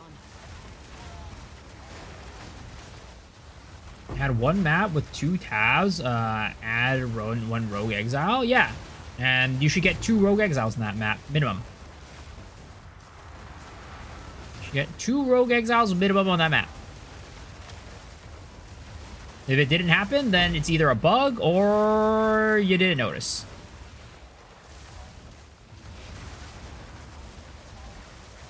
Need mana. Need mana. Take this.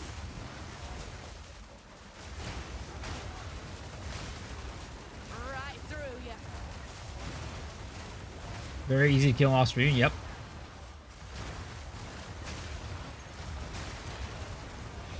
I mean, half the time, I don't even know when my Rogue Exile is on the screen. The reason why I know the Rogue Exile is on the screen is because the health bar pops up.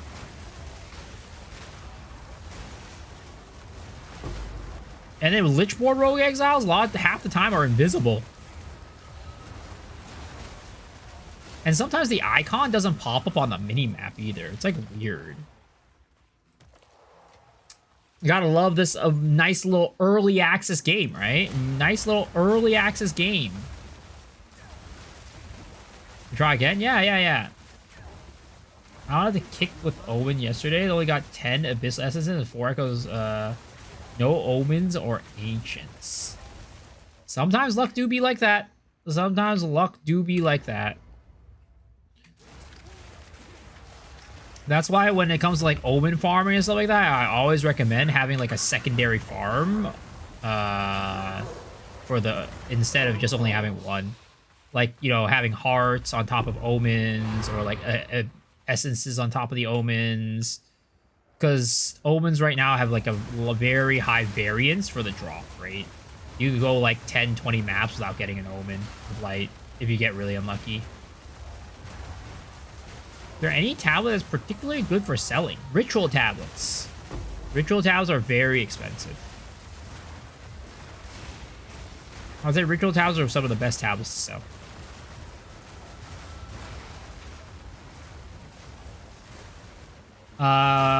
Did they nerf Omen drop rate? They nerfed it like a week ago, I think I'd like to say. They nerfed it by like 3 to 4x. At minimum. Yozo Kotetsu, how are you doing? That's why you farm essences? Yeah. You have to like supplement your Omen of Light farm with some other farm, or else it just becomes way too high of a variance to where you could really walk out of there with like nothing to show for your worth. So now they're even more expensive? Yeah, there's 75 divs, 75 to 80 div tonight.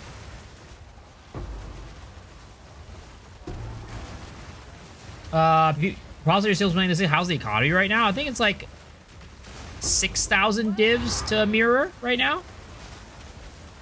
6,000 divs to a mirror. But I'm playing right now because I'm doing tests, basically. I'm testing stuff. And next week I'll be going over to PoE1. Next week is a PoE1 time, baby! Did you nerf the temple? I mean, it's gonna happen 0.5. For sure. Is stabilized? I think so. divs, last time I checked, were going down in value there, but it was like down by 5%. So it definitely doesn't seem to be shifting as much as it did before.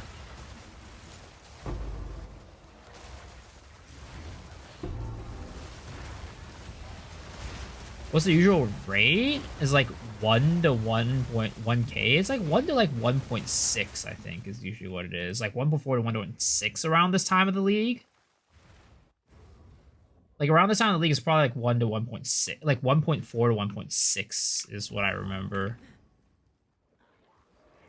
Holy Sleep Sheep is kind of cool, even though I regret it. I'm gonna play Righteous Fire. I'm just gonna go for something very vanilla. I'm a simple man. I play 3 builds in Path of Exile 1. I play Cyclone, I play Flicker Strike, and I play Righteous Fire. And I guess I play Death's Oath as well, which is basically Righteous Fire, except worse.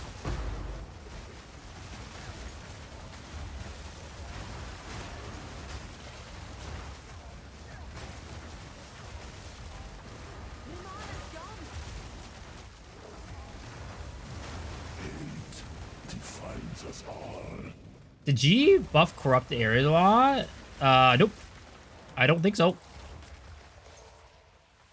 Mageless releases plan for Flicker? Yeah, he's playing Gladiator Flicker, I think.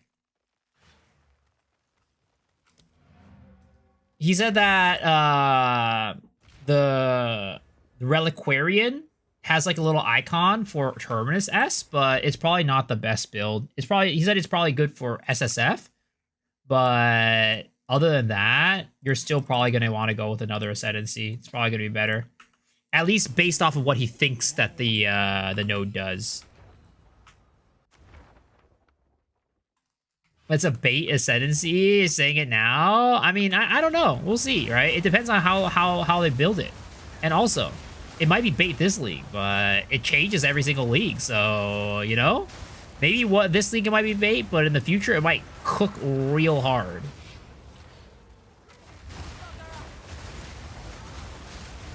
That's like the craziest thing about Reliquarian. The fact that it's an Ascendancy that changes every single league.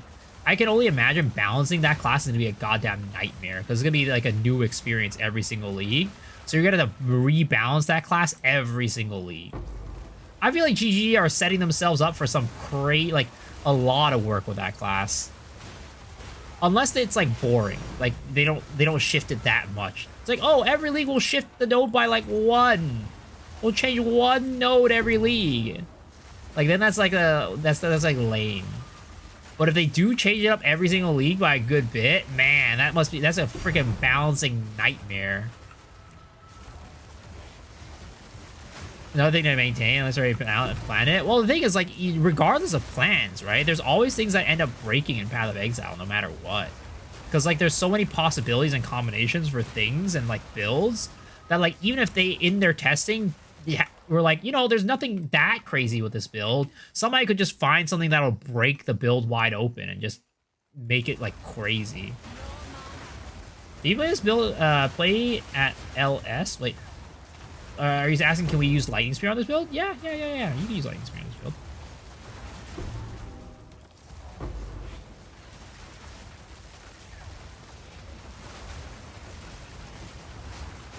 There's something in the game that right now they won't even touch that is broken, but no way has done it yet. Oh, I'm sure.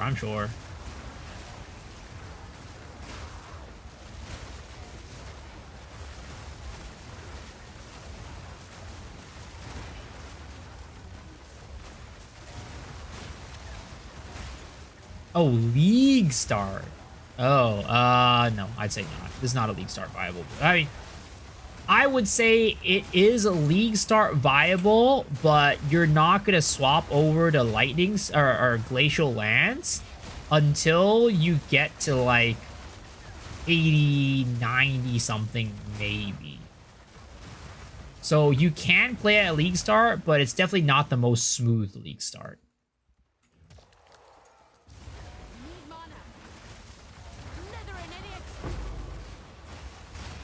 Because there are some required items to make this build work.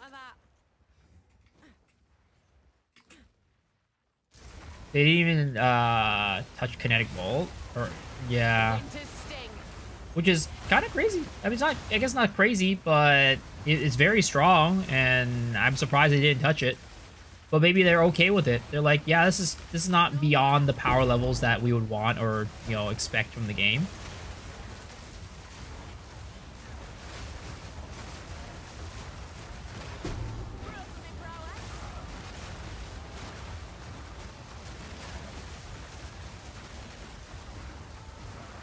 There's too many variables to control absolutely everything. Oh, 100%. That's why, like, I don't know. I feel like the Path of Exile balance team, like, I feel like it's probably crazy to be about somebody who's trying to balance in Path of Exile. There's just so many possibilities to check for that, like, you know, something eventually is going to get broken somewhere. Are there any pros to nerfing Abyssal when it's dropping? Because I'm not actually happy that when I get echoes. Yeah. I mean, I don't think the nerf was inherently, like, terrible for most people. Like, how to say this? I think overall it is a bad nerf, but it's not like all cons. There are pros to it. It makes it so that, you know, when you're dropping things, it feels better. So, like, for some people, the gameplay feels better, but, like, it's definitely more bad than good because, one, solo self-found, it's just a direct nerf. Like, it's just an L for solo self-found. There's no way out of that one. But when it comes to trade, you know, it's a little bit better. But the problem with the nerf is that even if the profits are the same, the variance of the farm is a lot higher. So it kind of like gatekeeps some of the players with less money from being able to do the farm efficiently. Because of the variance, you could just get like 10 to 20 maps with no hearts. Or sorry, no lights. And at that point, maybe you've already run out of money to buy more tablets.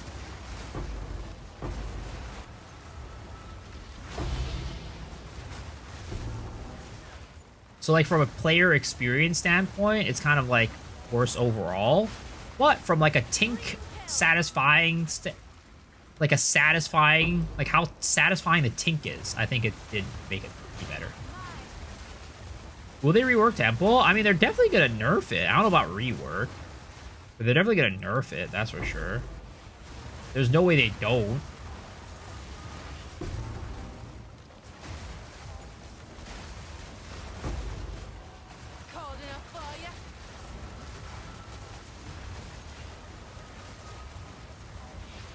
Like, if they don't nerf Temple, I'm just going to be like, yo, Mr. Joe Nathan? We didn't have a talk, dude. You and I, mano y mano, we got to have a conversation. Are you okay in the mind, sir? Have you been drinking too many margaritas on your yacht?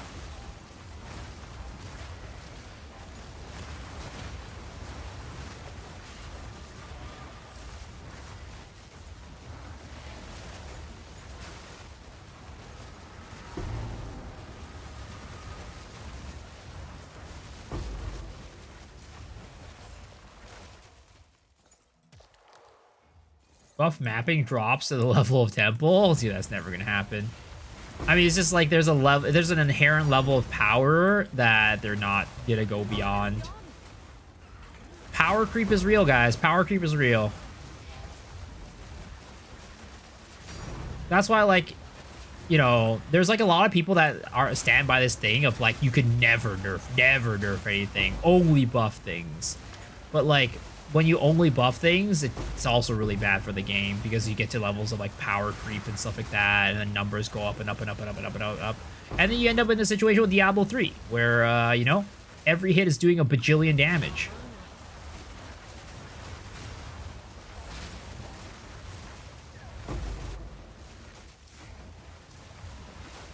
I think bases cost too much.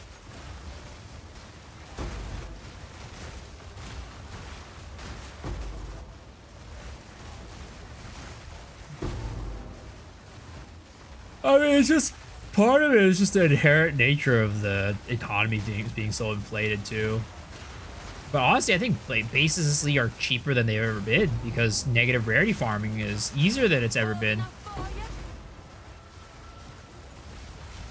because of Temple.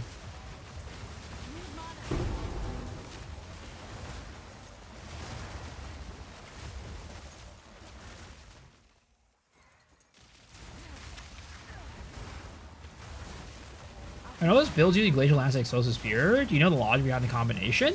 It's just that Explosive Spear does better single target than Glacial Lance. Glacial Lance is used for AoE clear. Explosive Spear is used for single target. Both of them operate off of frenzy charges, so if you have a way to gain frenzy charges for one, you have a way to gain frenzy charges for the other. That's kind of like the logic behind it.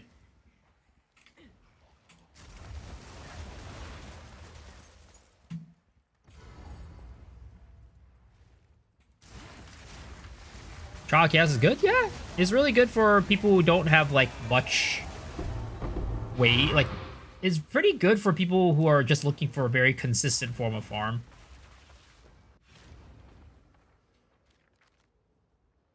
Started doing my tempo way too late, but I got super rich off the other mechanics.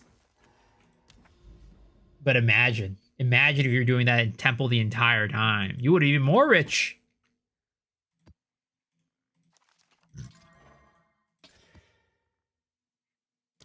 We'll be very happy when Frenzy gain gets buffed. We'll see. I mean, it seems like they're pretty stingy when it comes to getting Frenzy charges. It's a lot easier, in my opinion, to get the other charges. Power charges, endurance charges. Frenzy charges, you have to kind of jump through a couple hoops to get those.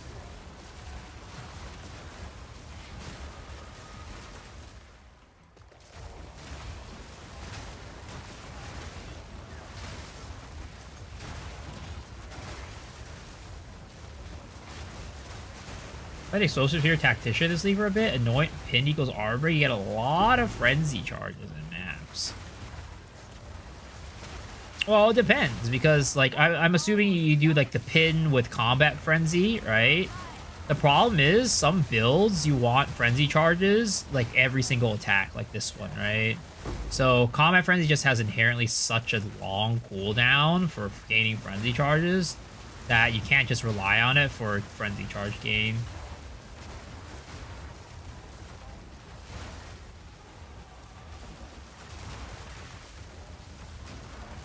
Oh, the resonance stuff?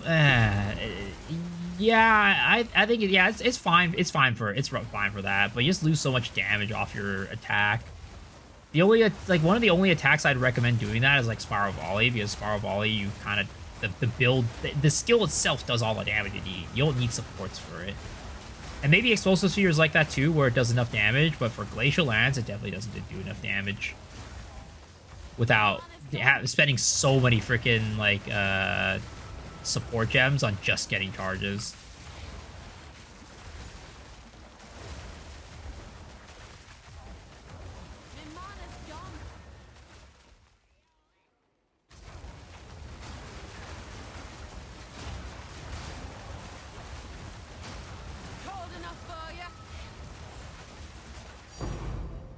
Yeah, it's definitely better on tack, but I don't know. For this build, I feel like my Glacial Lance feels a little bit weak even when I have like the full setup going.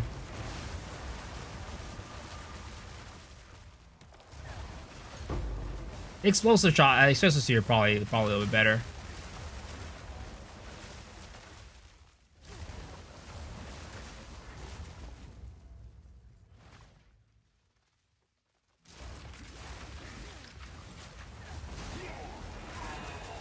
Which essence node did I take out of the 3 choices? I didn't take any of them.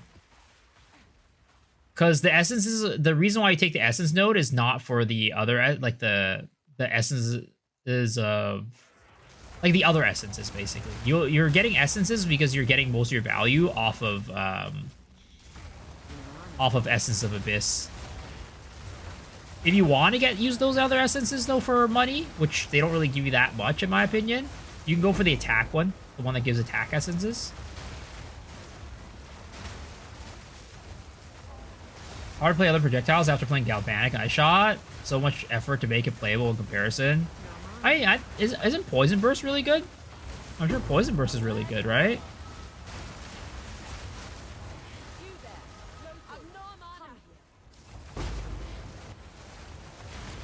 Please let Roof free. What the fuck does that mean?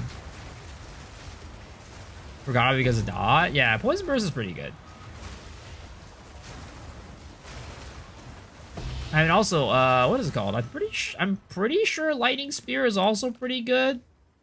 I don't know how it compares to like Ice Shot, but Lightning Spear should still be decent from what I know. And even Lightning Arrow, people say is decent. Probably not as strong as Ice Shot though. There's probably a reason why most people are playing Ice Shot over Lightning Arrow this league.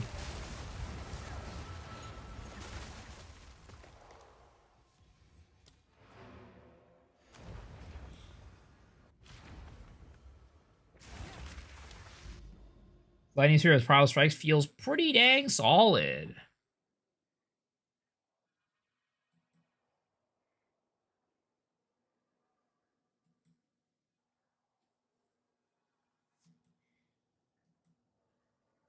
Am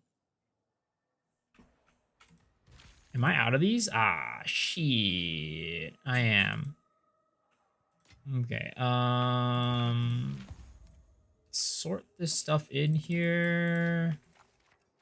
Put this stuff here.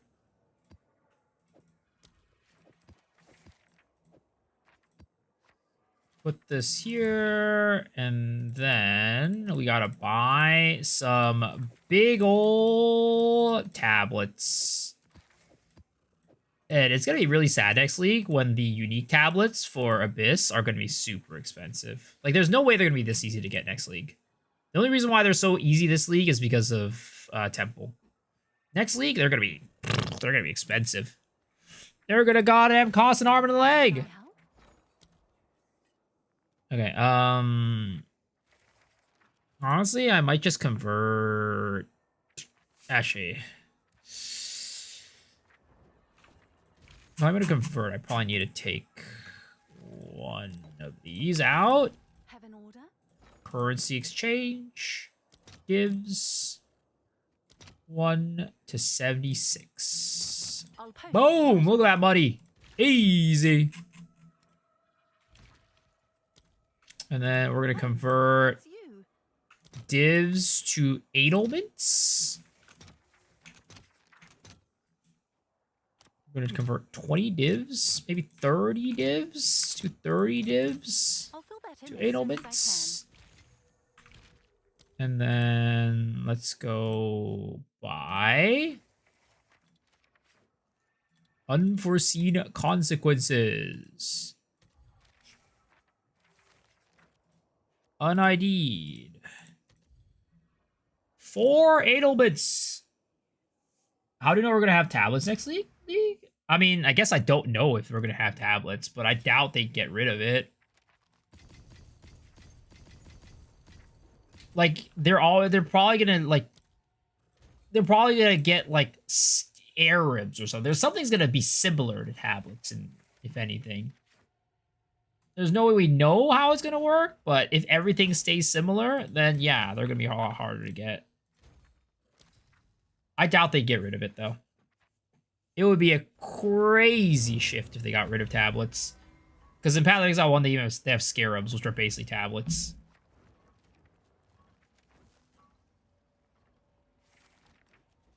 Oh, be quick about it. Haven't got all day.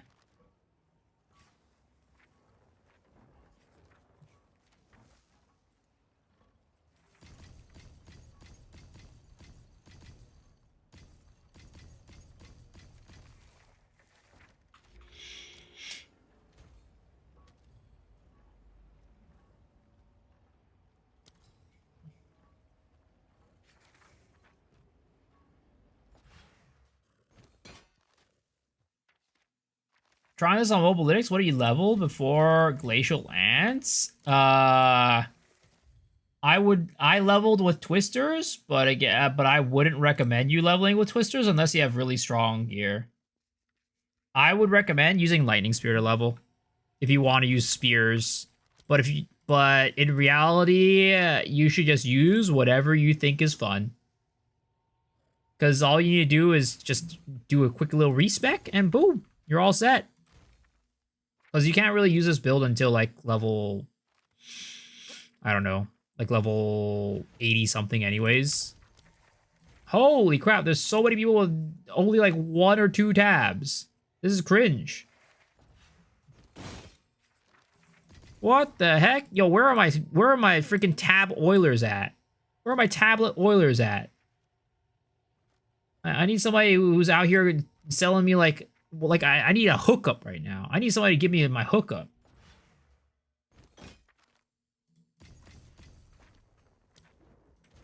See, this is like one of the worst part about buying tablets.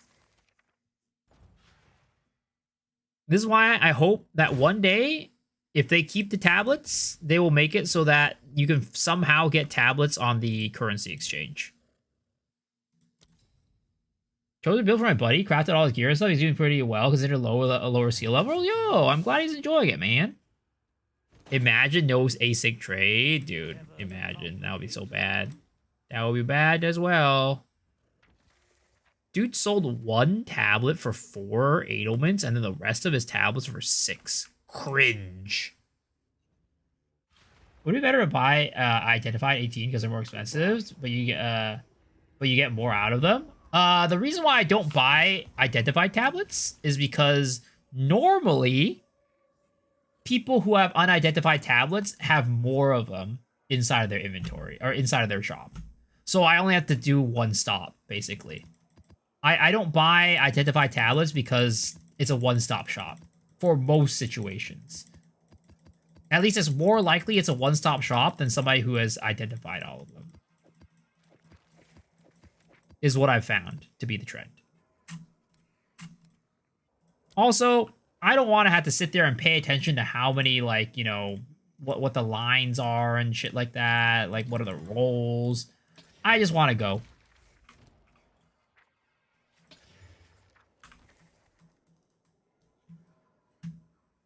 Most of them got like 5, 10 and need hopping hideouts. Yeah. I would say it's more likely that I get my full set from one guy if I'm doing unidentified than if I'm doing like some guy with like identified ones. May the sand swallow your enemies. Another 7. Oof. Can you explain roughly how to farm Delirium? I struggle to get 10 shards. The fog just ends all of a sudden. I don't get it. Well, so how I always explain the Delirium fog is that it kind of works like Breach. You know how when you step on the breach, on this breach hand, the little breach area slowly expands, right? And then the mobs don't spawn beyond that little breach area. That's a little bit kind of like how Delirium works, except if you step out of that slowly expanding area, the Delirium starts to end. So you can't move too quickly, or else the Delirium will end quickly. You want to basically move slow, like, and sometimes it moves faster than slower than others. I found it's not always like a consistent rate. So you gotta basically stay around the Delirium mirrors. If it's starting to not spawn Delirium mirrors, you're probably moving too quickly, and you need to slow down a little bit. No mana. Yeah, you gotta step on the mirrors. Right through you. It's also donut shaped, can't be too far and can't be in the middle. Is it donut shaped? I didn't even know that.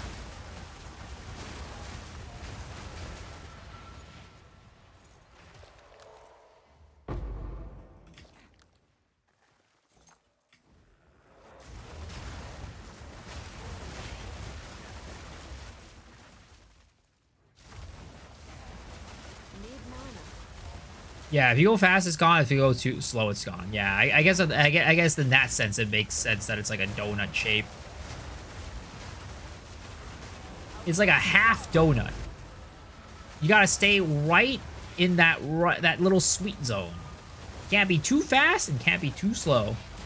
It's like the story of Goldilocks, you know? Can't be too big, can't be too small, it has to be just right. Need mana.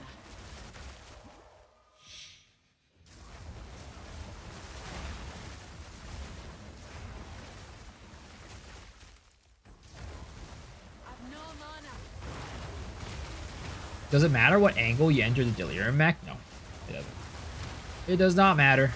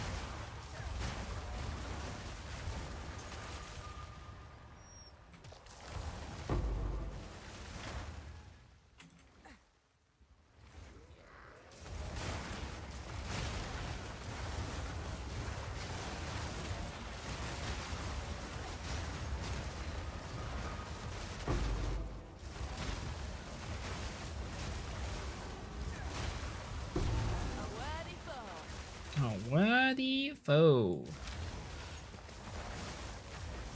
I've no mana.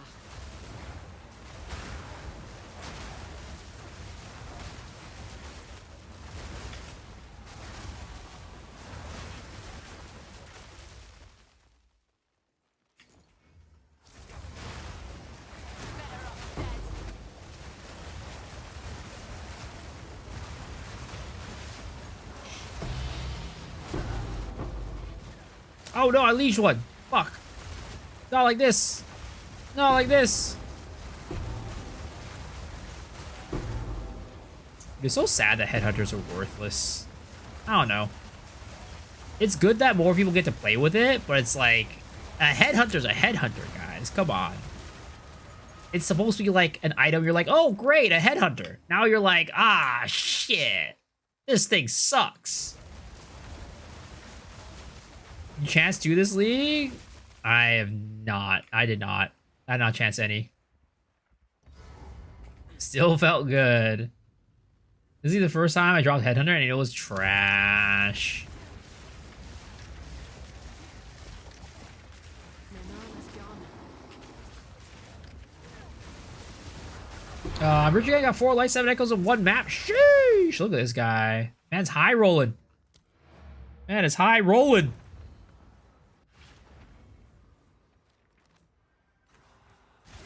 Yeah, I've actually been relatively lucky with headhunters in the past. Yo, Mr. Ninja Power! Thank you for the raid, man. Appreciate it. Welcome, Raiders. Hope you're doing well. How's your stream, man? Hope you had a good time. But yeah, I'd say I've been relatively lucky with headhunters overall in Path of Exile 2. I found a headhunter on the ground at the end of 0.2.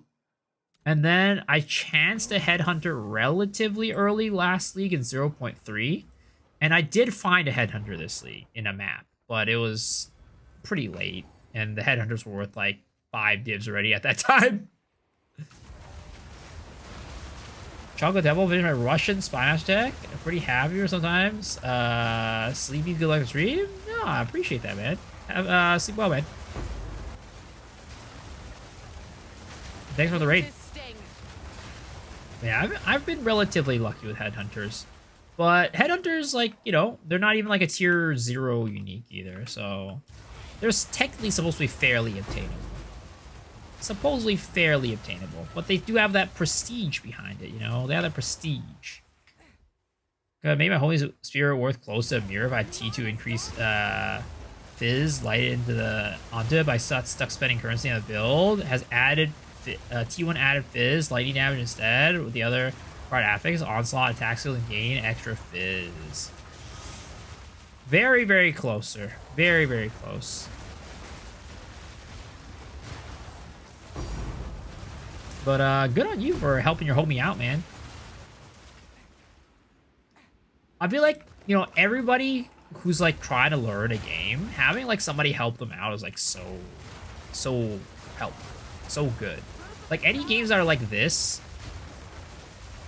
that are like a little bit hard to approach sometimes, having somebody like to guide them through it is like so helpful.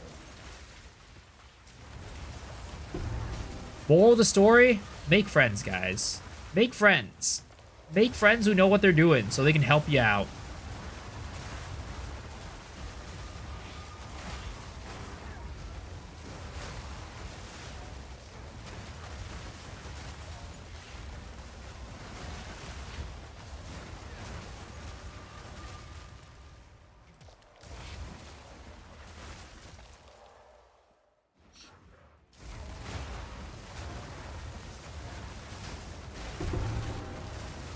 Do you expect balance changes or spear skills? Buffs, if anything. I don't see why they would do any nerfs for spear skills. I don't think spear skills were at all meta this league. So if they do change anything, I think I would expect some sort of buff. I think Glacial Lance is a fairly good position. I think Lightning Spear is in a fairly good position, but I think like some of the melee skills could use a buff. Maybe like rapid attacks is still pretty trash. Even though it did get buffed last in like this league, it's still not great. Nobody will really use it. Maybe it's because it's melee that nobody uses it. I don't know. I feel like maybe Fangs of Frost could be something that might take a look at take another look at. Maybe. Yeah, I think there's like a couple spear skills that could be taken a look at. Actually, you know what? Maybe they would take a look at Twisters. I don't know. Maybe I'm biased, but I think Twisters is like one of the best skills in the game, but it's very underrated and nobody plays it.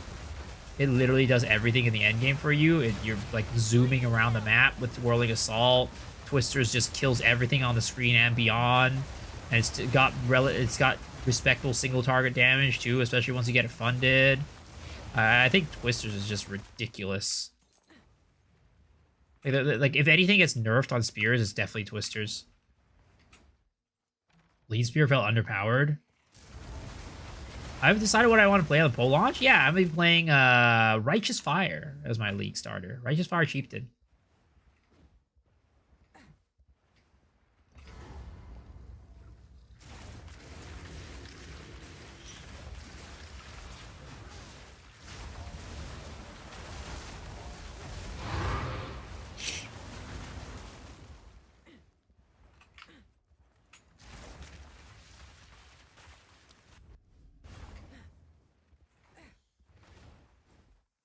I think like one of the reasons why Twisters ends up being like one of the less popular skills, despite being so good, is just like maybe probably part of it is like people try it during the campaign because it's like one of the first skills you can actually use, and it doesn't feel that good in the campaign, like at first.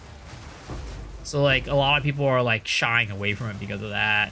Of course, if you like do it right with like elemental like having the elemental ground and all that, like this Twisters actually feels pretty decent. But yeah, I think people have like a bad impression of Twisters, which is like why nobody really plays it. It's also not a one-button playstyle, which some people might be you know, they shy away from it because of that.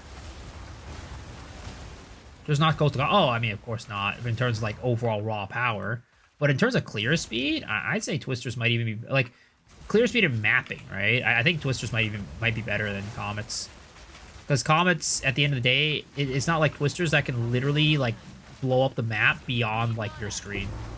Twisters can blow up the entire screen and more. Comets are still like within like your screen.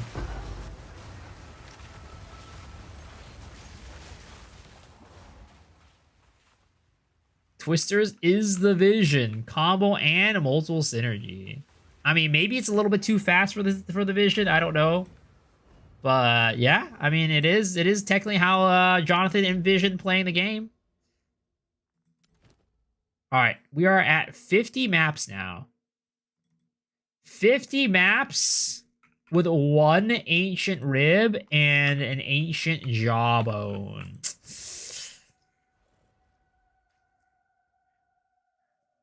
I mean, no ancient jawbones, just one ancient rib. This is what we ended up with. Not great. Not great.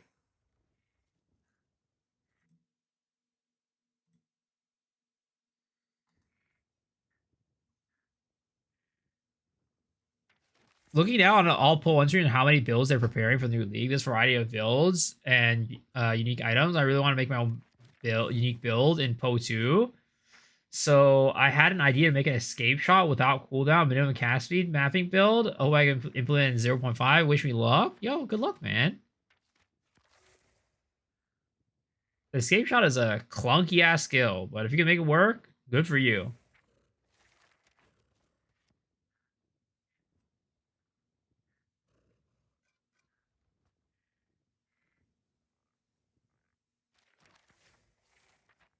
Do you say a new class and weapon? Yeah, I do. I think like if they don't add a new class and weapon, it means that something went wrong. It's not like it wasn't intentional. I don't think it would be intentional for them to not add a new class and a new weapon.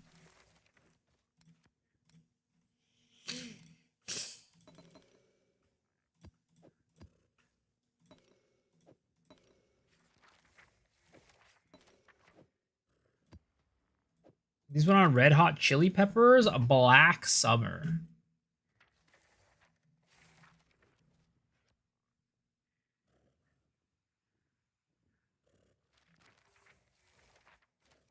All right. It is in the queue.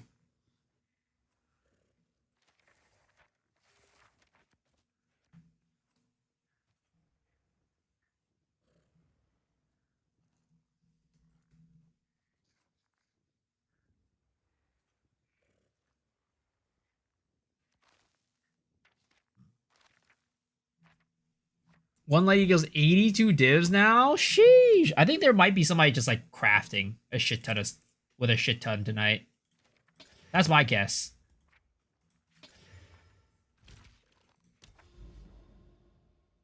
Do you already put your hands on some Po 1 builds? Maybe prepare something? I'm not gonna be playing any like my own build. I'm just be playing Pox's Righteous Fire Chieftain.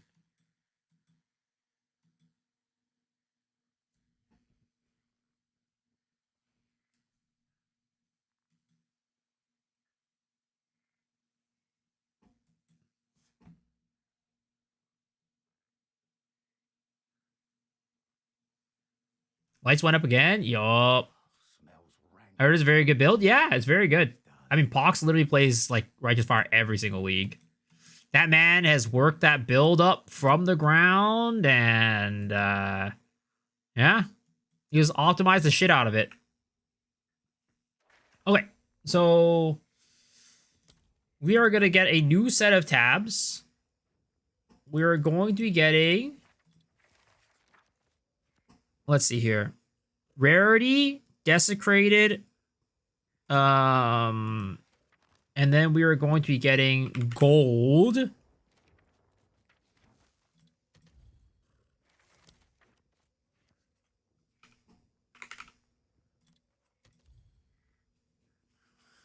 Which one is it?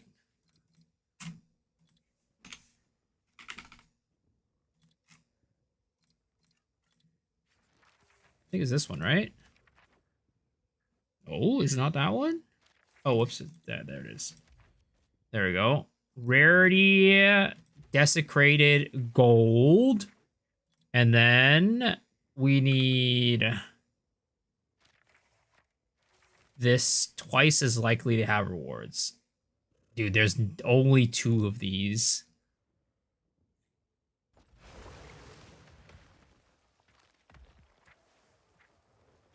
One guy rage setting all the T1s enough to raise the price of woodlings and lights. Yep, pretty much. Man, I don't know. How would I do this? How would I actually test out for gold?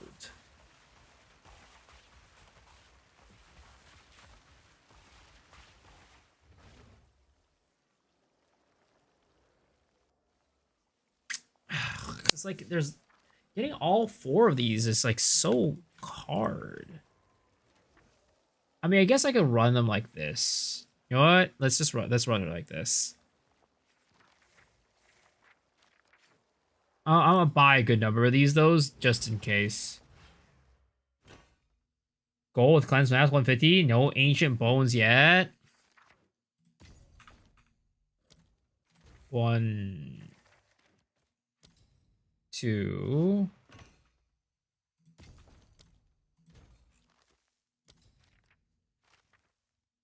We're getting at least so that more citadels will spawn. I don't know. I don't know how they're gonna handle it.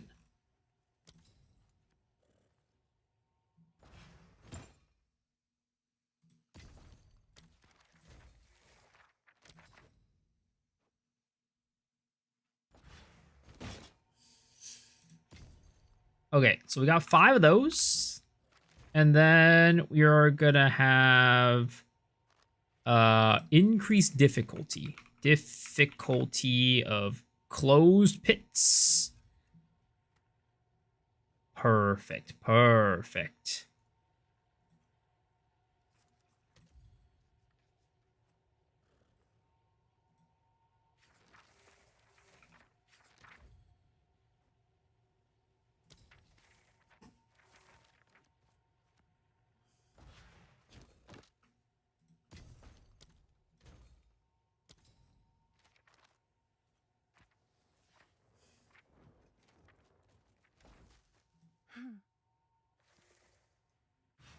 Gold makes tire prices go down.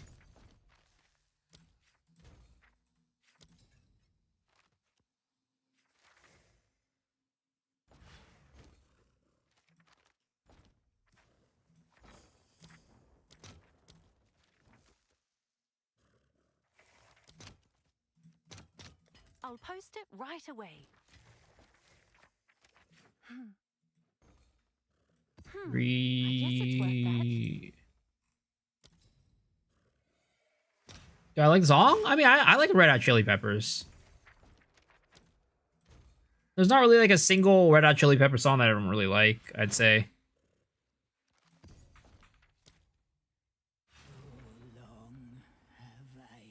You should ask your guests for some wild suggestions on what's gonna happen in 0.5 for like the podcast?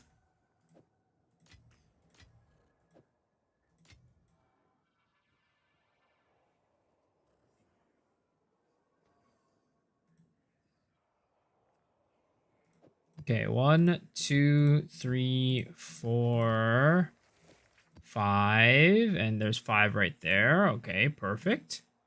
So let's go get. Do I have a free tab here? I do. All right, we're gonna do that. 1, 2, 3, 4. 1, 2, 3, 4. Nirvana? I don't really have too much of an opinion on them, honestly.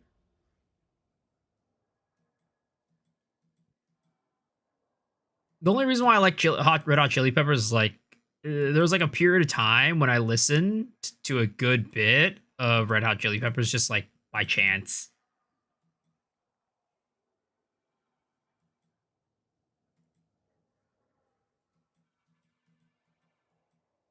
There's not really any like music that I don't really like, to be honest. I like most music.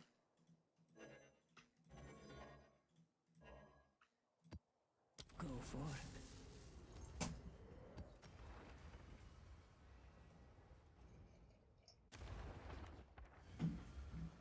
Can I have 3 divs of Bud? So, well, what do you need 3 divs for? I mean, I'm not really allowed to give away currency, unfortunately, but I'm sure somebody else in the chat is probably willing to give away at least 3 divs. Taylor Swift Love Story? Oh, damn, dude, a classic. Honestly, though, that's a banger song right there. This is my love story, baby. Just say yes. Ding, ding, ding, ding, ding.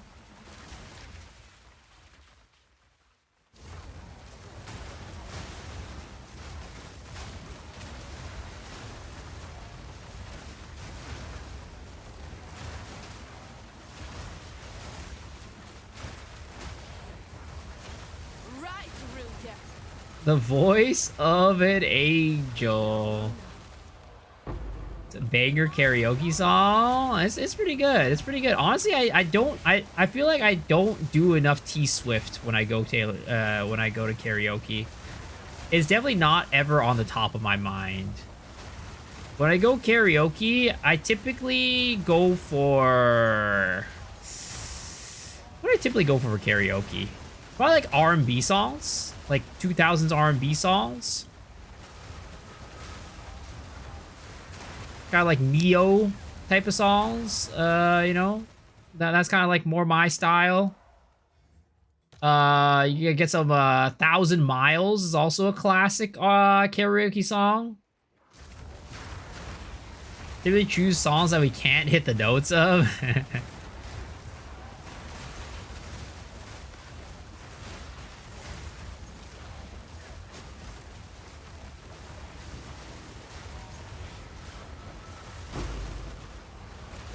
Anime songs, always classics.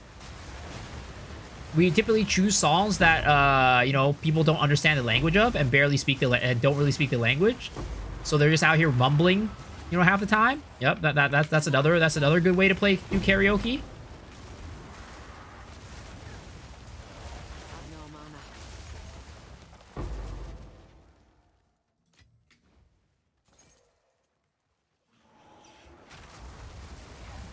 Went to a work Christmas party with karaoke and some girls and HR singing rap songs, dropping N bombs everywhere. Sounds like a great HR department you got there. Wasabi? What's that?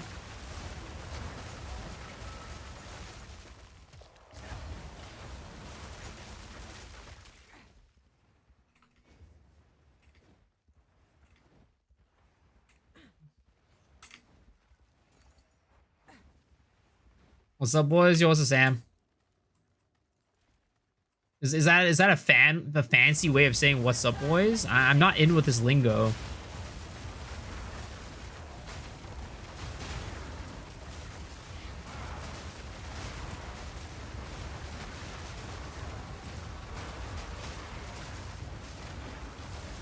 Oh yeah, I'm doing difficulty of pits. Hopefully this character can handle it, is what I'll say. Hopefully this character can handle it. I think it can, but it might get a little bit difficult at some points. We'll see, we'll see. I almost forgot that's what I'm doing. I gotta be careful. I'm gonna get clapped at some point. I could already feel it. I gotta feel it on my bones. My ancient bones.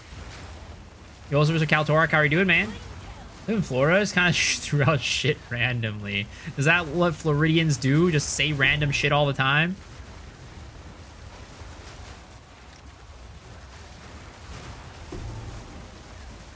Dude, I got dono walled by my cousins tonight.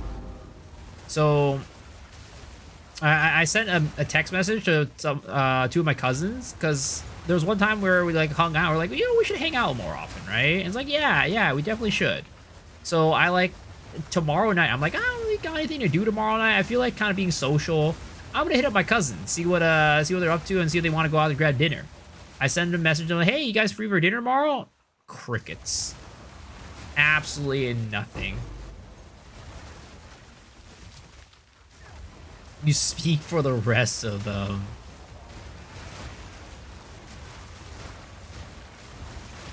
Or you can't speak for the rest of them, I see. You know what? From now on, I'm just gonna think that Floridians are out here saying some random shit all the time. Because of you, sir.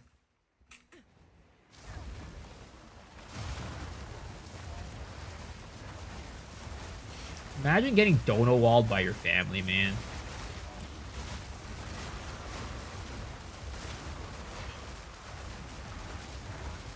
As a Korean American, I confirm this. Wait, what do you confirm? Yo, what's up, Mr. In the Shadows? How are you doing, man?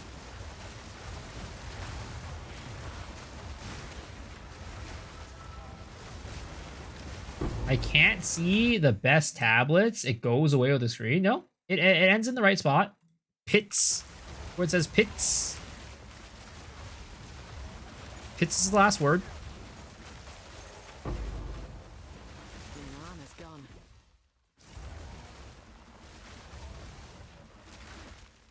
I'd eat dinner with you? Thank you, sir. I'd eat dinner with you, too. I mean, we'll probably grab food together quite a bit in New Zealand, I'm sure. I'm sure of it. We'll be hanging out a lot, spending some good old quality time together with the boys. Infernalist? No, this is a Ritualist. How's the farming going with good tabs? We just started the first round of using the good tabs. We just started. We're one map in with the good tabs, but with the good tabs, or sorry, my previous test with the good tabs, this was what we got in 50 maps. This is what we got in 50 maps with the previous one of good tabs. If I do 60 mil damage with Flicker, is it good or bad? Sounds pretty good. Sounds pretty good to me.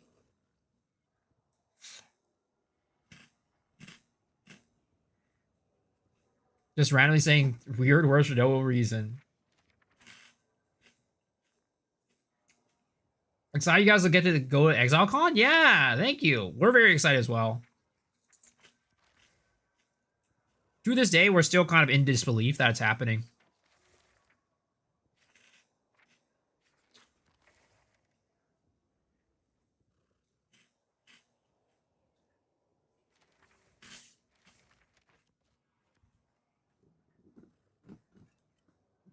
Very crazy indeed.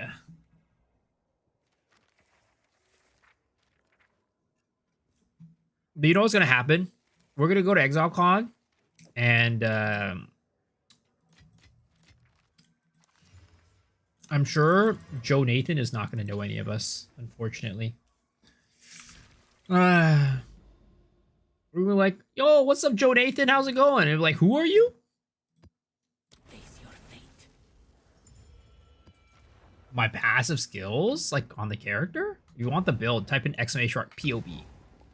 Type in exclamation mark POB.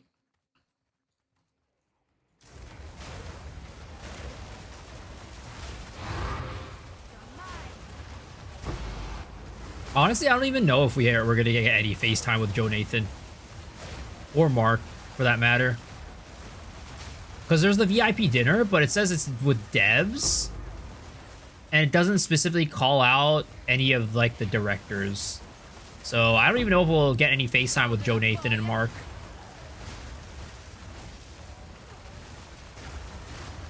I'm sure we'll probably see like Octavian, Zachy, Andrew, those people. But I don't know about Joe Nathan or Mark.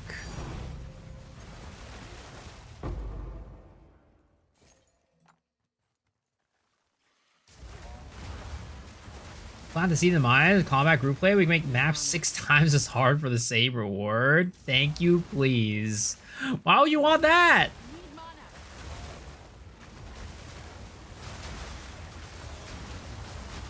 Why would you want to work 6 times as hard with this for the same reward? That's crazy talk.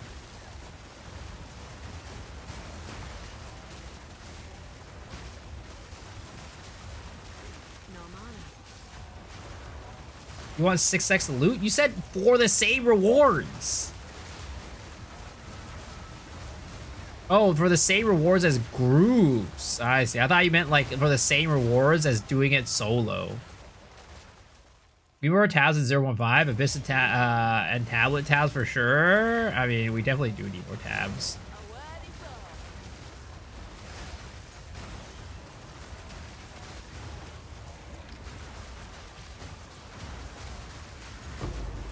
I don't know if I can plant that in their heads, but I'll at least try to plant, like, please give Miso X Shiro a streamer client for once. That's my goal. That is my goal for ExileCon. I don't care about what you guys say. My goal is to get them to give me a streamer client. As long as you share... Nope, all for me. It's a streamer client for a reason, guys. Are you guys streamers? No? Alright, you ain't getting one. Explosive gas Merc on what ascendancy? I mean, if you're playing Merc, I'd probably play it on, like, Tactician. Oh, I'm getting freaking booty slapped right here. Tactician or Witch Hunter? Tactician or Witch Hunter? Actually, I'm probably Witch Hunter. I do on Witch Hunter.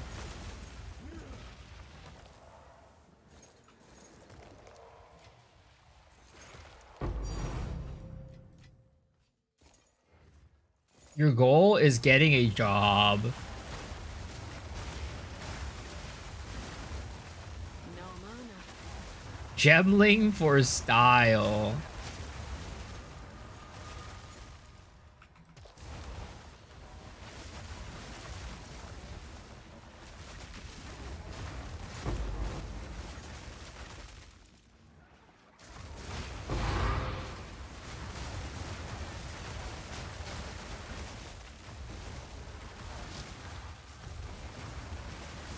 My goal is to get a job as a janitor at GGG. I want to know all... I want to get into, like, all the dirty shit that happens at fucking GGG. Because I know there's a lot of fucking dirty shit that happens at GGG. I want to be that guy who gets to the bottom of it. They say that the most successful companies have the dirtiest shit going on. And I would say that GG probably has some of the dirtiest shit going on in the background, if that's the case. They're purrs. What the fuck, huh? That's crazy.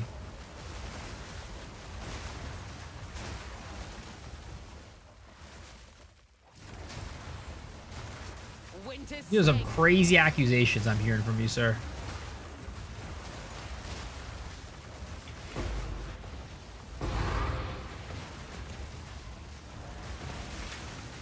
Oh! Slandering the good name of me and GGG employees in one sentence? Insane. Amazon employees were definitely RMT for Lost Ark, even though I know proof it has to be. Oh, yeah. There's no way Hardcore Henry just happened to hang out with all of the people who RMT'd in the game.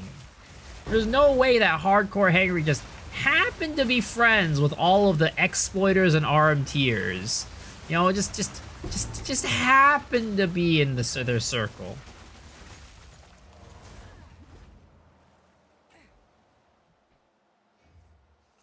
You can write some DPS equation on the board. Goodwill legion.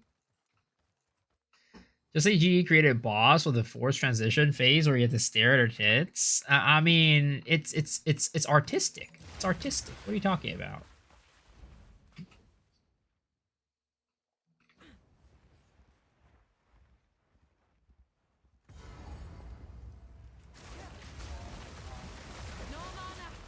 What the fuck is this guy doing? Hold up. His hitbox is wonky as fuck.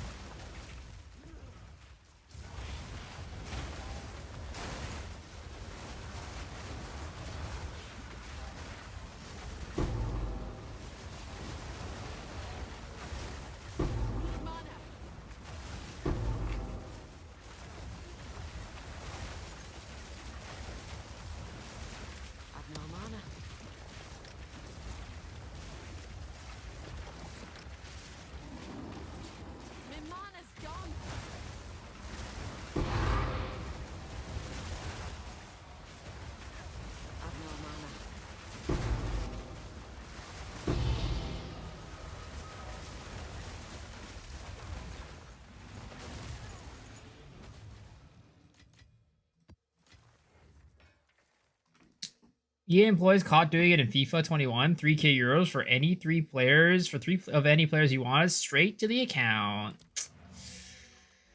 I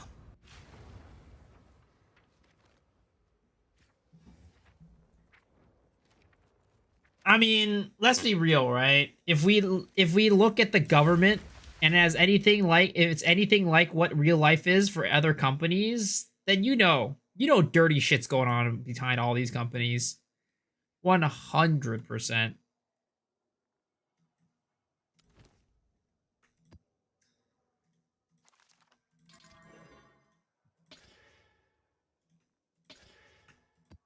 I always say this, you know? There's a reason why certain people get to the top.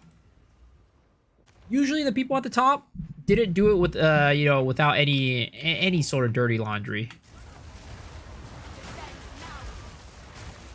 You got it set to M for mini, when it should be set to W for Wumbo. It worked!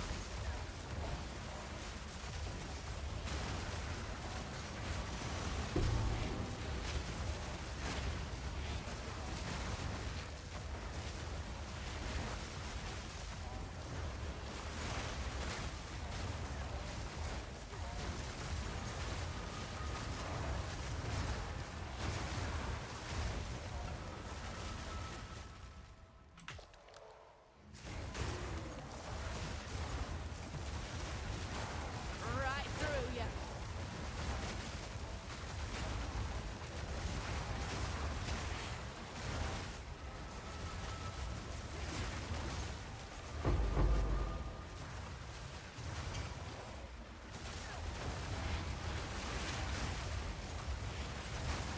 Ooh, ooh, ooh. I almost leech that. I almost leech that shit. Oh, wait, oh, God, lithomatic runes hurt. Lithomatic runes hurt like crazy. Dude, I hate lithomatic runes. They drop so many of them. They do so much damage. Ooh, an Omen of Light. Nice. I lost a lot of runes on my temple, but thank God I roll Venters tonight, so I guess it's all right. Damn. I'm sorry. I'm so sorry to hear that.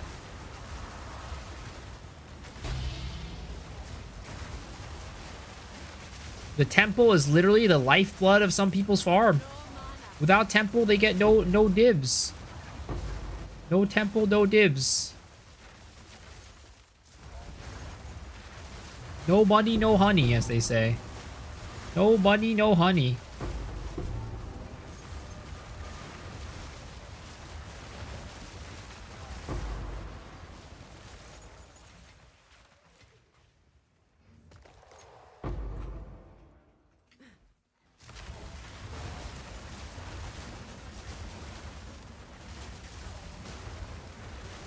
What was the previous build I was playing with the bow and the electricity? It was a Ember Fusilier Blood Mage. You can type in !EF and it'll get you to the guide.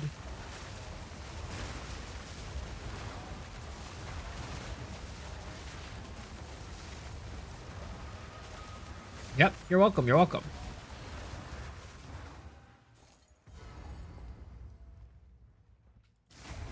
Guys, we're so close to finishing the experiments.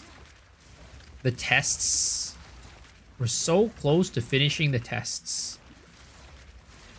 I could smell it. And then we move on to some Path of Exile 1, baby. Aren't you guys excited for Path of Exile 1? I know everybody in here is a fan of Path of Exile 1, right?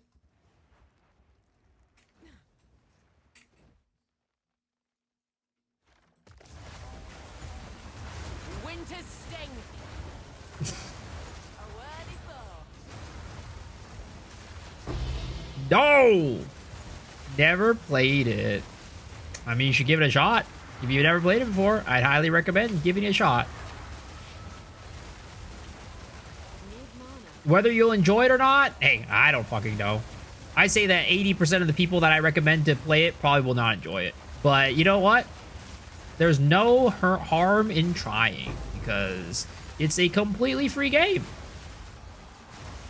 It's completely free. Oh god, this is bad. Ooh, I'm in a bad position, boys.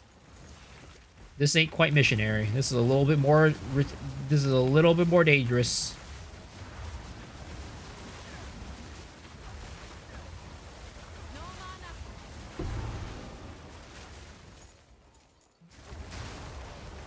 Tried to enjoy the campaign, just got bored. Yeah, like I said, most people aren't going to enjoy it. I don't think most Path of Exile 2 players are going to enjoy it. Why does it sound like you guys all have phones, right? Will it be fun as PoE 2? It depends on you as a person. I'd say, like, if you like complex systems and, you know, building characters and making builds and, like, doing all that type of stuff, PoE 1 is a really, really nice place. But if you're the type of person that is not really as into that, it's not as fun. I think PoE 2 as a game feels way better to play. Like, the act of killing monsters, right? Just like the act of killing monsters feels way better in PoE 2. But, like, all the in-depth systems and ways to farm money and the amount of content that the game has, it's definitely second to none.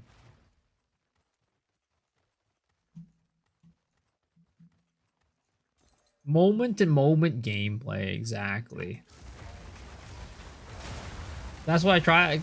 So I told when I tried cock for the first time, never looked back. Hey, you know, that's how you learn. That's how you learn. You gotta give it a shot. If you never try out cock, you'll never know if you like it or not. Delho fluffs is all that matters.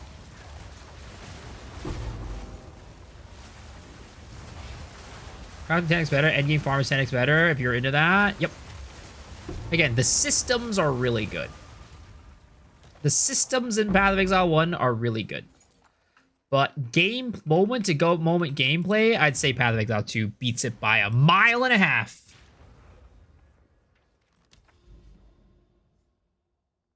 Cast on critical? Of course. What else will we be talking about? What else will we be talking about?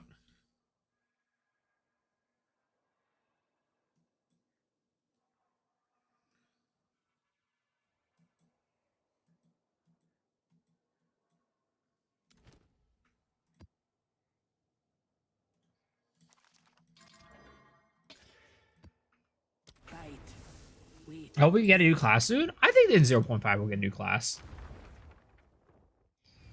You have a good Twister build that you recommend? Yeah, go check out 787 Prada's Twister build.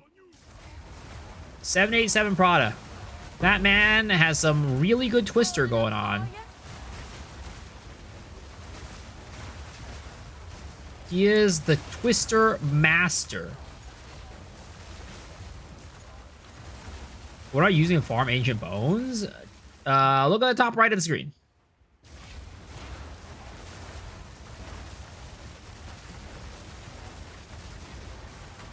I think on Pinnacles and Pull 1 have better moment-to-moment gameplay. Yeah, I'd say so.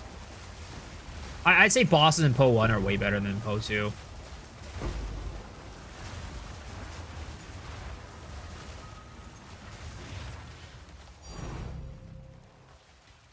They're more interactive, they're more challenging, they're more rewarding.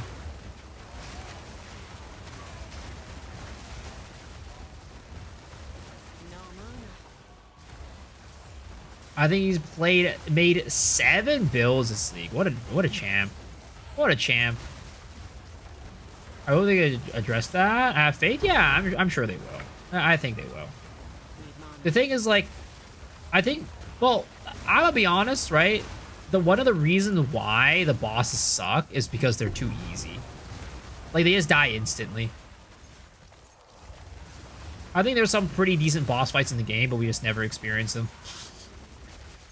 Because the bosses die too quickly. There is some jank with Arbiter, though. If you get rid of the Arbiter jank, I think the Arbiter fight is actually pretty cool.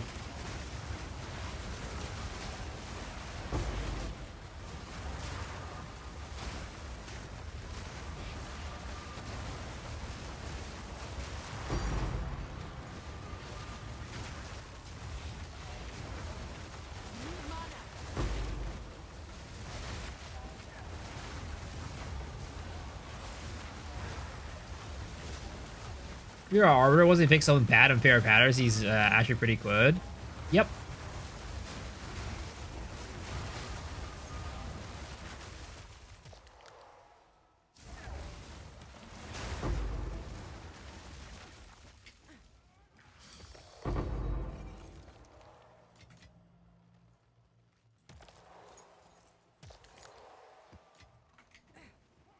Shut up about your savior.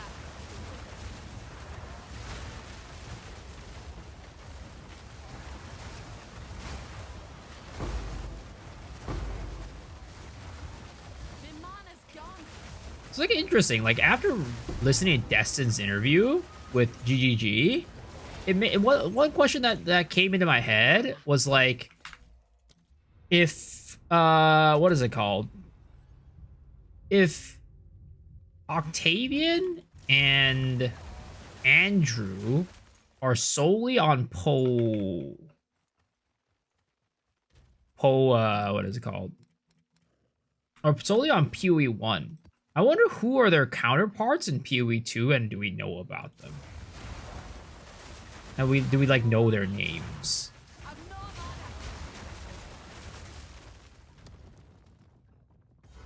Or are there any people that are solely on PoE 2?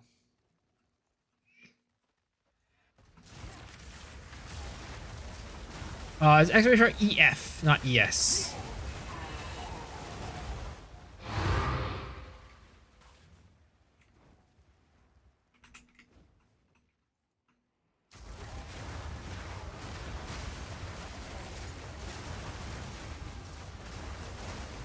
Also, Cal, when are we gonna get interviews like Destin does every single league? When are we gonna be able to get interviews with Mark and Jonathan every single league? Does he have like an in with GGG? Right through ya. How is he doing this every single league? He doesn't even make PoE videos. That's not even what he does.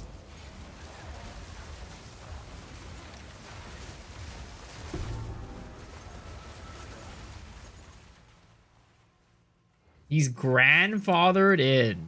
From what? From what? From when? He does have an in? Dude, we need an in. We need an in. ExileCon, we go make friends and schmooze with some GG folks, right?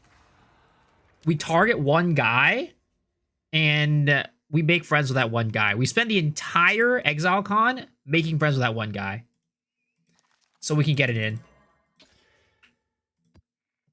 Fight with fury.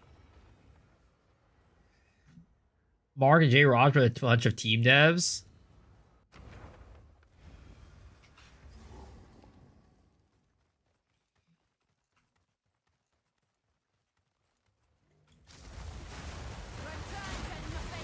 Let's harass him the entire time. I don't think that's the play. We gotta aim a little bit for somebody who's you know, reasonable. I don't think Jonathan is gonna, Mr. Joe Nathan is gonna give us the time of day.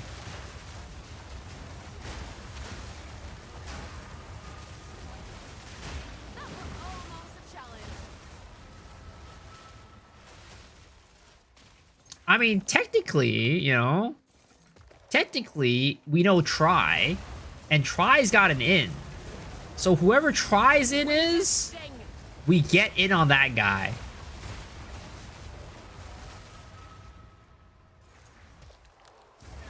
We get in on that guy, make friends with them, and maybe we'll eventually get an interview with J. Raj, Mr. Joe Nathan. Mana. I swear to God, man. I swear to God. It ain't fair. The mana's gone.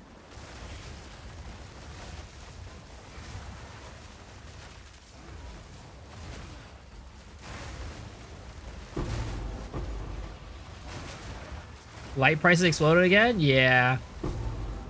But I don't know if it exploded because, like, they're actually going up, or if it's like there's one guy who's just, like, crafting them like crazy tonight. Like, crafting with them like crazy tonight.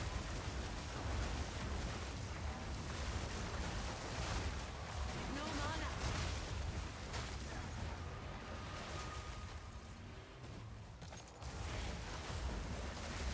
Because they went up way too much for, I feel like, to be natural.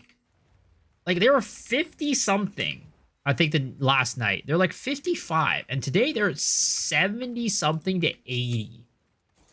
Like, I don't think that's natural. That's not a natural inflation, in my opinion. There has to be, like, some guy just going ham on them. Jay Roger, you get to your question directly. You know, honestly, you're right.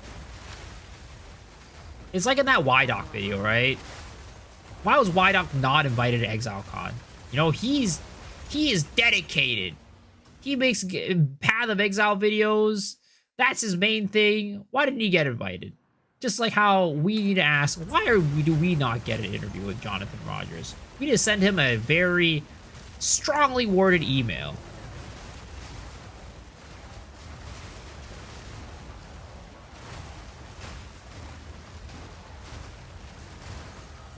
I think it's crazy, though.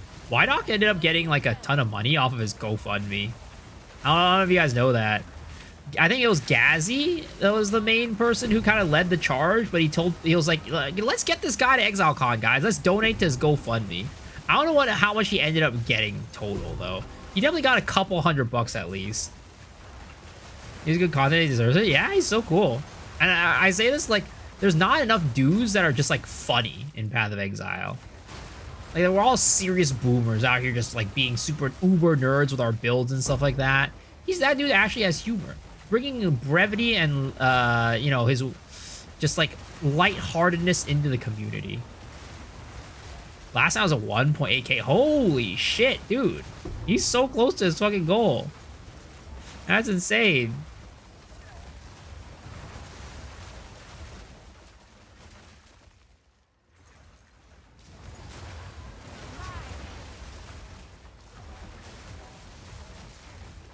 Need mana.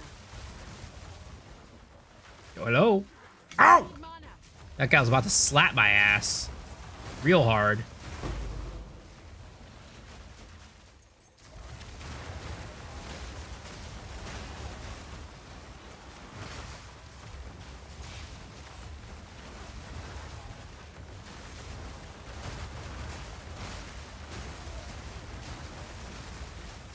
Won't go home without you. 87%, 1.7k raised out of 2k. God damn. That's insane. That is actually insane. Good for him, man. It's funny too, because like I mean I don't know how serious he was with the video, but I know that when he first initially made the video, it was just satire, basically, right?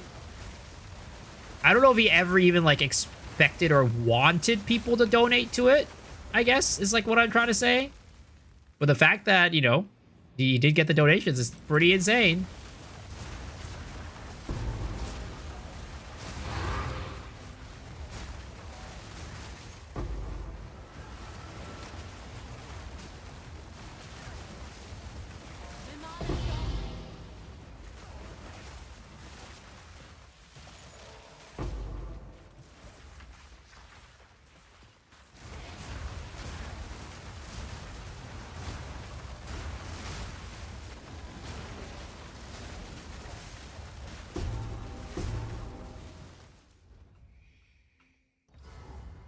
Mike Perry is a secure character that Wydock made up. I mean, it is.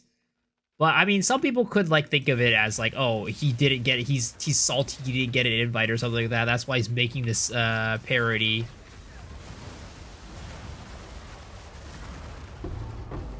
I don't think he was expecting to take any fun of it. Yeah, I definitely don't think he was expecting it. It might have been like a situation where it's like, oh, you know, wouldn't it be funny if people actually donate to this type of situation?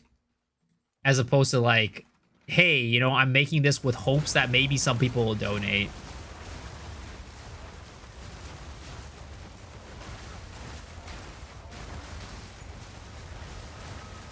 Mike Perry.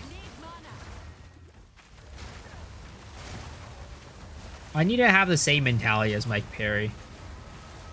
Maybe then I'll finally get an interview with Jonathan.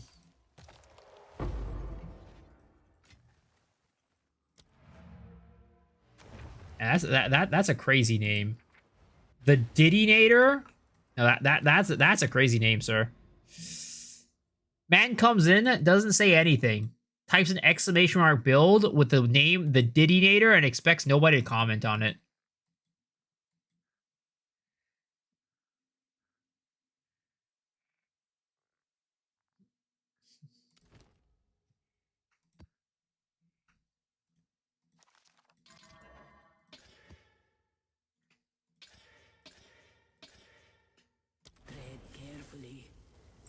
If Mike Perry gets frown fighting, that means Mike Perry has to be the one going to Exile Con, not Y-Dog. So he has to be in character the whole time. That would be so funny.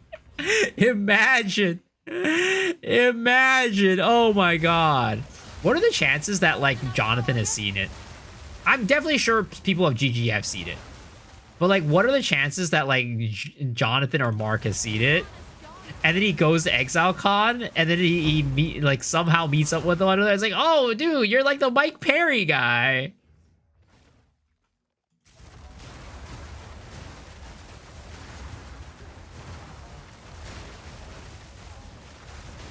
That'd be so funny.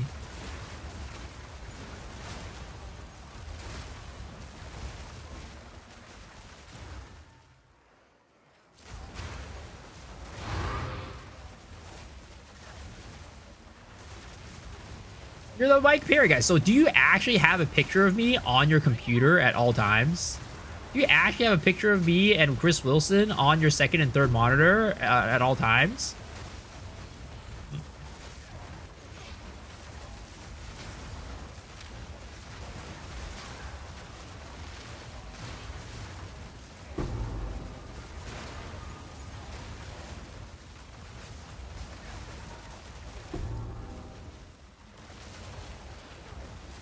I'm trying to get the 57 Alex points in Poe 1, but I keep getting sidetracked with all these cool-ass mechanics I've never seen before.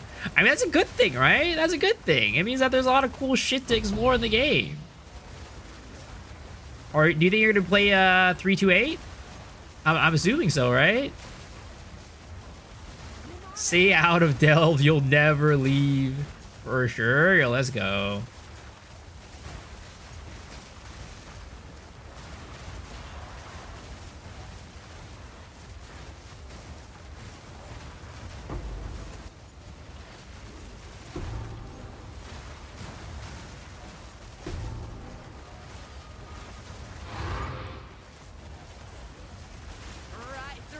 Last time I played was Delve League. Damn. He is the Delve guy.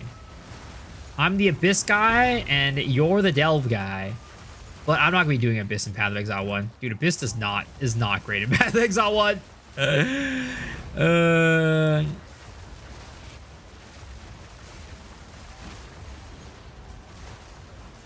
I'm more of a stack decks enjoyer.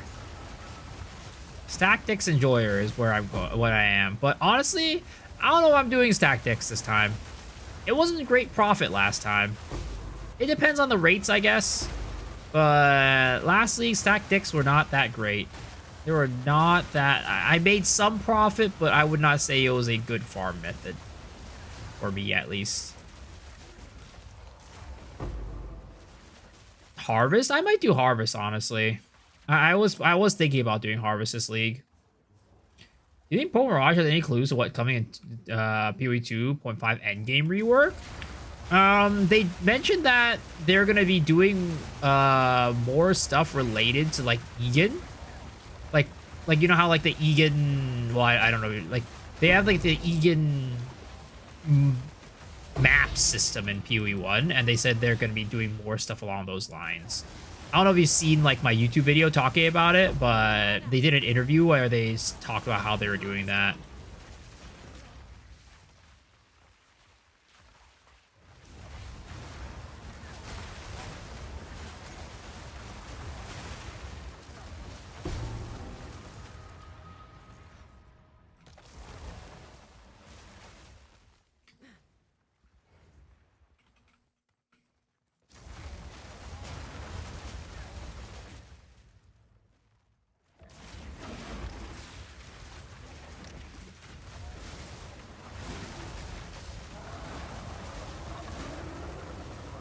Fighting's kind of fun. Betrayal's kind of fun. I have no idea what I'm doing. Heist is awesome. Dude, those are all league mechanics that I do not like. Too complicated for me. I don't have big... My brain too small for those mechanics.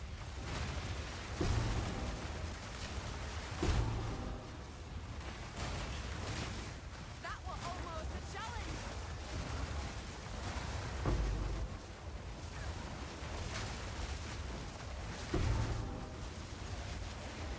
The man is gone. The man is gone.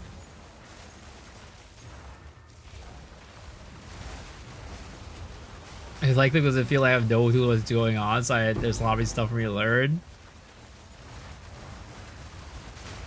That's a very positive attitude, honestly. Going into things and being like, you know what? I just want to learn more about this. That's a very positive attitude. I wish I could have that attitude on things that you know, on everything. I'm only interested in learning about the things that I care about. If I don't care about something, I don't give a damn if I learn it or not.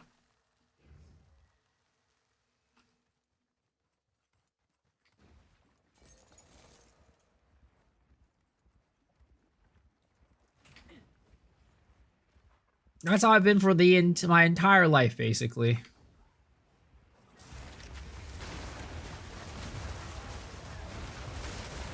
Right, Ruger. Is room to grow. Yeah, maybe that's why I'm so small. Well, I fucked up. It's already too late for me to grow at this point. I'm past that age. No room for growth for me. Only ways to grow are through medical means, I guess. Artificial means. Those are jacket. How's it going?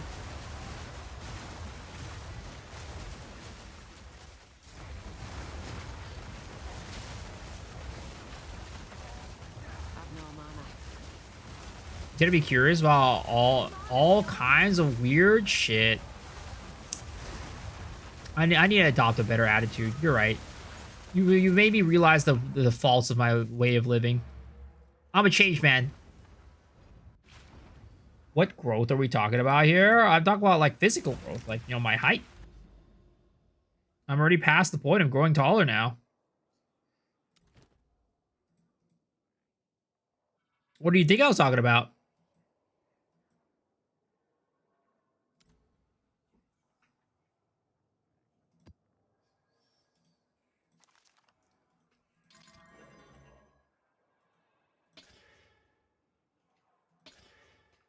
Guild Wars 2 grind? That's why I'm forgetting about the streams? Damn, dude. It is what it is, man. I get it. Guild Wars 2 is just better than me.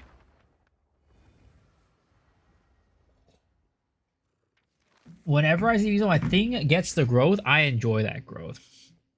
Interesting. Got a rarity of 168 with an amulet before opening a chest, an overrun, and I got an ancient Jawbo. I don't think character rarity affects chests. But you know what? I'm sure it helped. I'm sure it helped.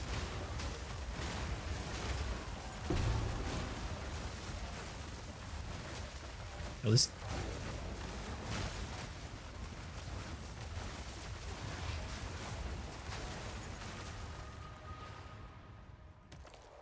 IRL leg extension surgery stream? Dude. I don't know about that one. I don't think I'd afford it. I don't think I afford it. Unless I go to some quack doctor in the middle of nowhere, like a third world country, who may or may not make my height grow. I might never be able to walk again. Dude, that's what happened to a Lost Ark streamer back in the day. He went to like, I mean, I guess it wasn't a third world country, but he was at Mexico for a wedding, and like he was at his hotel and he tripped and fell down the stairs and he broke his hip, and like basically he had to get surgery while he was in Mexico for that, and like apparently that just like fucked his hip forever. Like literally he came back to the States and the doctors were like, yeah, whoever did this for you did not know what the fuck they were doing. And they had to basically get another surgery on his hip to like fix the fuck up that the doctor in Mexico did. And like his hip has like never been the same since. I mean, it's a lot better now, luckily, but I don't think it's ever going to be back to like 100% because of what happened.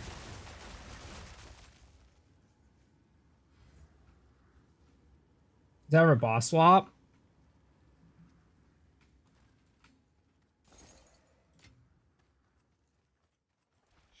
That sucks. Yup. Mr. Stoops. Mr. Stoops. It's a shitty situation. I broke my arm a week ago. Can't play Poe 4 weeks from now. Oh, shit. Sorry to hear that, man. Hopefully you have a good, steady recovery. The hunter becomes the hunted. Think there'd be an MTX drop or something during Mirage? Oh, 100%. I feel like, as far as I know, I don't think there's been a single league in the recent past that hasn't had both drops and like sub drops. Got a second jawbone in the same map? Sheesh!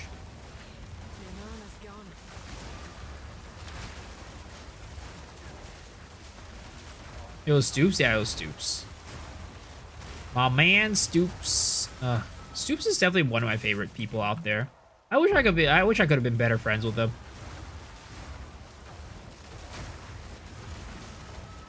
So kids, don't fall down the stairs and break your hips. New farm method? I mean, sort of. Sort of.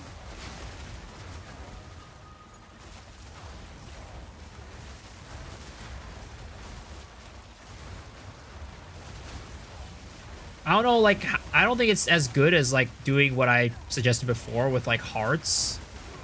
But it's definitely a method that seems to work.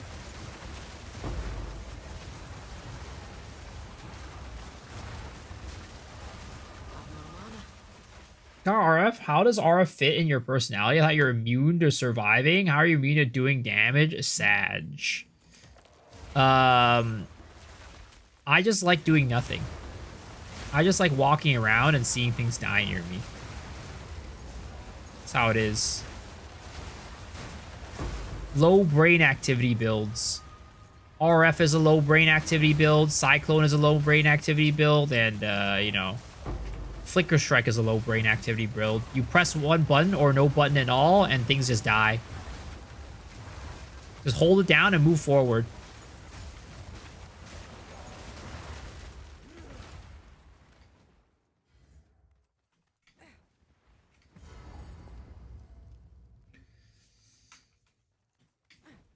Saying RF people are low brain? No, I'm saying it requires low brain activity. I'm not saying people are a low brain for playing it. I'm just saying the build requires low brain activity. Elementalist, Cyclone, log in, baby!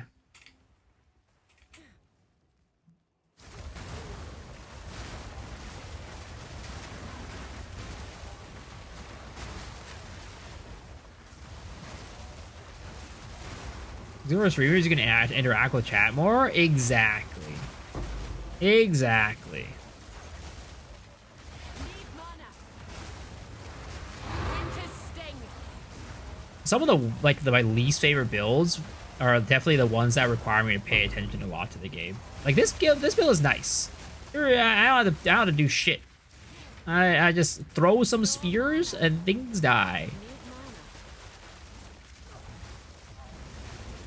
mana. Oh!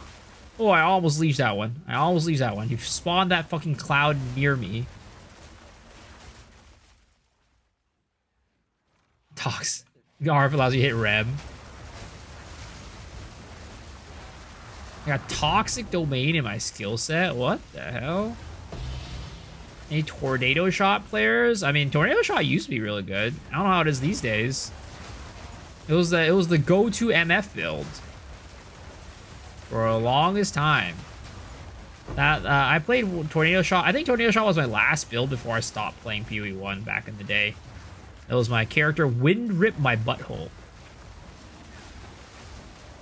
I've no mana. No mana. My character's name was Wind Rip My Butthole.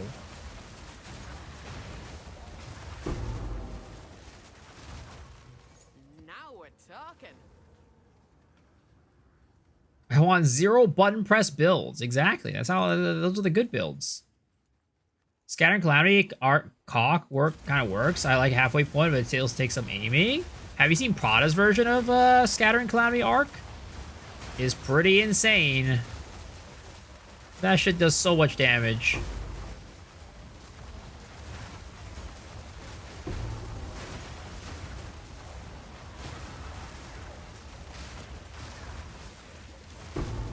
My mana's gone.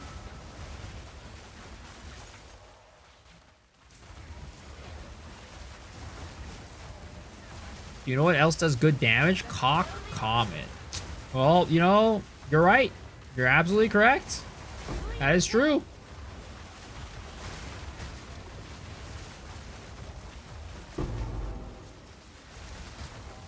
You know what else does damage?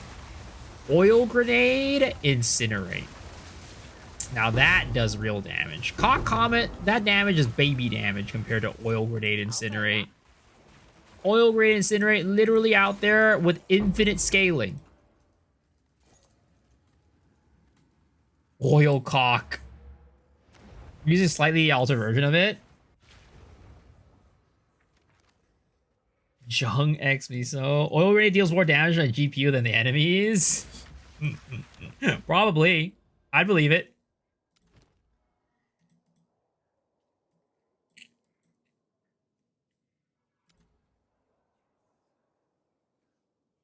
Oh my goodness gracious.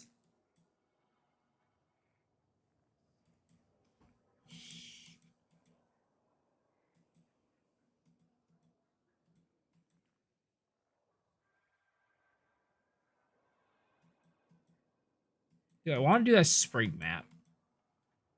But it's already completed. I guess we do Blooming Field. Blooming Field's not bad. I like Blooming Field. Face your fate. Opposing players really like huge and strong cock. It is true. It is very true. Oil thing is a bug interaction. It doesn't count.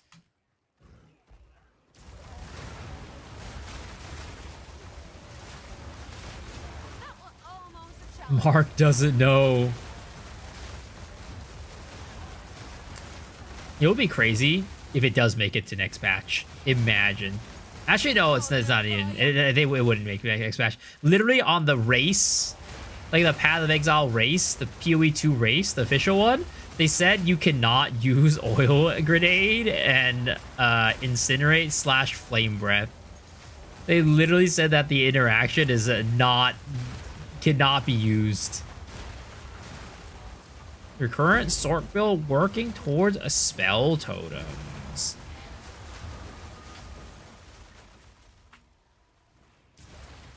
Need mana. It's Jover. It is Jover.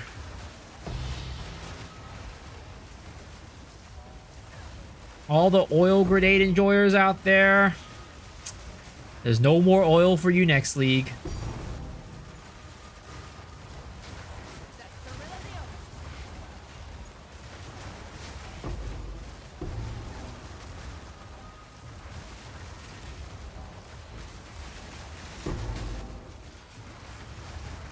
There be some sort of what? Lube, huh? What the fuck? Get this guy out of here. This is a family-friendly stream, all right? My mana's Sir, can you stop talking about such obscene things?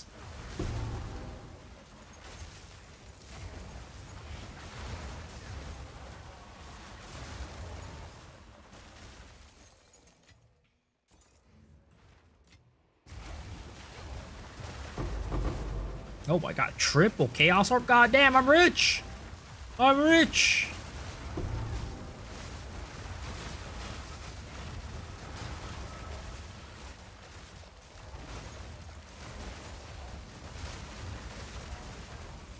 no mana.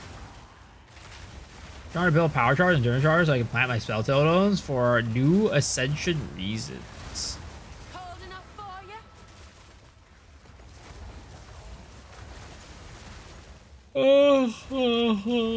I'm starting to get sleepy, boys. It's almost that time of the night. It's almost that time of the night. My mana's gone. Lubricant is a normal thing where there's friction between two surfaces.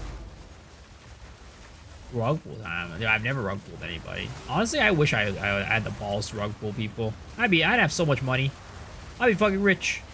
I'd walk around with Jeff Bezos level money.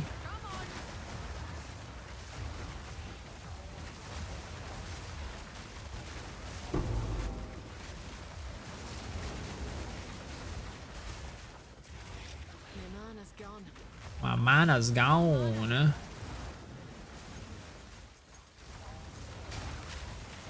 Liege rug pulling. Flood the market. See, if I could, I would have done it already. All right? If I could, I would have done it. You missed your chance to make a shit coin. Maybe next run. Dude, you know, the craziest thing was that, like, wasn't there that one kid who, like literally a fucking kid who, like, made, like, a crypto coin and, like, got, like, $20,000 or something like that off of rug pulling the crypto coin? He was, like, in his teens or some shit like that.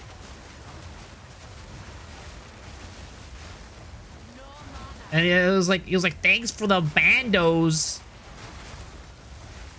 And that was like his last message before he closed his live stream. Need mana. You used to have anal mints? True. I need to find like somebody who can help me like put those into production though. I need to find somebody that'll help me put those into production. Because at this point, it's just an idea. Older Pathfinder trying to turn a Wyvern build, fixing slowly. Wyvern Pathfinder is nice. Wyvern Pathfinder is very, very nice.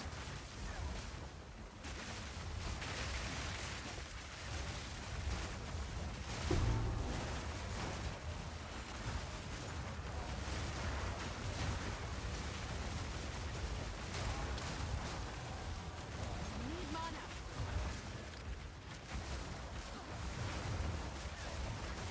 Right through ya.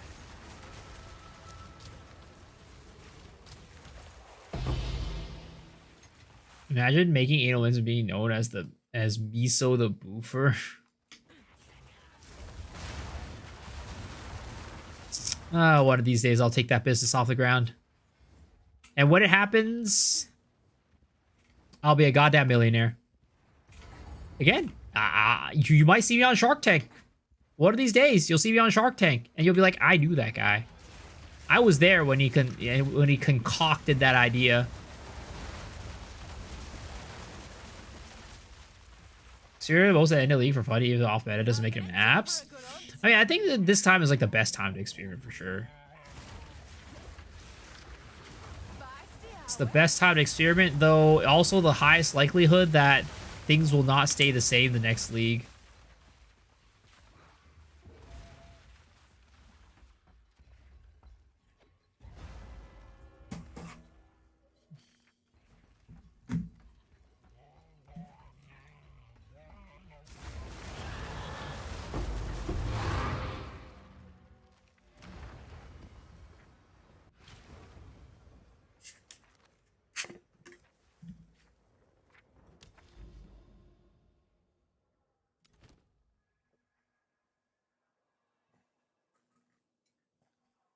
Man. All right. 8 maps in and still no bones. What is going on here? Are we getting cucked? Still no bones.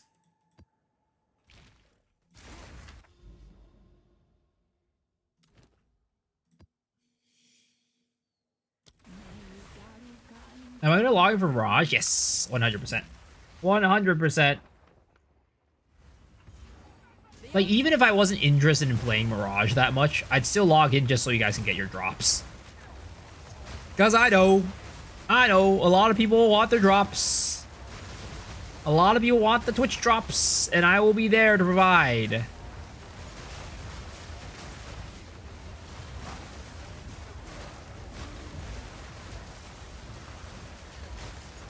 But yes, I'm going to be playing Mirage. I'm playing Righteous Fire as my league starter, and I'm very excited. How magnanimous of me? Yep, you know it. That's just the type of person I am, man. I'm here for the people. I'm a people's person. I'm a people pleaser.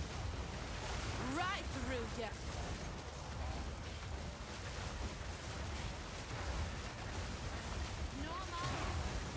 No more. What can I say?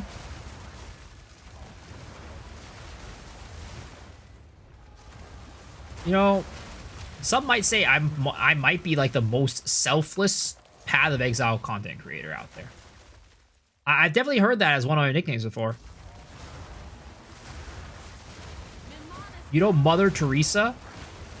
How about Father Miso? Have you heard of that phrase before? I'm pretty sure there's somebody who out there who calls me that.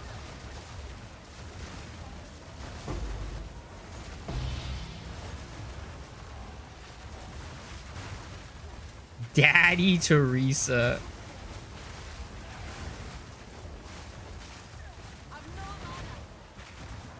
Oh god, this is bad. This is bad. Stop. I'm trapped.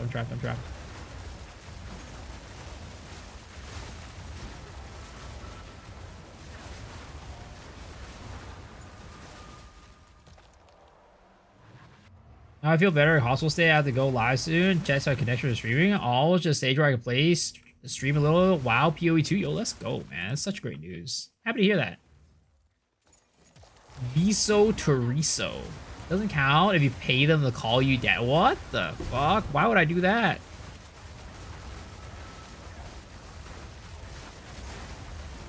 Will you guys ever rent a girlfriend? If you ever went to Japan? Like, if you go to Japan? Would you do that? Let's say you were, like, single. If you are not single right now. You know, would you ever, just for, like, I don't know, the novelty of it, right? Go and try to rent a girlfriend. Now, make me sad. Why would that make you sad? If you had a djinn to give you 3 wishes, what would I wish for? Just like in life?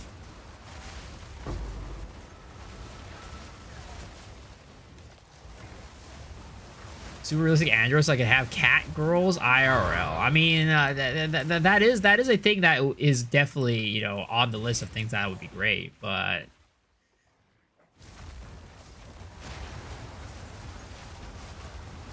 why would I rend? I read Rend a Girlfriend against my will. I know how that shit ends.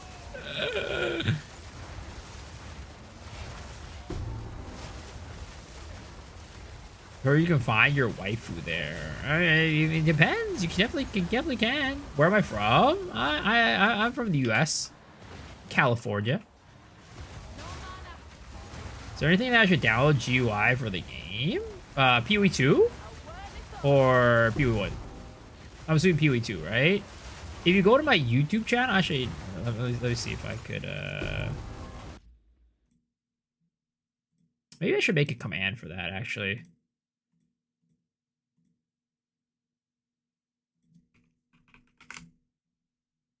Here you go, sir. Watch this video.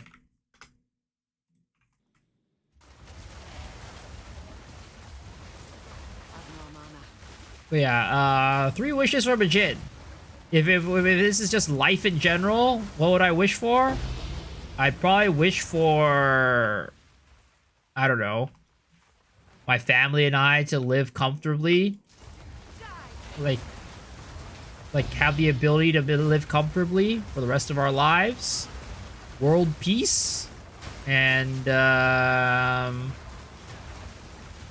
don't know.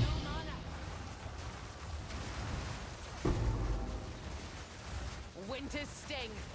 Those are probably the only 2 things I really would want. It's not really anything else. 3 more wishes? Oh, I'm assuming that I can't do that. Jonathan waifu pillow. I don't know that one. Honestly, I don't even need a wish for that to be able to get it. Not wishing for mirror drop, fake Poe player. Got an ad. Couldn't hear your response. If you scroll up a little bit, I posted links or a link. Just go to that video and it'll tell you about the tools that you could download for Path of Exile. Need mana.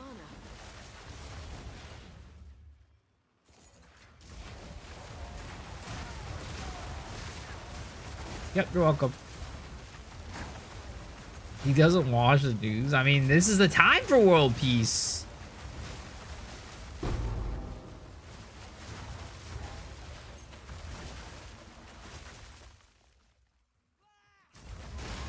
I don't really have many desires in life, to be completely honest.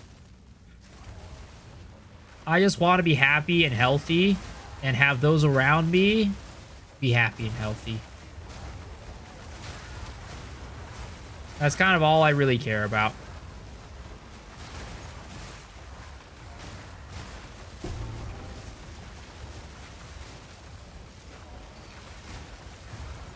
Miso and Blaze secretly own a cat girl cafe.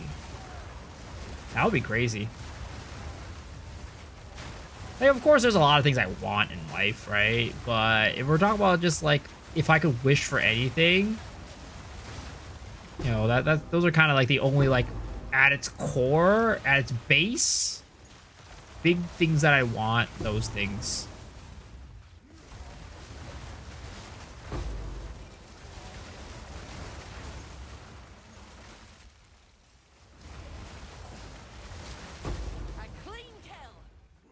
Chat wishes for only the toes of Miso. My hairstyle is kind of fire today. Sir, I don't have a hairstyle. My hairstyle is whatever I wake up with.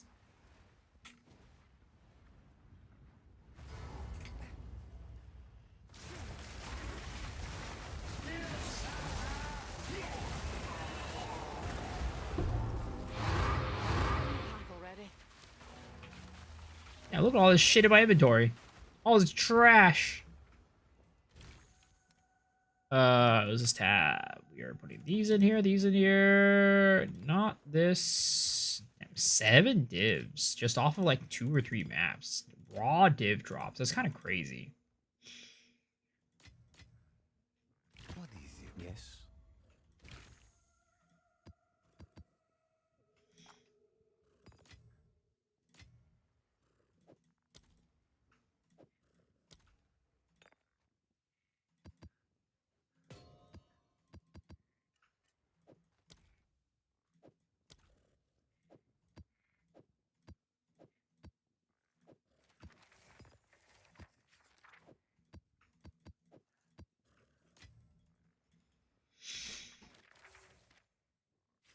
No Snakes X League?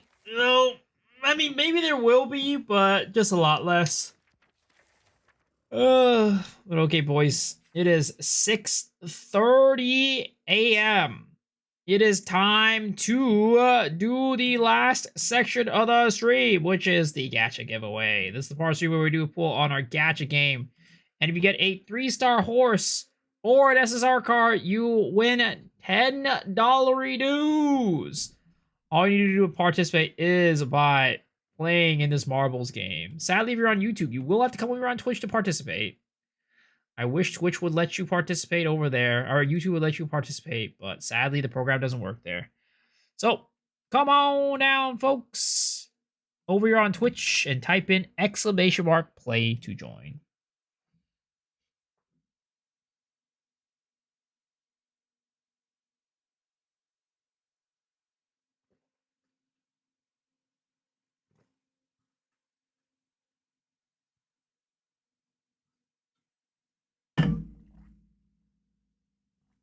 Miso wears a Japanese onesie Pikachu hoodie. I wish I had one of those. That sounds like fun.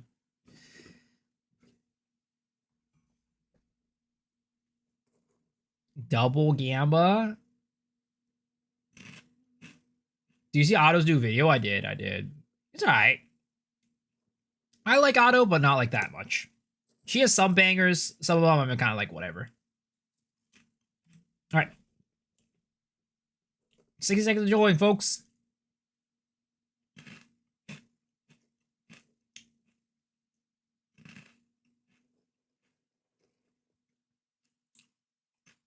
Is it better for me to sleep at day and stream at night? Just for my schedule wise, I feel like it fits more, but also there's less competition around this time, so it's a little bit better in that sense.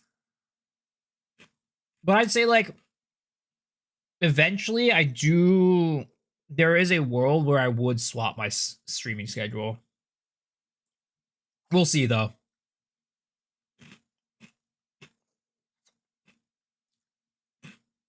Because I feel like as I get older, it's probably gonna be harder for me to keep the schedule. If I do plan on streaming like long term. Do I feel healthy? I'm fine. I don't feel unhealthy, at least. I'm not sure about feeling healthy, but I don't feel unhealthy.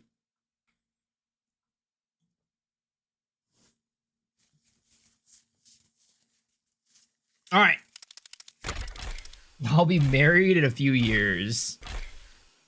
Then I gotta change. I don't know about that one. All right. It looks like Mr. Rob is in the lead right now. Oh, no. Everybody's flying all over the place. What is going on here? Oh, Andy's candy? Is he gonna skip or is he gonna die? Oh, he's dead. Rest in pepperonis.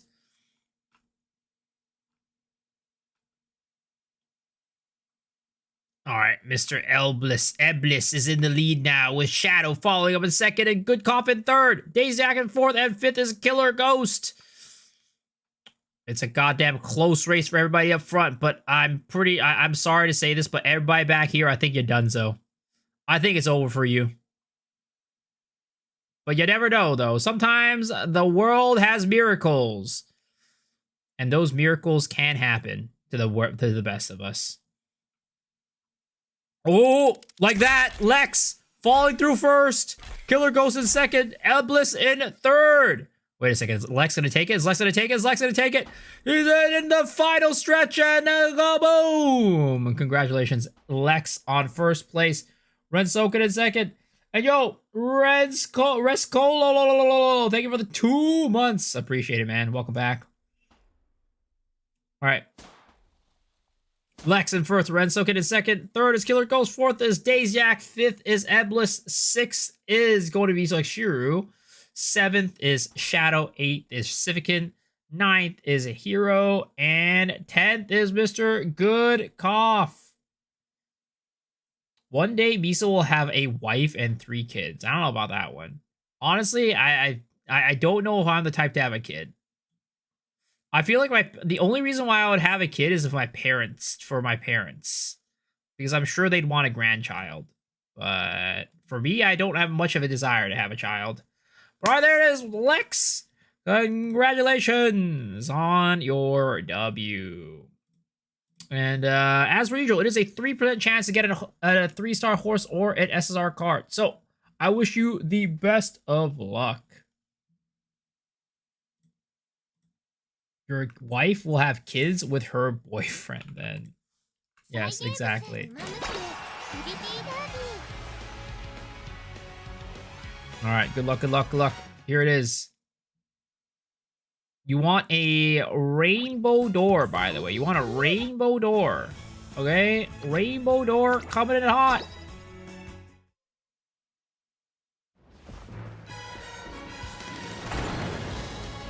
Rainbow door, rainbow door, rainbow door, rainbow door. Oh! Sadly, that is a 1-star horse. Unfortunately, you did not win today, but don't worry. Even if you didn't win today, there's always a chance that you win tomorrow. But guys, that wraps us up. Thank y'all for watching. I appreciate you guys.